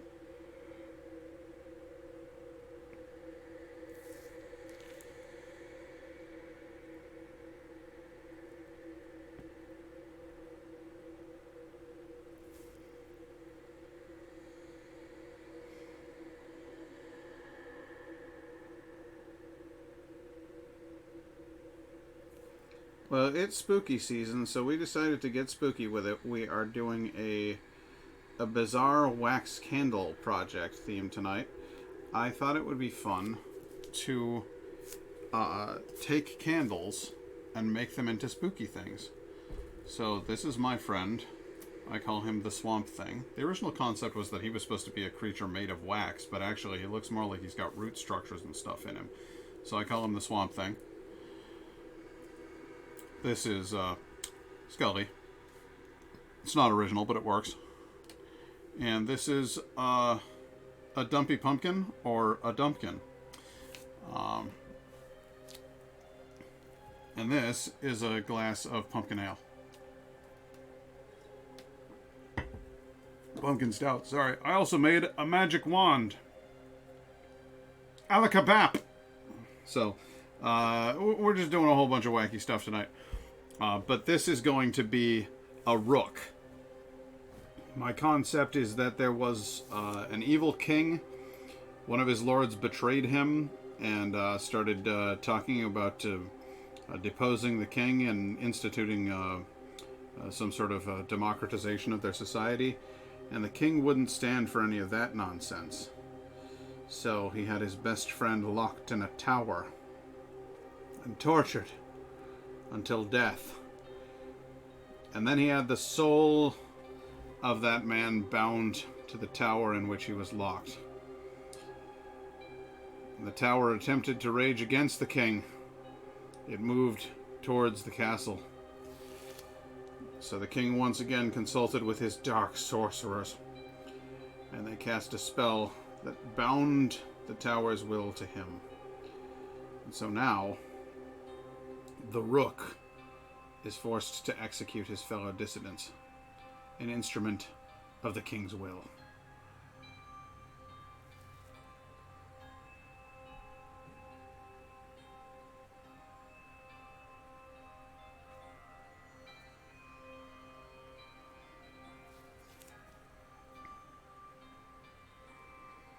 I picture him as being larger than a cave troll.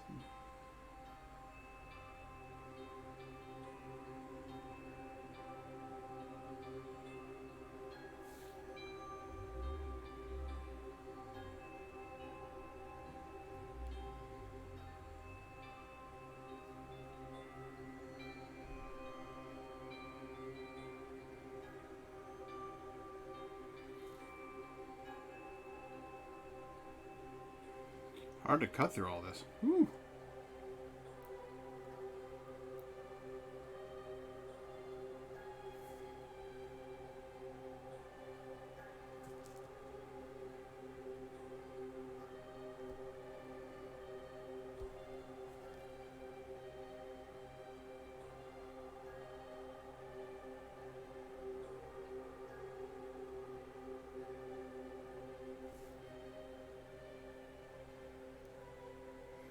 Either way, we got some spooky tunes playing. We did a pumpkin ale review, and now it's just down to the business.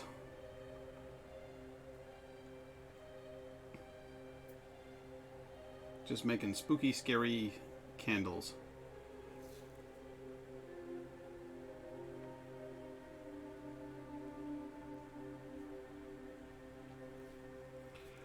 Spooky, scary candlemen send shivers down your spine.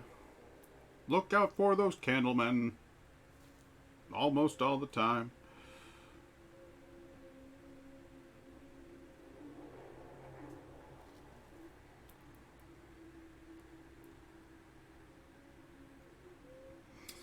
I misspoke. It's not pumpkin ale this time. It's pumpkin stout.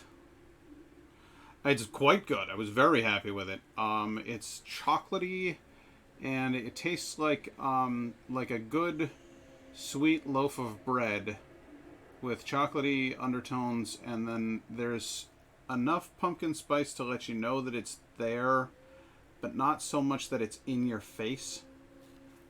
It's extremely well blended.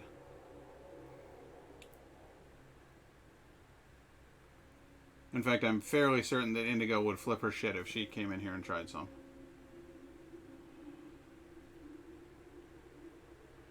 My wife does some candle cutting with beeswax candles. She has an electric candle wand that cuts wax like butter. Ooh!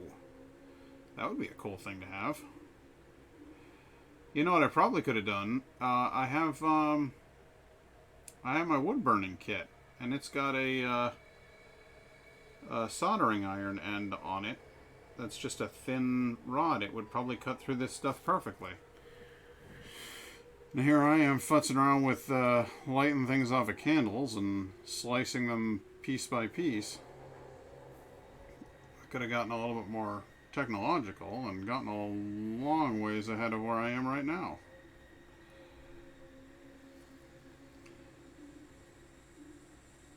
On the other hand, I think this is putting out some super spooky vibes, don't you? The way I'm doing it right now.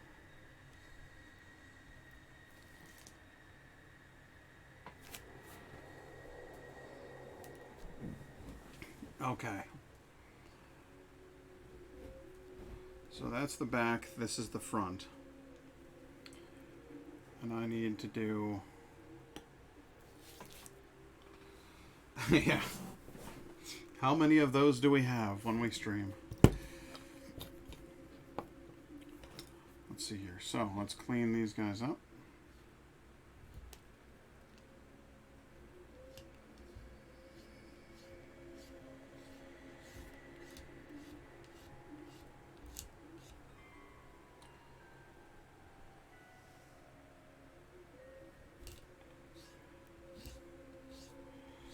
What's that? Discover that you could have been doing it better all along, and then go, nope, and continue doing it the way you've been doing it all along?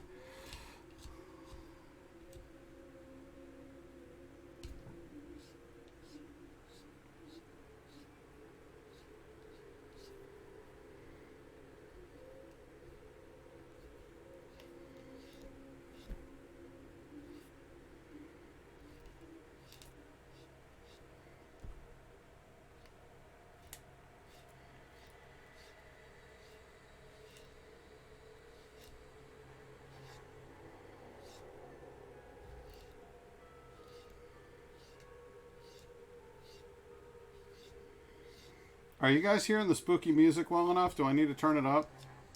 It's fairly quiet. Turn that up a little bit.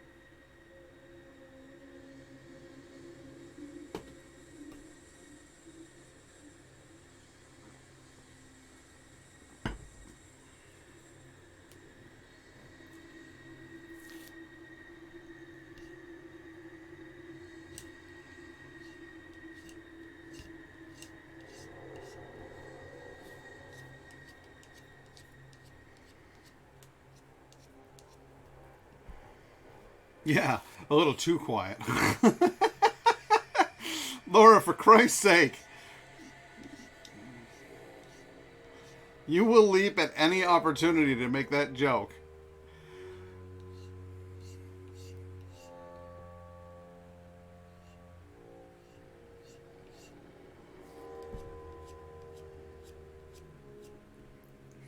You're a wholly remarkable individual, and I wouldn't change you for the world.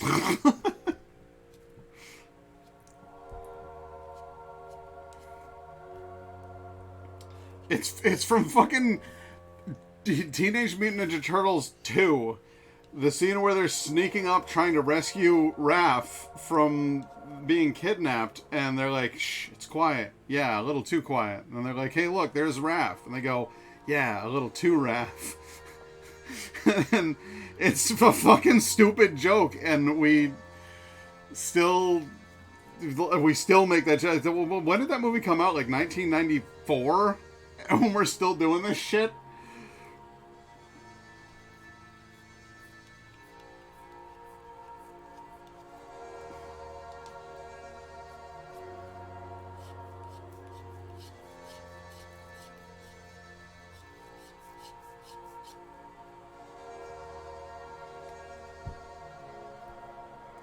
They're magnificent. As is, by the way, Laura. So it all works out.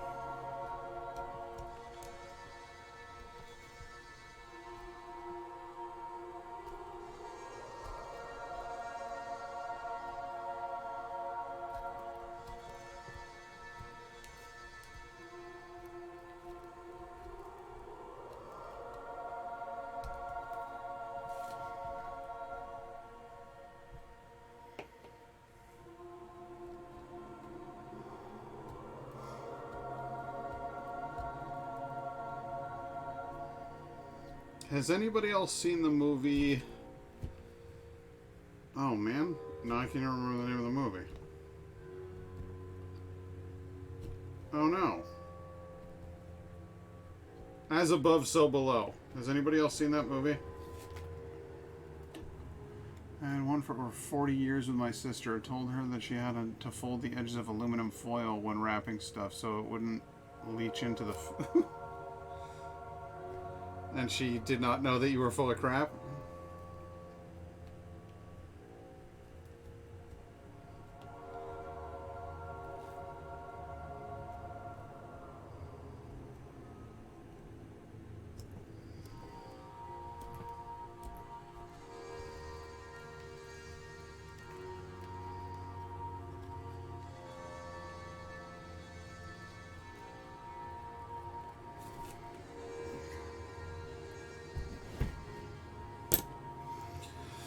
Alright, we got that going for us. Okay, so As Above, So Below is a...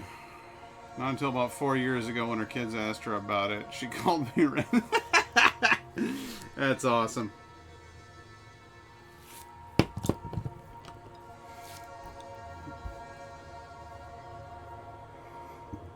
A solid campaign of misinformation. You are to be commended, sir. Is food here already? I guess you're gonna have to put mine in the fridge, babe.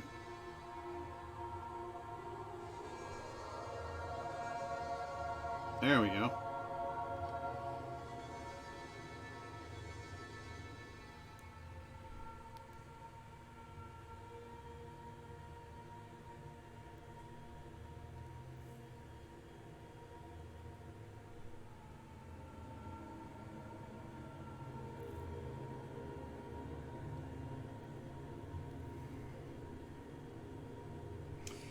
Yeah, I know. I just, I'm not really hungry yet.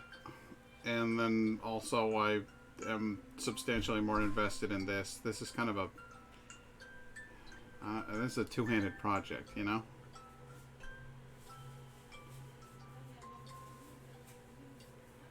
I'm super into this concept. This horrible character that I've created.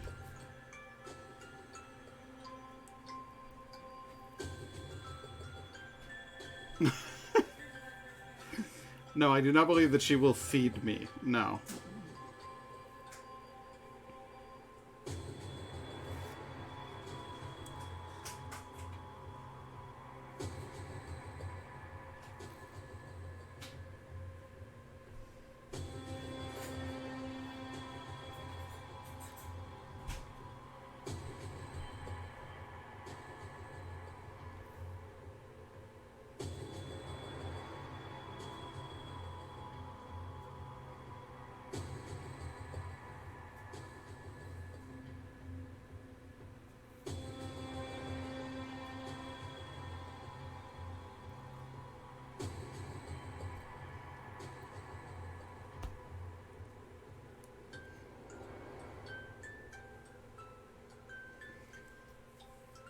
Good. There we go.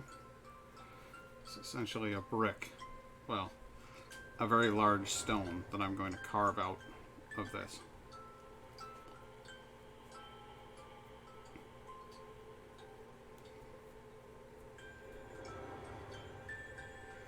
And I'll put the other details in time, but I want the eyes and the mouth made first.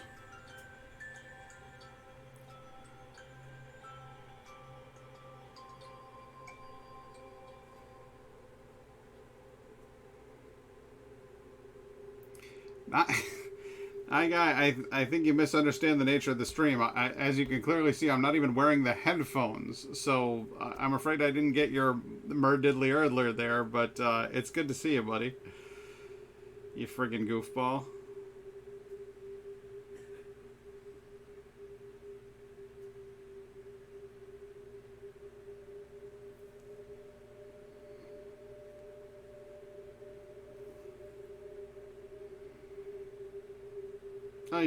You've got to make a Flanders reference. I definitely appreciate it.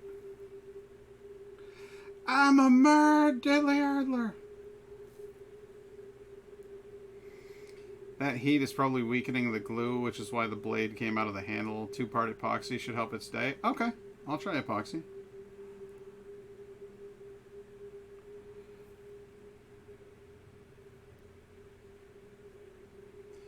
I got everything today from a major chain arts and crafts store, so you can imagine what kind of fabulous quality it all is.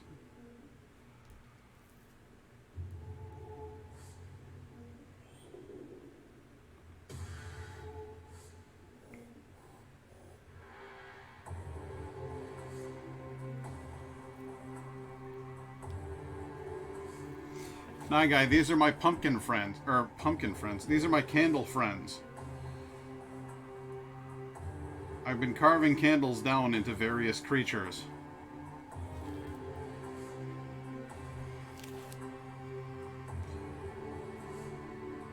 I've invented a dreadful backstory for this one. He's a rebellious nobleman who was in favor of democratization, and the king had him cursed and made into an actual personification of chess's rook. A human tower.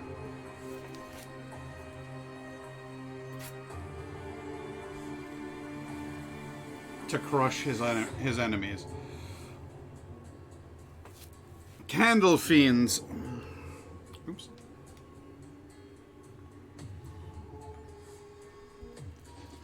I'm just trying to do some wacky stuff.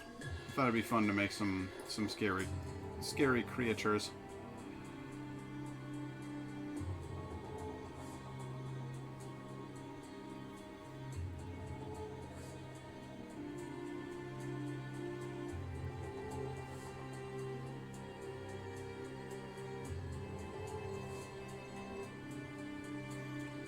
Man, the night crew is a lot livelier.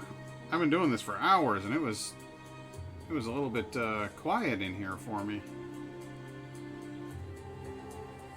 It's good to have you guys in here. The show is substantially more interesting when I've got other people to chat with.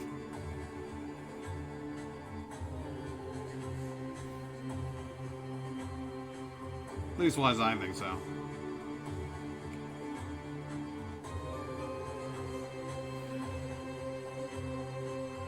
So what have you been up to today, Night Guy?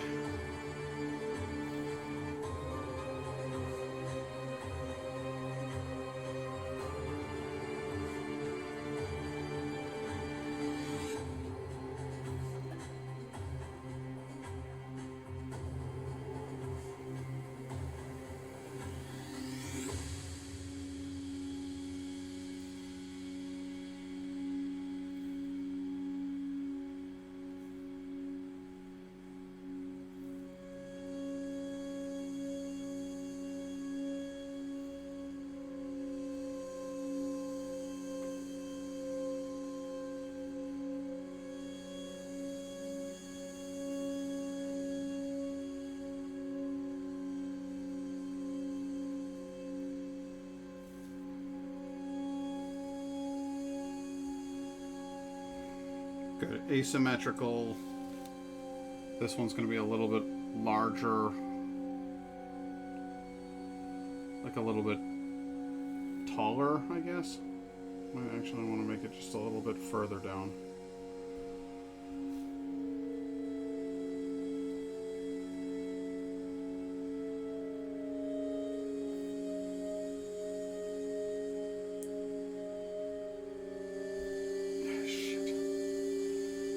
Big old gouge right there.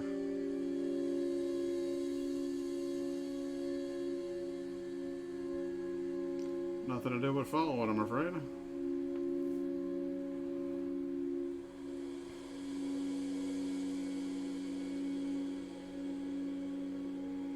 So does anybody have any cool Halloween plans? Mine all involve you. I'm doing this. And then later in the month, I'll be doing pumpkin carving. I don't know if we'll do it with a Dremel tool this year, guys.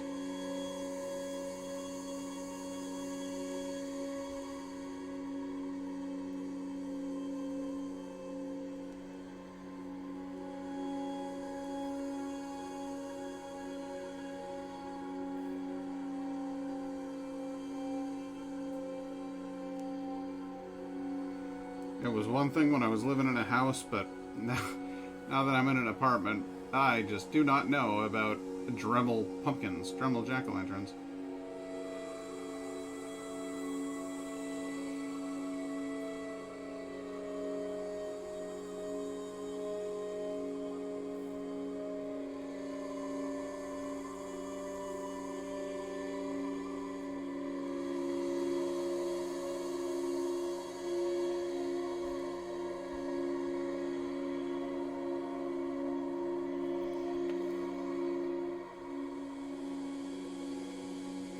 Yeah, I imagine it was probably not the ideal choice of pumpkin cutting means for this particular medium. Uh, the premise is hilarious, and I'm thrilled with it, but the execution, you're right, is a little bit difficult.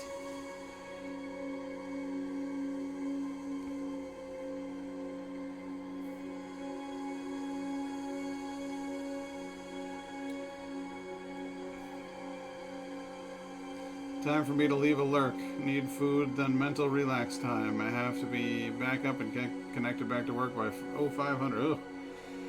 Well, you are a stronger man than me. Thank you very much for tuning in. I really appreciate the follow, and I hope we'll see you back here again sometime. I'm not always crafting. Sometimes I'm gaming, but you know, we try to foster a fun, positive environment there too. So. I hope I'll see you again. Have a great rest of your stream. I'll continue to promote you around the community. And I appreciate any promotion you're willing to do. That's definitely a good thing. Bone shooter.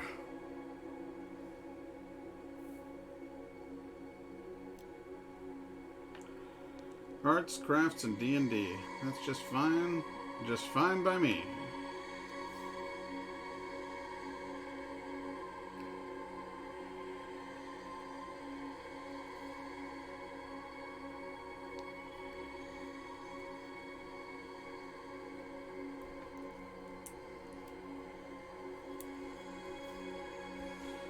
Okay, I think we're all the way through, all the way around. Yep. Through the outer wall and into the soft, gooey insides. I should be able to pop this out. Ooh. Should be able to. There we go. Okay. There that goes. So we have two rather uneven eyes, one squinting, one open. That is kind of what I was hoping for. I like asymmetry in my faces.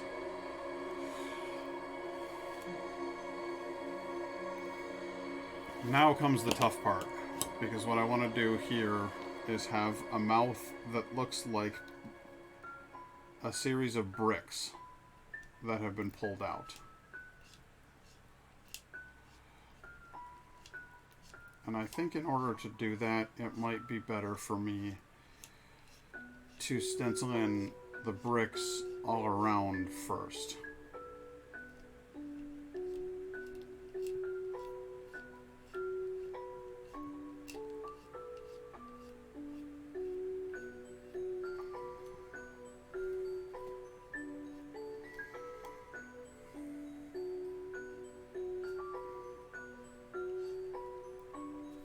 That's a good emo boy right there.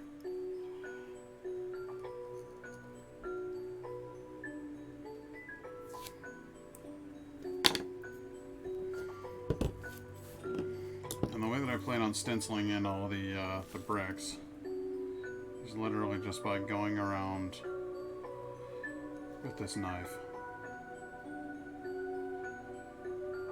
All the way around the perimeter. Not deep. Just enough to let you know that they're there.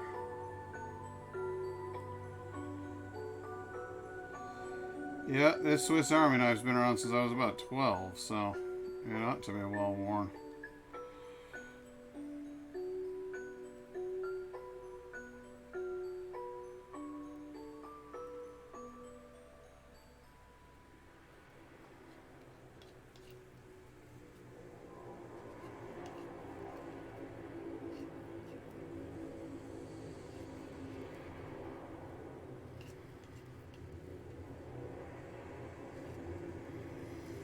Yeah, I've worn it down quite a bit, just repeatedly trying to sharpen it properly because I'm garbage at sharpening it. So every time I sharpen it, I wear down way too much of it.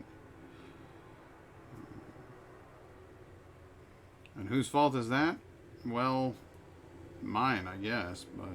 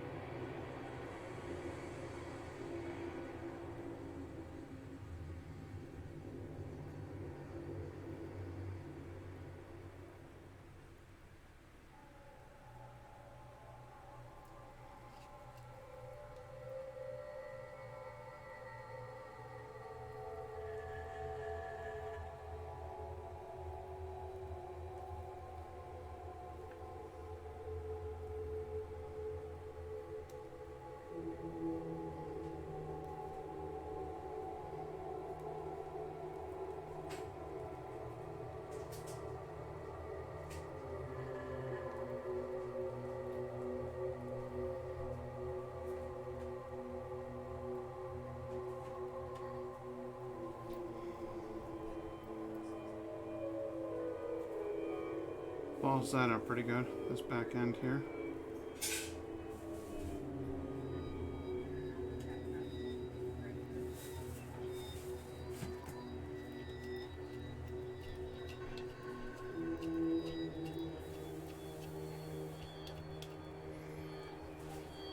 I promise I will try to get you guys like a stronger relief on this so you can actually see what the hell I'm doing, but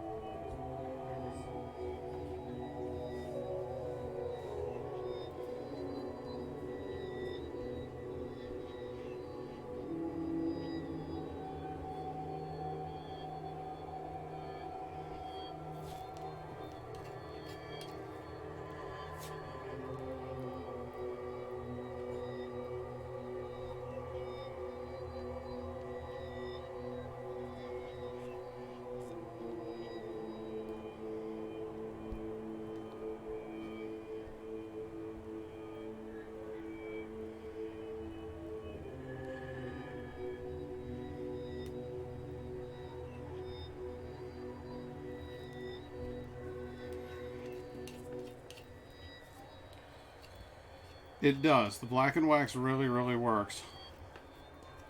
And once I... Oh my god. Straighten that, shall we? There we go.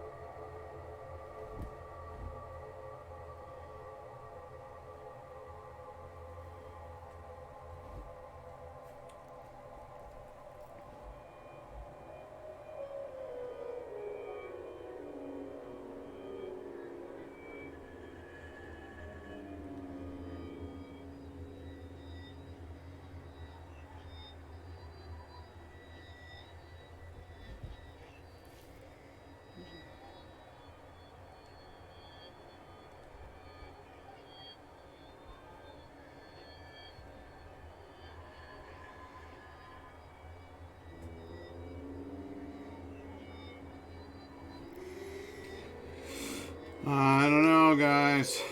I don't know.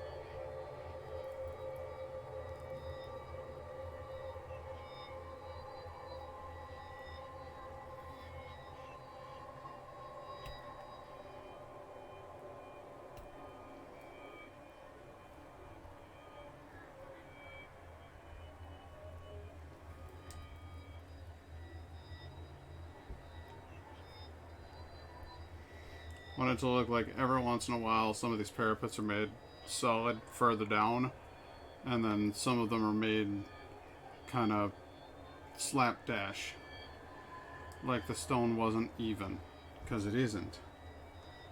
When I say stone, of course, I mean wax, but the idea is to try to make it look like this is stone. And I'm gonna need to get that black and wax in those cracks. That rhymed. Cool. If I want to make it look like it's actually stone.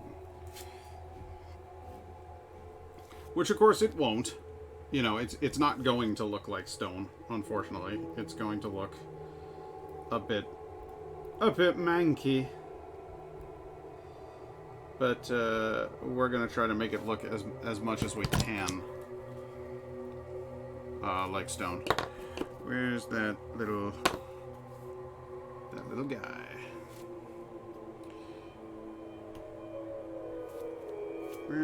No, seriously, where's my good one?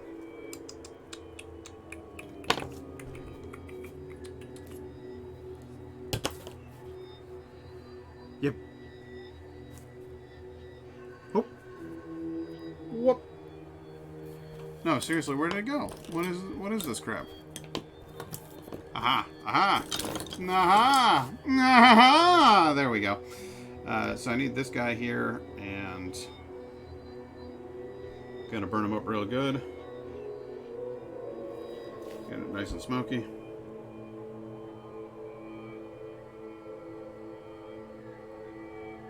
that there.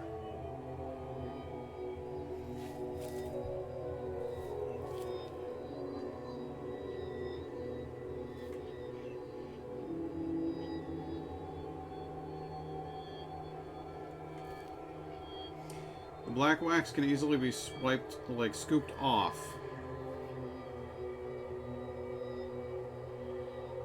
So if it gets someplace that it's not supposed to, I just... and there it's gone. But getting it onto stuff is important.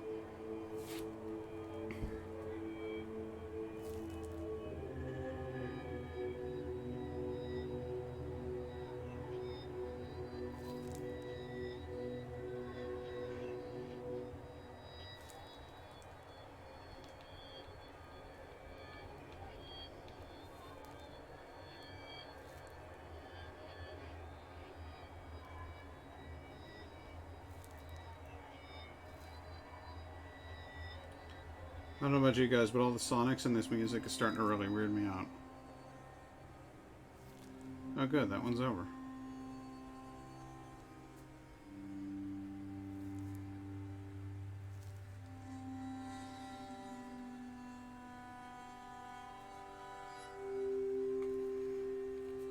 Oops. It's that easy. It's just that easy!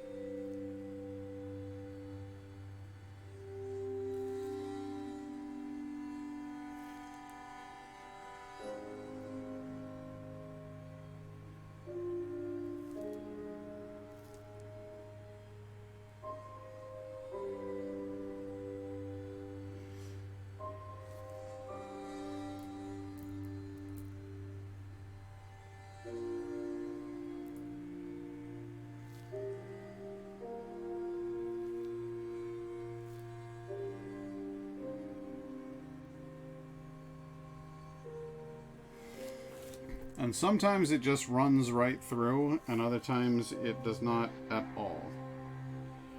And you really have to work for it to get the black ink to spread.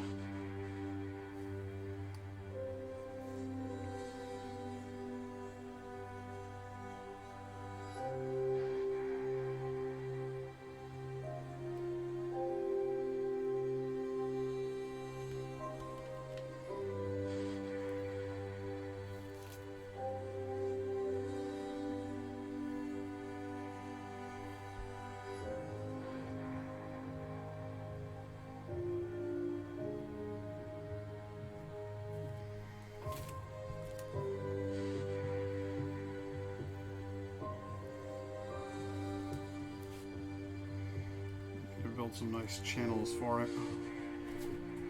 so that it'll just slip right around the whole candle.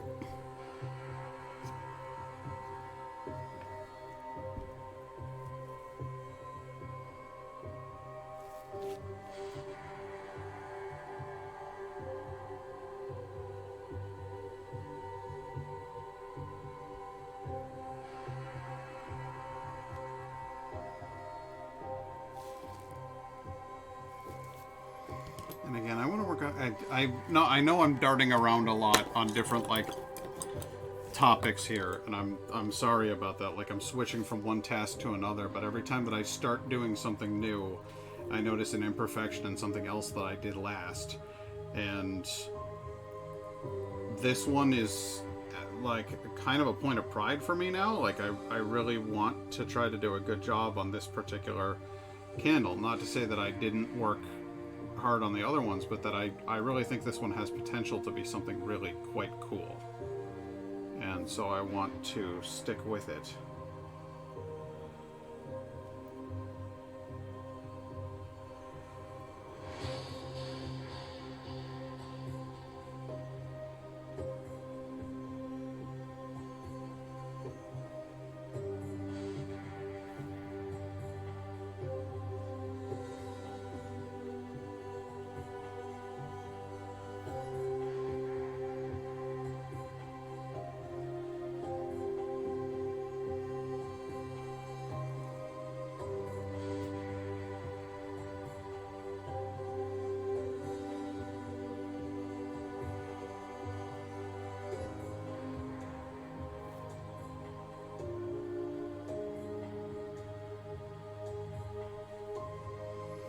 Smells like my birthday.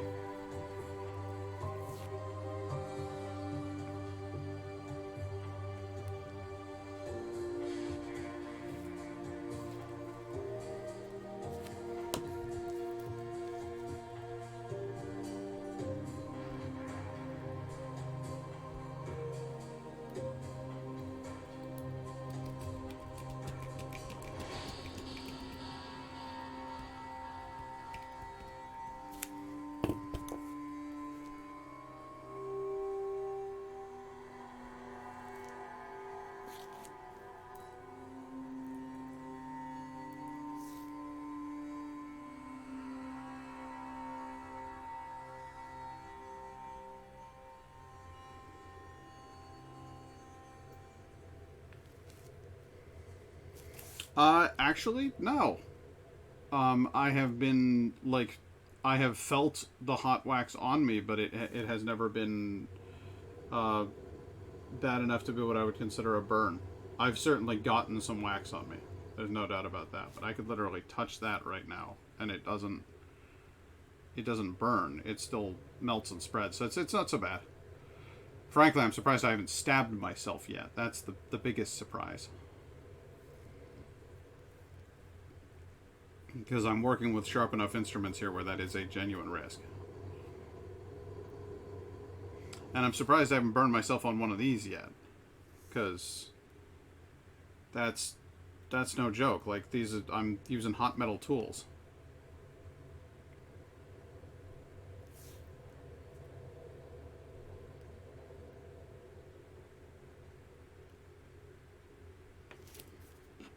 Go through here. I got this. Go through here, and I'm going to use this to shore up all of the downward facing edges.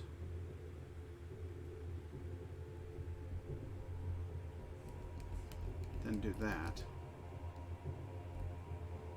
Oh, a system here. Consistency. Predictability. I stabbed myself with a watch strap spring bar tool. Watch strap spring bar tool the other day. That bastard was sharp. I would not have expected that a watch strap spring bar tool. What do?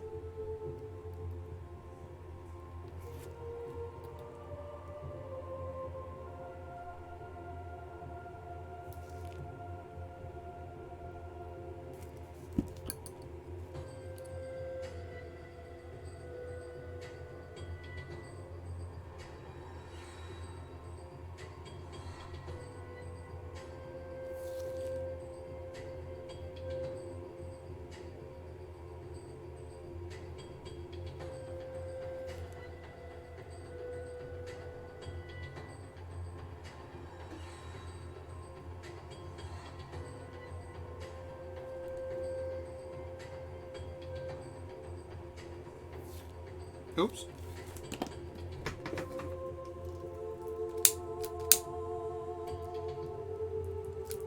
Put out the candle.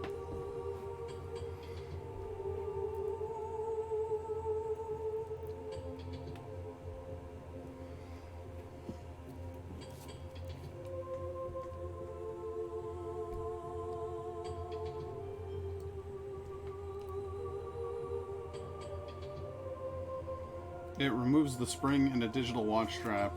It looks like a flat head, but has a set of teeth on it instead for grabbing the donut spring on the... Oh, okay. I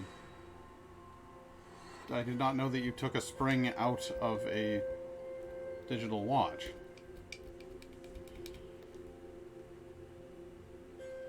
Unless you're talking about the little strap holding metal bar that you find in any given watch strap. In that case, yes, I understand. I verstehe.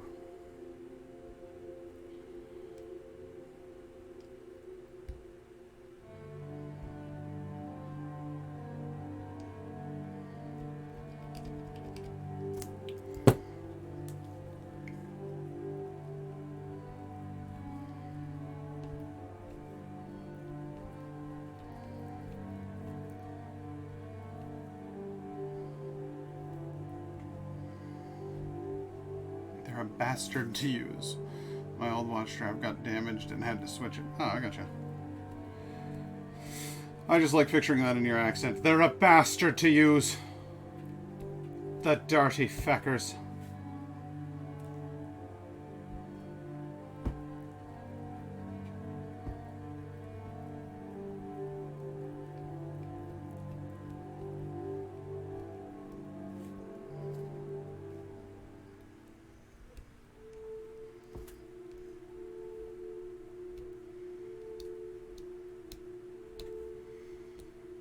Man, it's a shame this thing broke because this tool was perfect. I need to hit it with some epoxy and see if that holds it together better. Because this tool is... This is the perfect tool for doing this.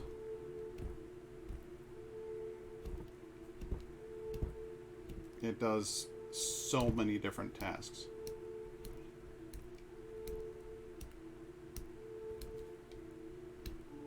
My perfect little scrapey boy.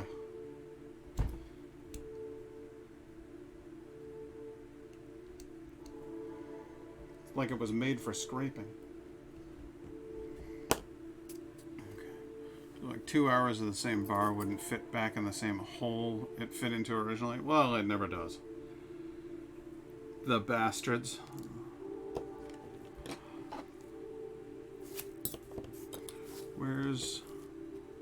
There's my little lad.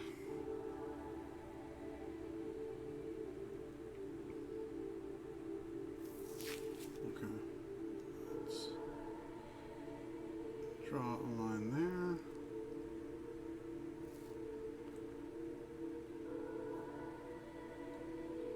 Put more set there. Put more set here. More! More!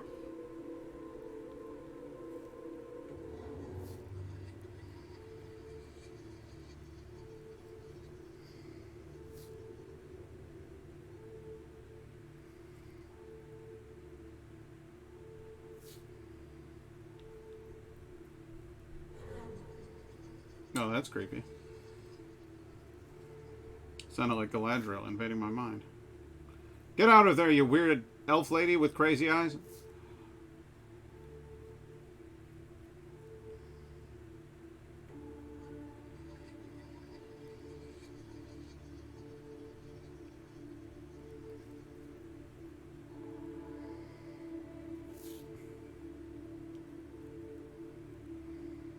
Okay, so we're darkening these all the way around.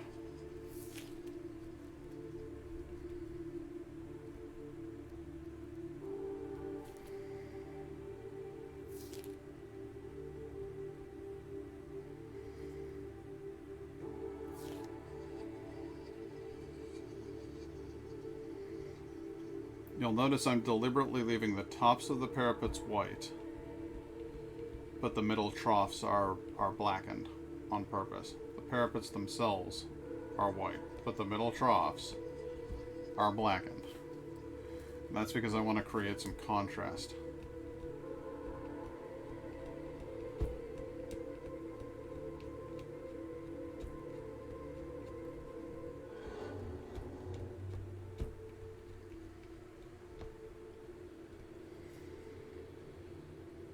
Good.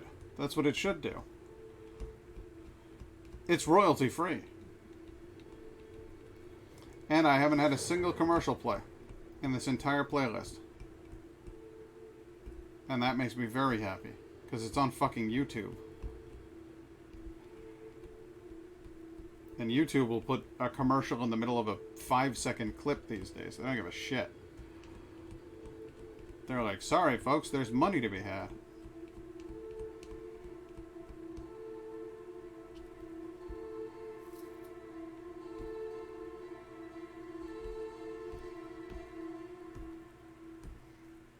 They'll put commercials on my videos and then not pay me money for it. It's great.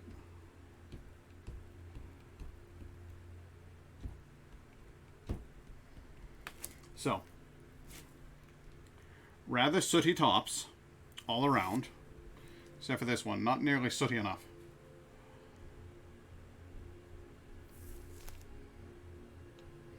More soot. More soot. Damn right. Okay, so very sooty tops all around. Now we establish nice black lines all around.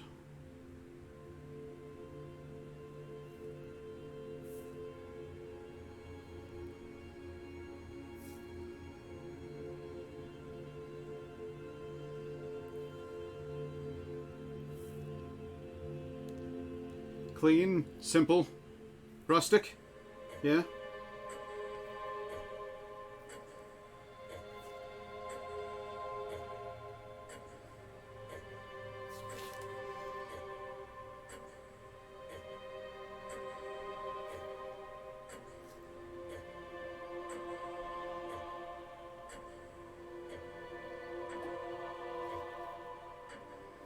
Would you like to know why the grandfather clock is a common trope in horror?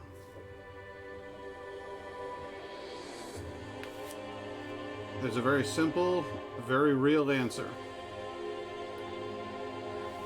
Time is a perfect symbol for our mortality.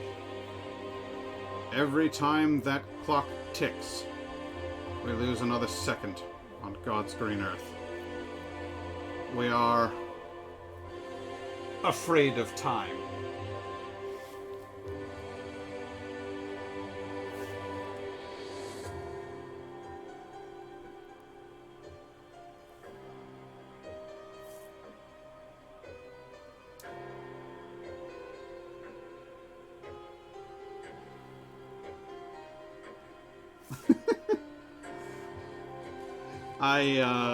I have a knack for the dramatic. What can I tell you?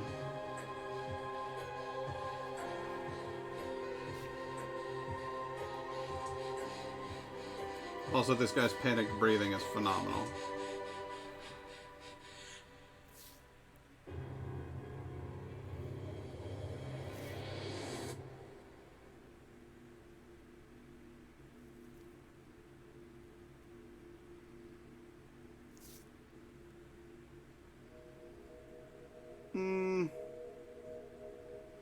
I don't know. There's abilities and then there's skills. Is it... Maybe it's a muscle I've exercised, so that makes it a talent? A skill? I don't know.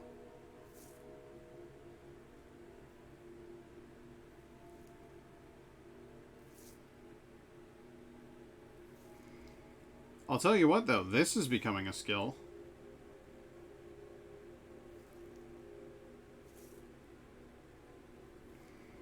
My ability to make these little bricks.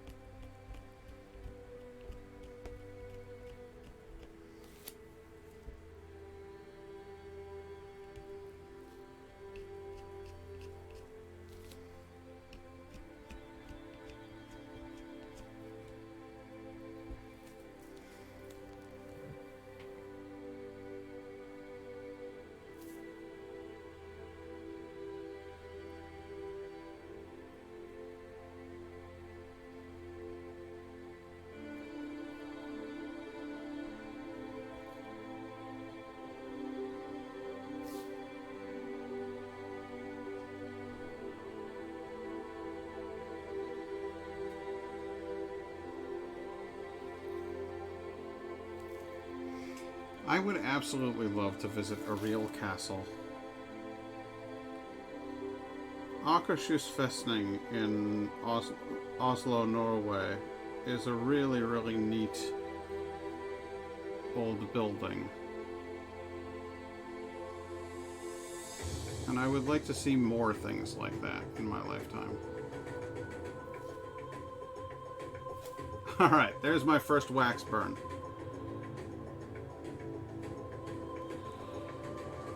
You saw it here, folks.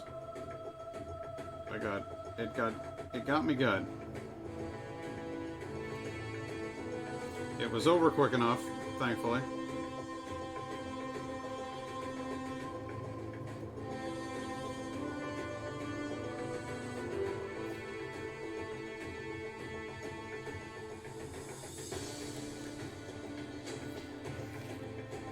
Carrick Fergus?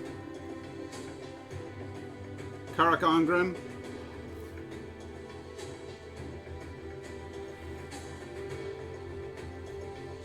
If I ever get the chance to visit North Ireland, I will absolutely visit any castle you suggest, my friend.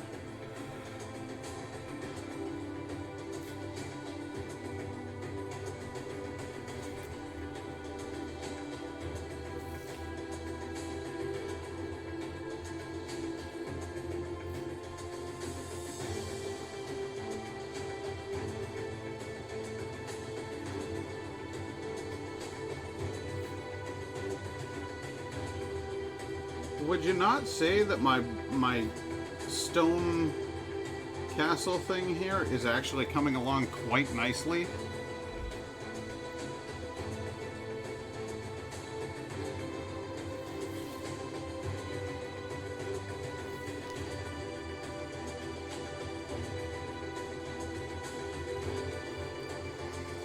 The only castle I've ever been to other than Cinderella's at Disney is the one on the Thousand Islands. Can't think of the name right now. It's Bolt Castle.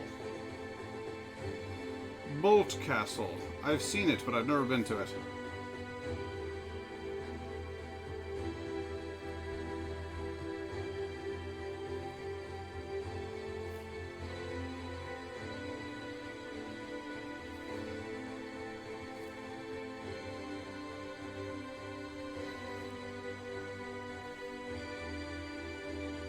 It means Rock of Fergus in Old Gaelic, as it's built on its huge coastal rock based by the sea.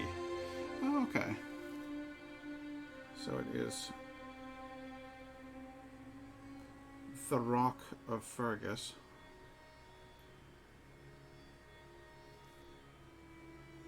I've heard of other castles called Carrick something, so that makes sense.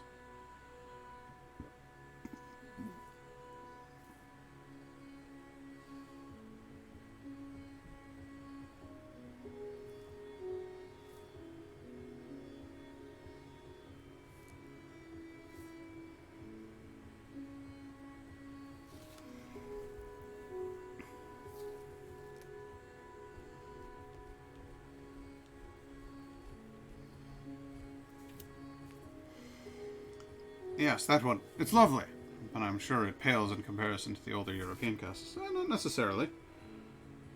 The more modern construction on it is probably well,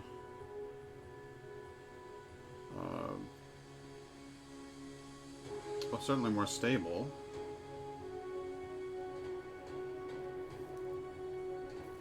Oh my. Oh me, oh my. Alright, well then, it's time to shore these up a bit. I don't want to lie this thing on its side because I don't want it getting full of all of this.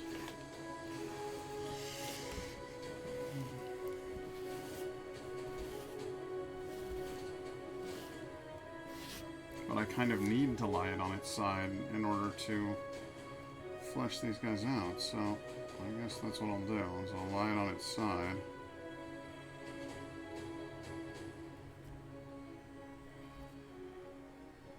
Do the little loops here.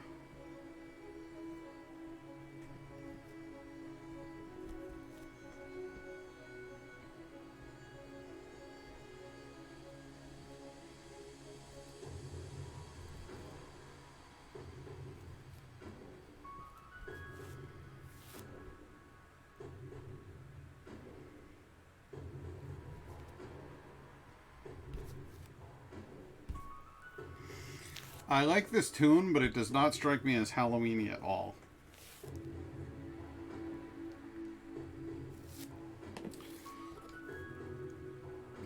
Like I said, towards the end of this playlist, they just sort of give up on the whole Halloween thing and go with like a epic tale of some sort.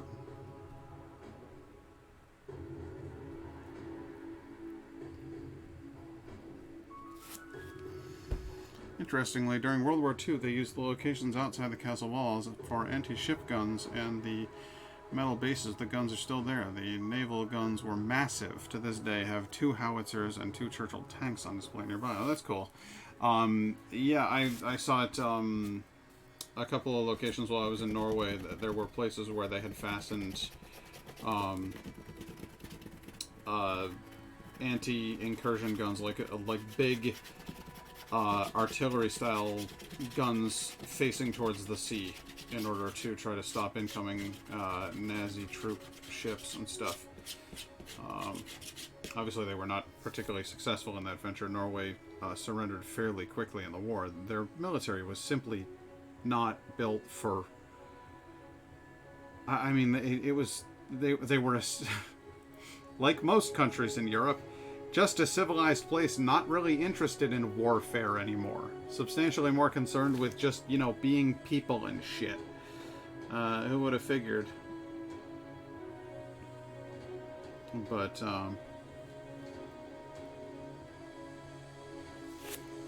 you know, the Nazis had other plans.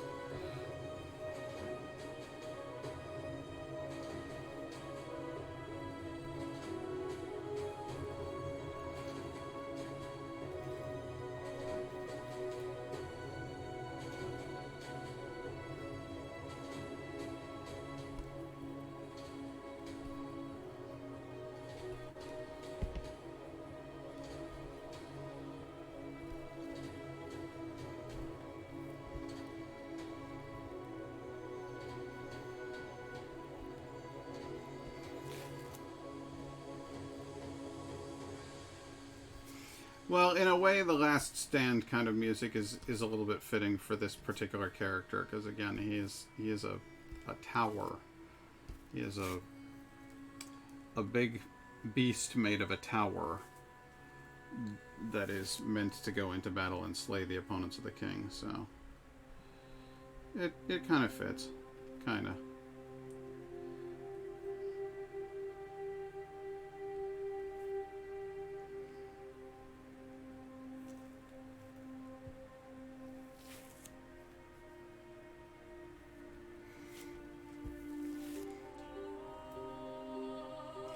This song, on the other hand, has no place in the playlist, and it drives me bonkers every time I hear it. I'm going to switch to a different playlist here.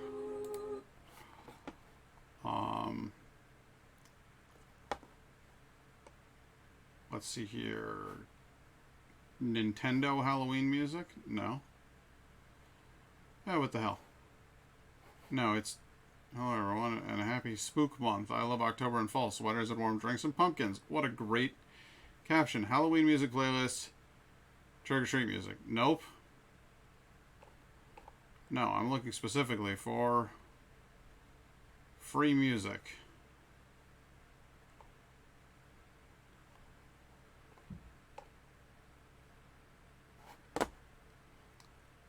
Is this one gonna suck? Looking for the best music for your videos? Then you should check out Iris. Oh, this is the one that's like 2 minutes long. Yeah, well. That's a problem for 2 minutes from now. Good times.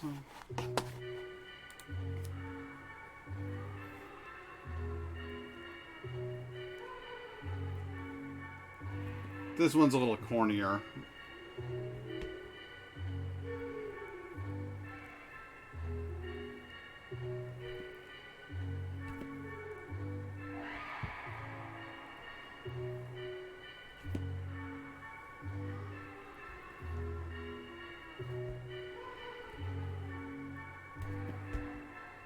But it is at least spooky, as opposed to the... I brought up one of those, like...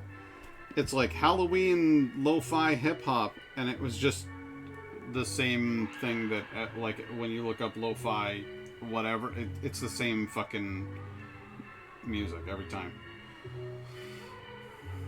The way the wax is peeling off is very satisfying. That's good. We aim to satisfy.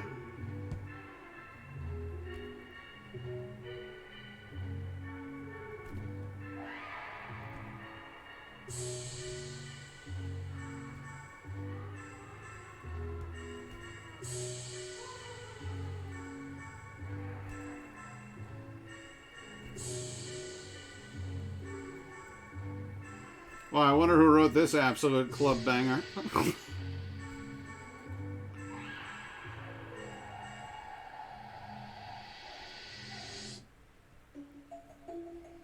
Well, at least it was short.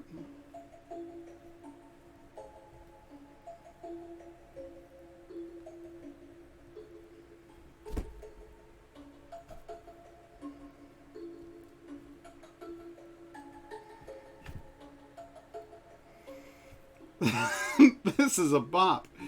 Yes. Yeah, this track definitely slaps. I could do a whole stream where I just review royalty-free music from YouTube. And I'm like, this one, no, this one's good. This one's good. I'll stand up for this one. I got this one's back in a fight. Or be like, nope. No. Trash. The song's trash. Whoever wrote it's trash. Their mom's probably trash. The whole lot. Trash all the way down.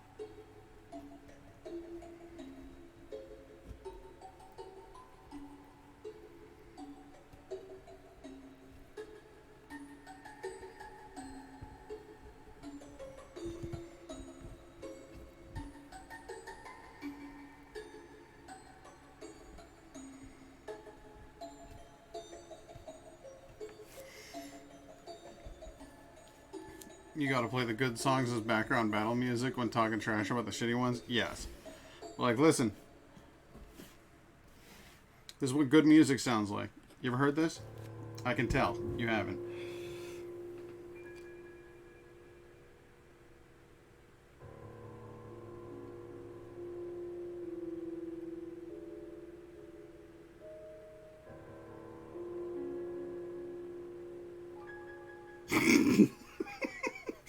Alright, I'm having fun now.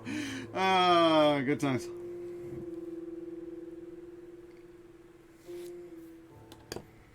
Now let's get this guy down. I need to get this one down to this level.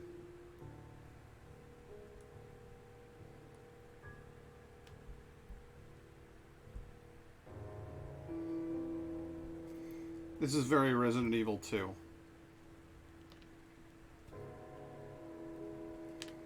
This is Resident Evil 2 main hall.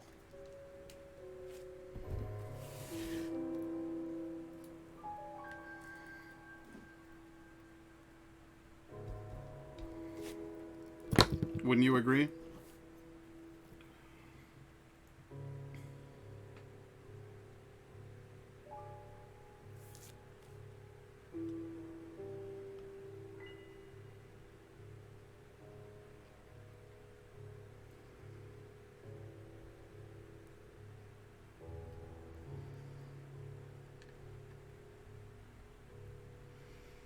I might have to carry this over into another stream. I don't know if I can finish this thing before 8.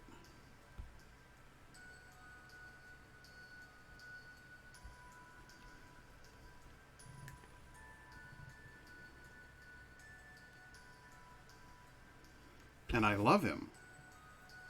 It's 7:41. And I absolutely love this character and this concept, so I wanna finish it, you know?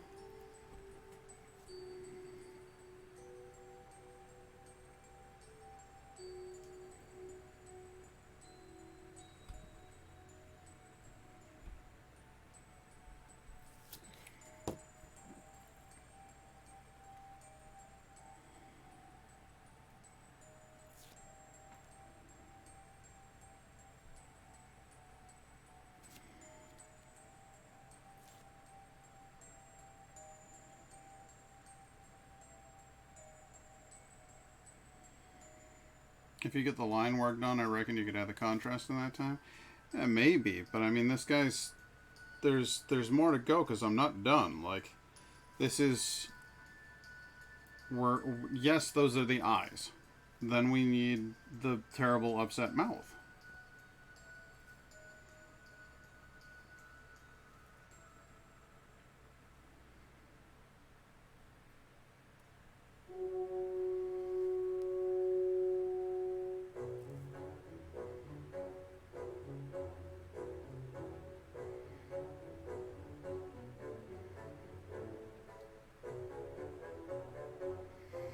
This one's got the attitude, but that's because it's got the ambition. Because it's kind of like I needed to get my eye in, you know what I mean?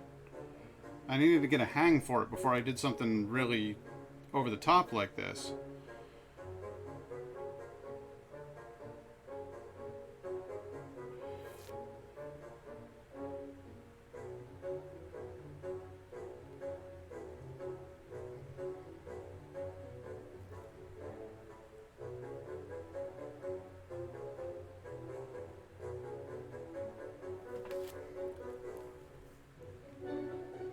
No, the song is called Hall of the Mountain King, or In the Hall of the Mountain King.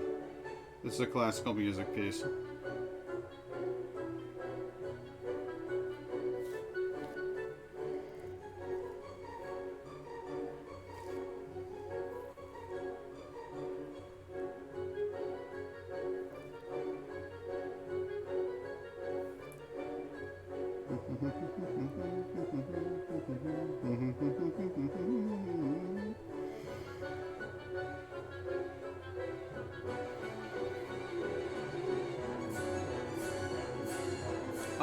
Danny Elfman is the guy who usually writes for Tim Burton's movies, and maybe he was inspired by this particular...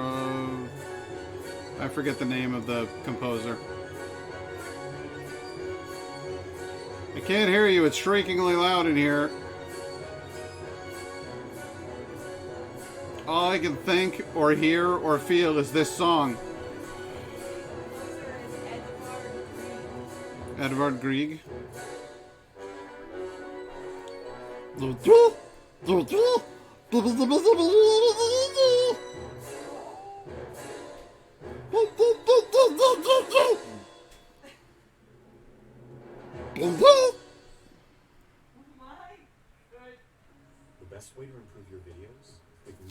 You motherfucker. Don't you advertise your shit on my website or on my thing, the thing that I do. This is my thing. You can't have it. You pay me. You hear me?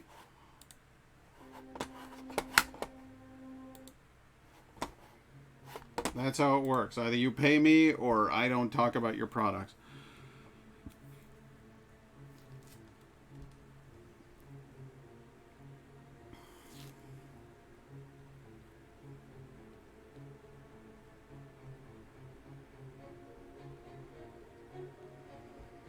This playlist is way better anyway.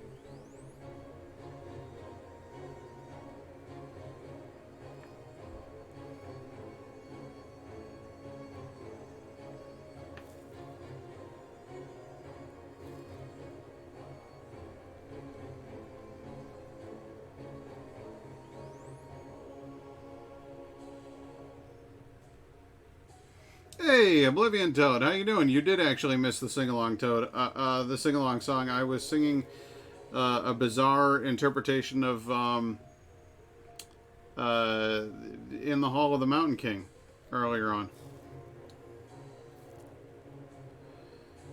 We are making spooky candles using heat and soot and weird clay forming tools. That is my one darkened eye. Now imagine how much more accented the darkness of this eye will be when the candle flame is behind it and you can actually see the fire in this thing's eyes. When the candle melts down a little further, that's when this guy is really going to take on his true horror form. Because the wax is going to drip out from his eyes and leave like big wells of like tears, and then his mouth will be down here, and eventually he'll have like dripping, frothing foam. So when this thing is fully burned down, he's going to be really kind of horrifying to look at. But in the meantime, he'll be a tad boring, I'm afraid. And that's okay, we can live with that.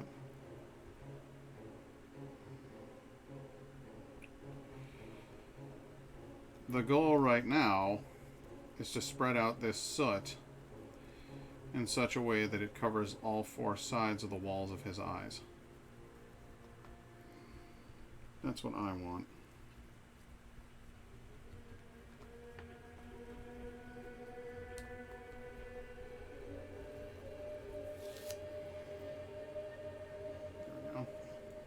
But, as you can see, these are some friends behind us. I've made a skull, I've made a jack-o'-lantern, and I've made a weird swamp monster thing, which is finally burning down enough that you're going to start seeing some action on those eyes there. I'm pretty excited about that.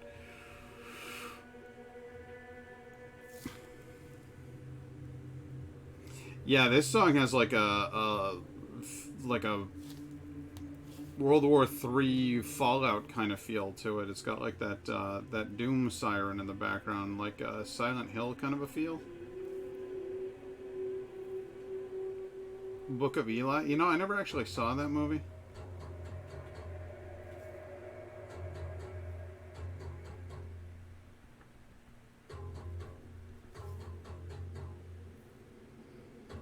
This gives me John Carpenter vibes right here.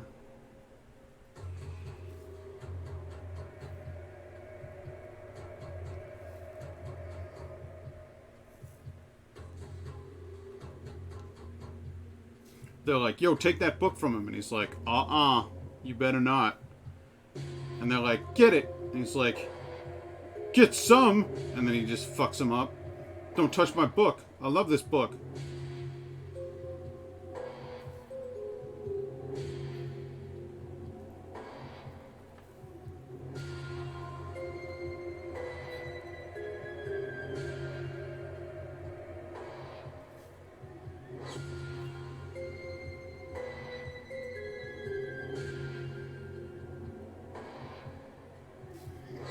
I saw Book of Eli only once. I don't remember much about it, but I do love me some Gary Oldman. Oh, Gary Oldman's in it?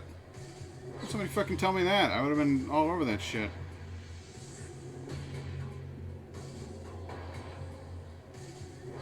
You've heard You Had Me at Hello. Well, this is You Had Me at Gary Oldman. You Had Me at Oldman.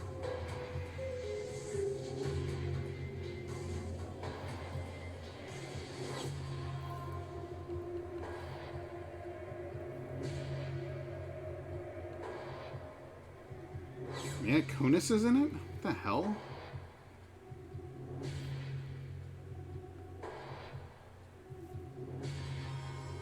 That cast is all over the map right there.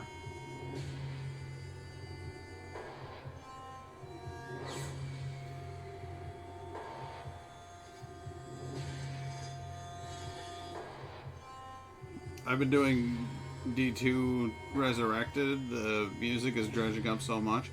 I can't spend money on Blizzard right now. They fucked up too hard. I canceled my WoW subscription.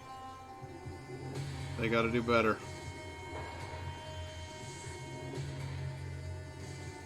And it's a bummer because I fucking loved Diablo 2. I thought Diablo 3 was mediocre.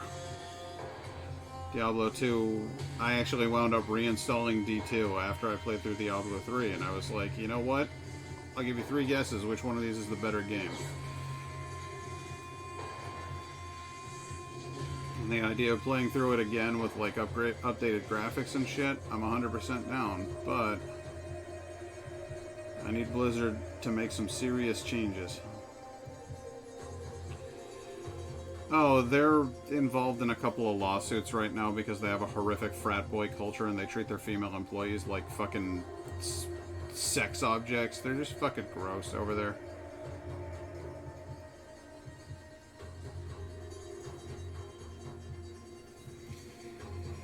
Yeah, they kind of suck. And it's a major bummer. Because I used to really, really admire them. I grew up playing their games and thinking that they were pretty much the cream of the crop.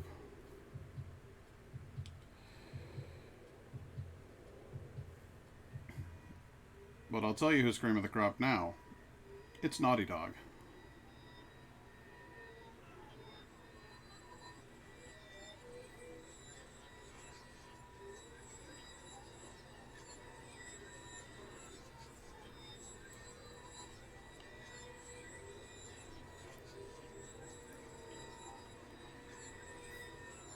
Hey, listen, not everybody has to fucking protest every goddamn thing that happens, Chris. Just because I'm an obsessive political weirdo doesn't mean that you can't play D2. Like, we're good. I'm not judging you over here.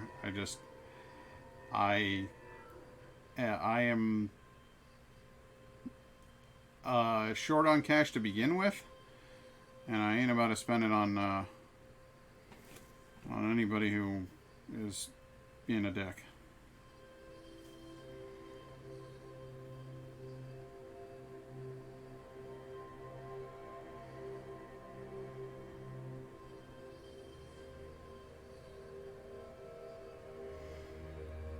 Everybody treats their staff like shit during game development, but Naughty Dog at least has got, like,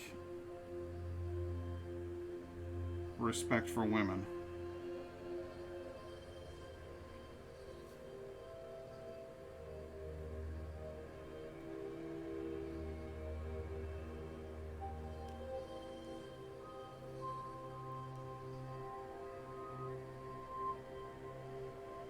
But yeah, every major publisher at this point needs to completely overhaul their fucking crunch culture bullshit and make their institutions livable. And gamers need to take responsibility for that too.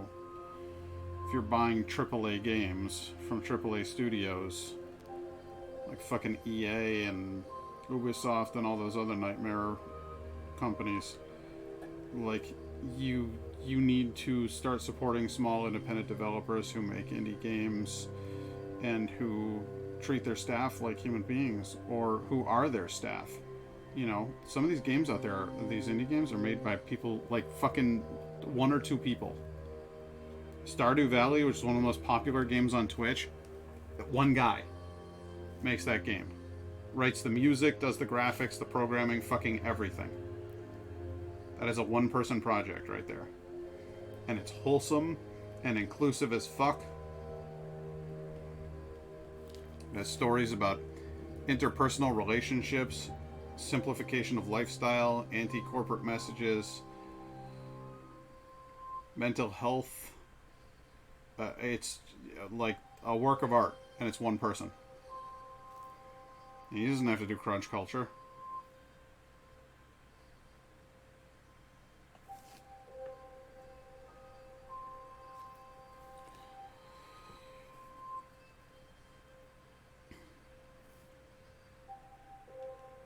You can make a marvelous product without treating your employees like shit.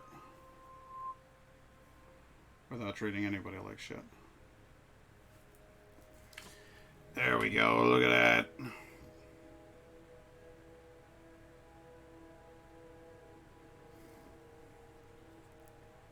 Fuck me. Okay, now I've been burned by metal. Good.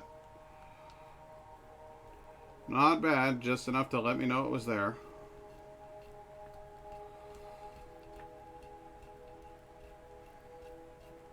Just enough to let me know it was there. Give you a little reminder. Hey Pat, you're made of flesh. Hope you hadn't forgotten. Goodbye.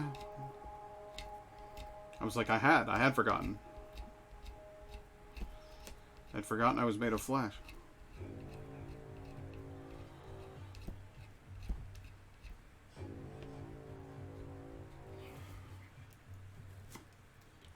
Alright. That's our boy. He's coming along real good. I'm excited about the top. I like the way that the bricks are laid out here. I need to put a couple more divisions here. Hang on.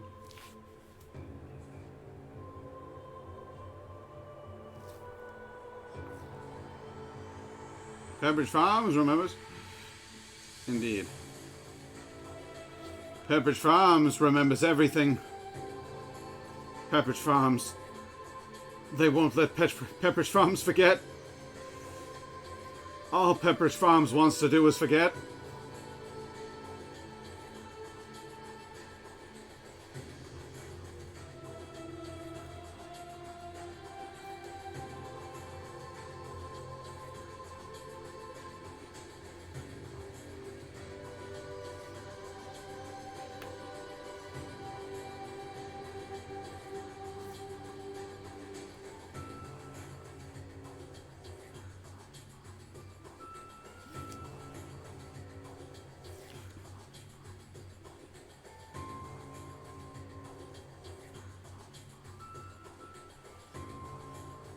There we go.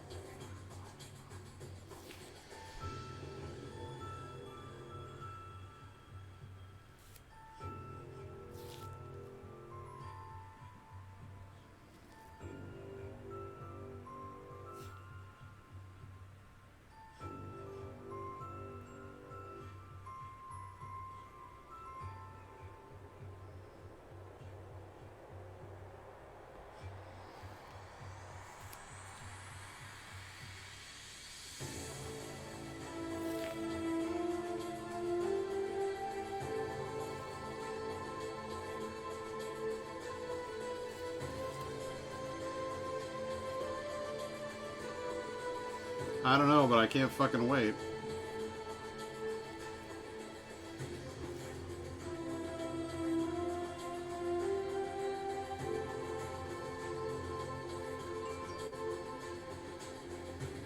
Two terrible companies that do terrible together.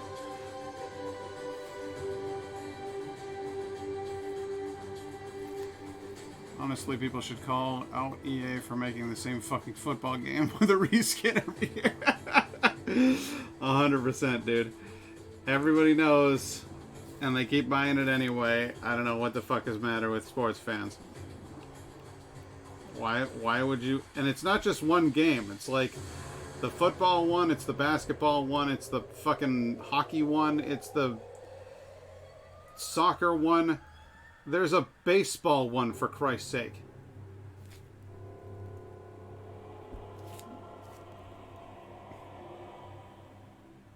Alright, so there's our creepy boy with stones all around the top.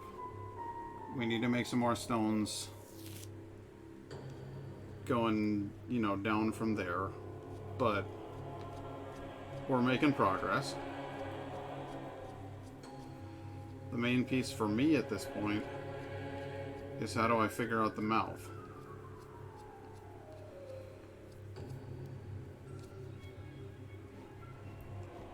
Because I want, again, I want like a grimace. I want like a kind of a look.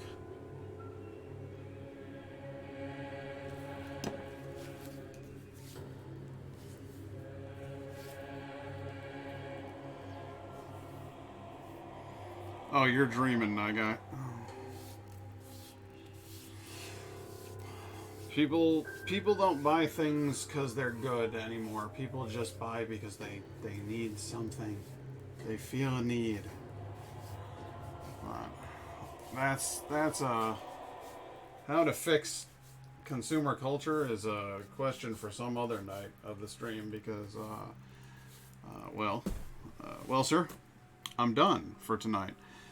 We've got a one boy, we've got a one pumpkin, and yes, he does have some dumps. We have a one skeleton head, and we've got one swamp man, and we've got one magic wand.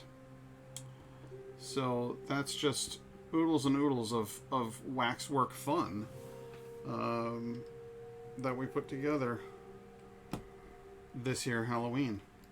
And I'm probably going to do another one of these because I actually really enjoyed it. And I think I can do more with that Rook character. And I have, I've got a couple more candles to work with here. I've got this guy. And I've got this guy. So maybe I'll do, maybe like a Sunday shorty stream. Something like that. And we'll do those ones. But this is, I had too much fun doing this. Maybe carve out a body shape. And then put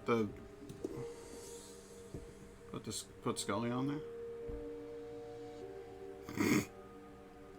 Used to be that. Well, you will find out if you keep it here, kids. In the meantime, since I have not checked and seen if there is anybody to raid in a while, I'm going to go ahead and do that. See if there's anybody that I could raid, because we've actually got a fair number of people here. And I don't get that very often. That's a rarity for me. So what I'm going to do is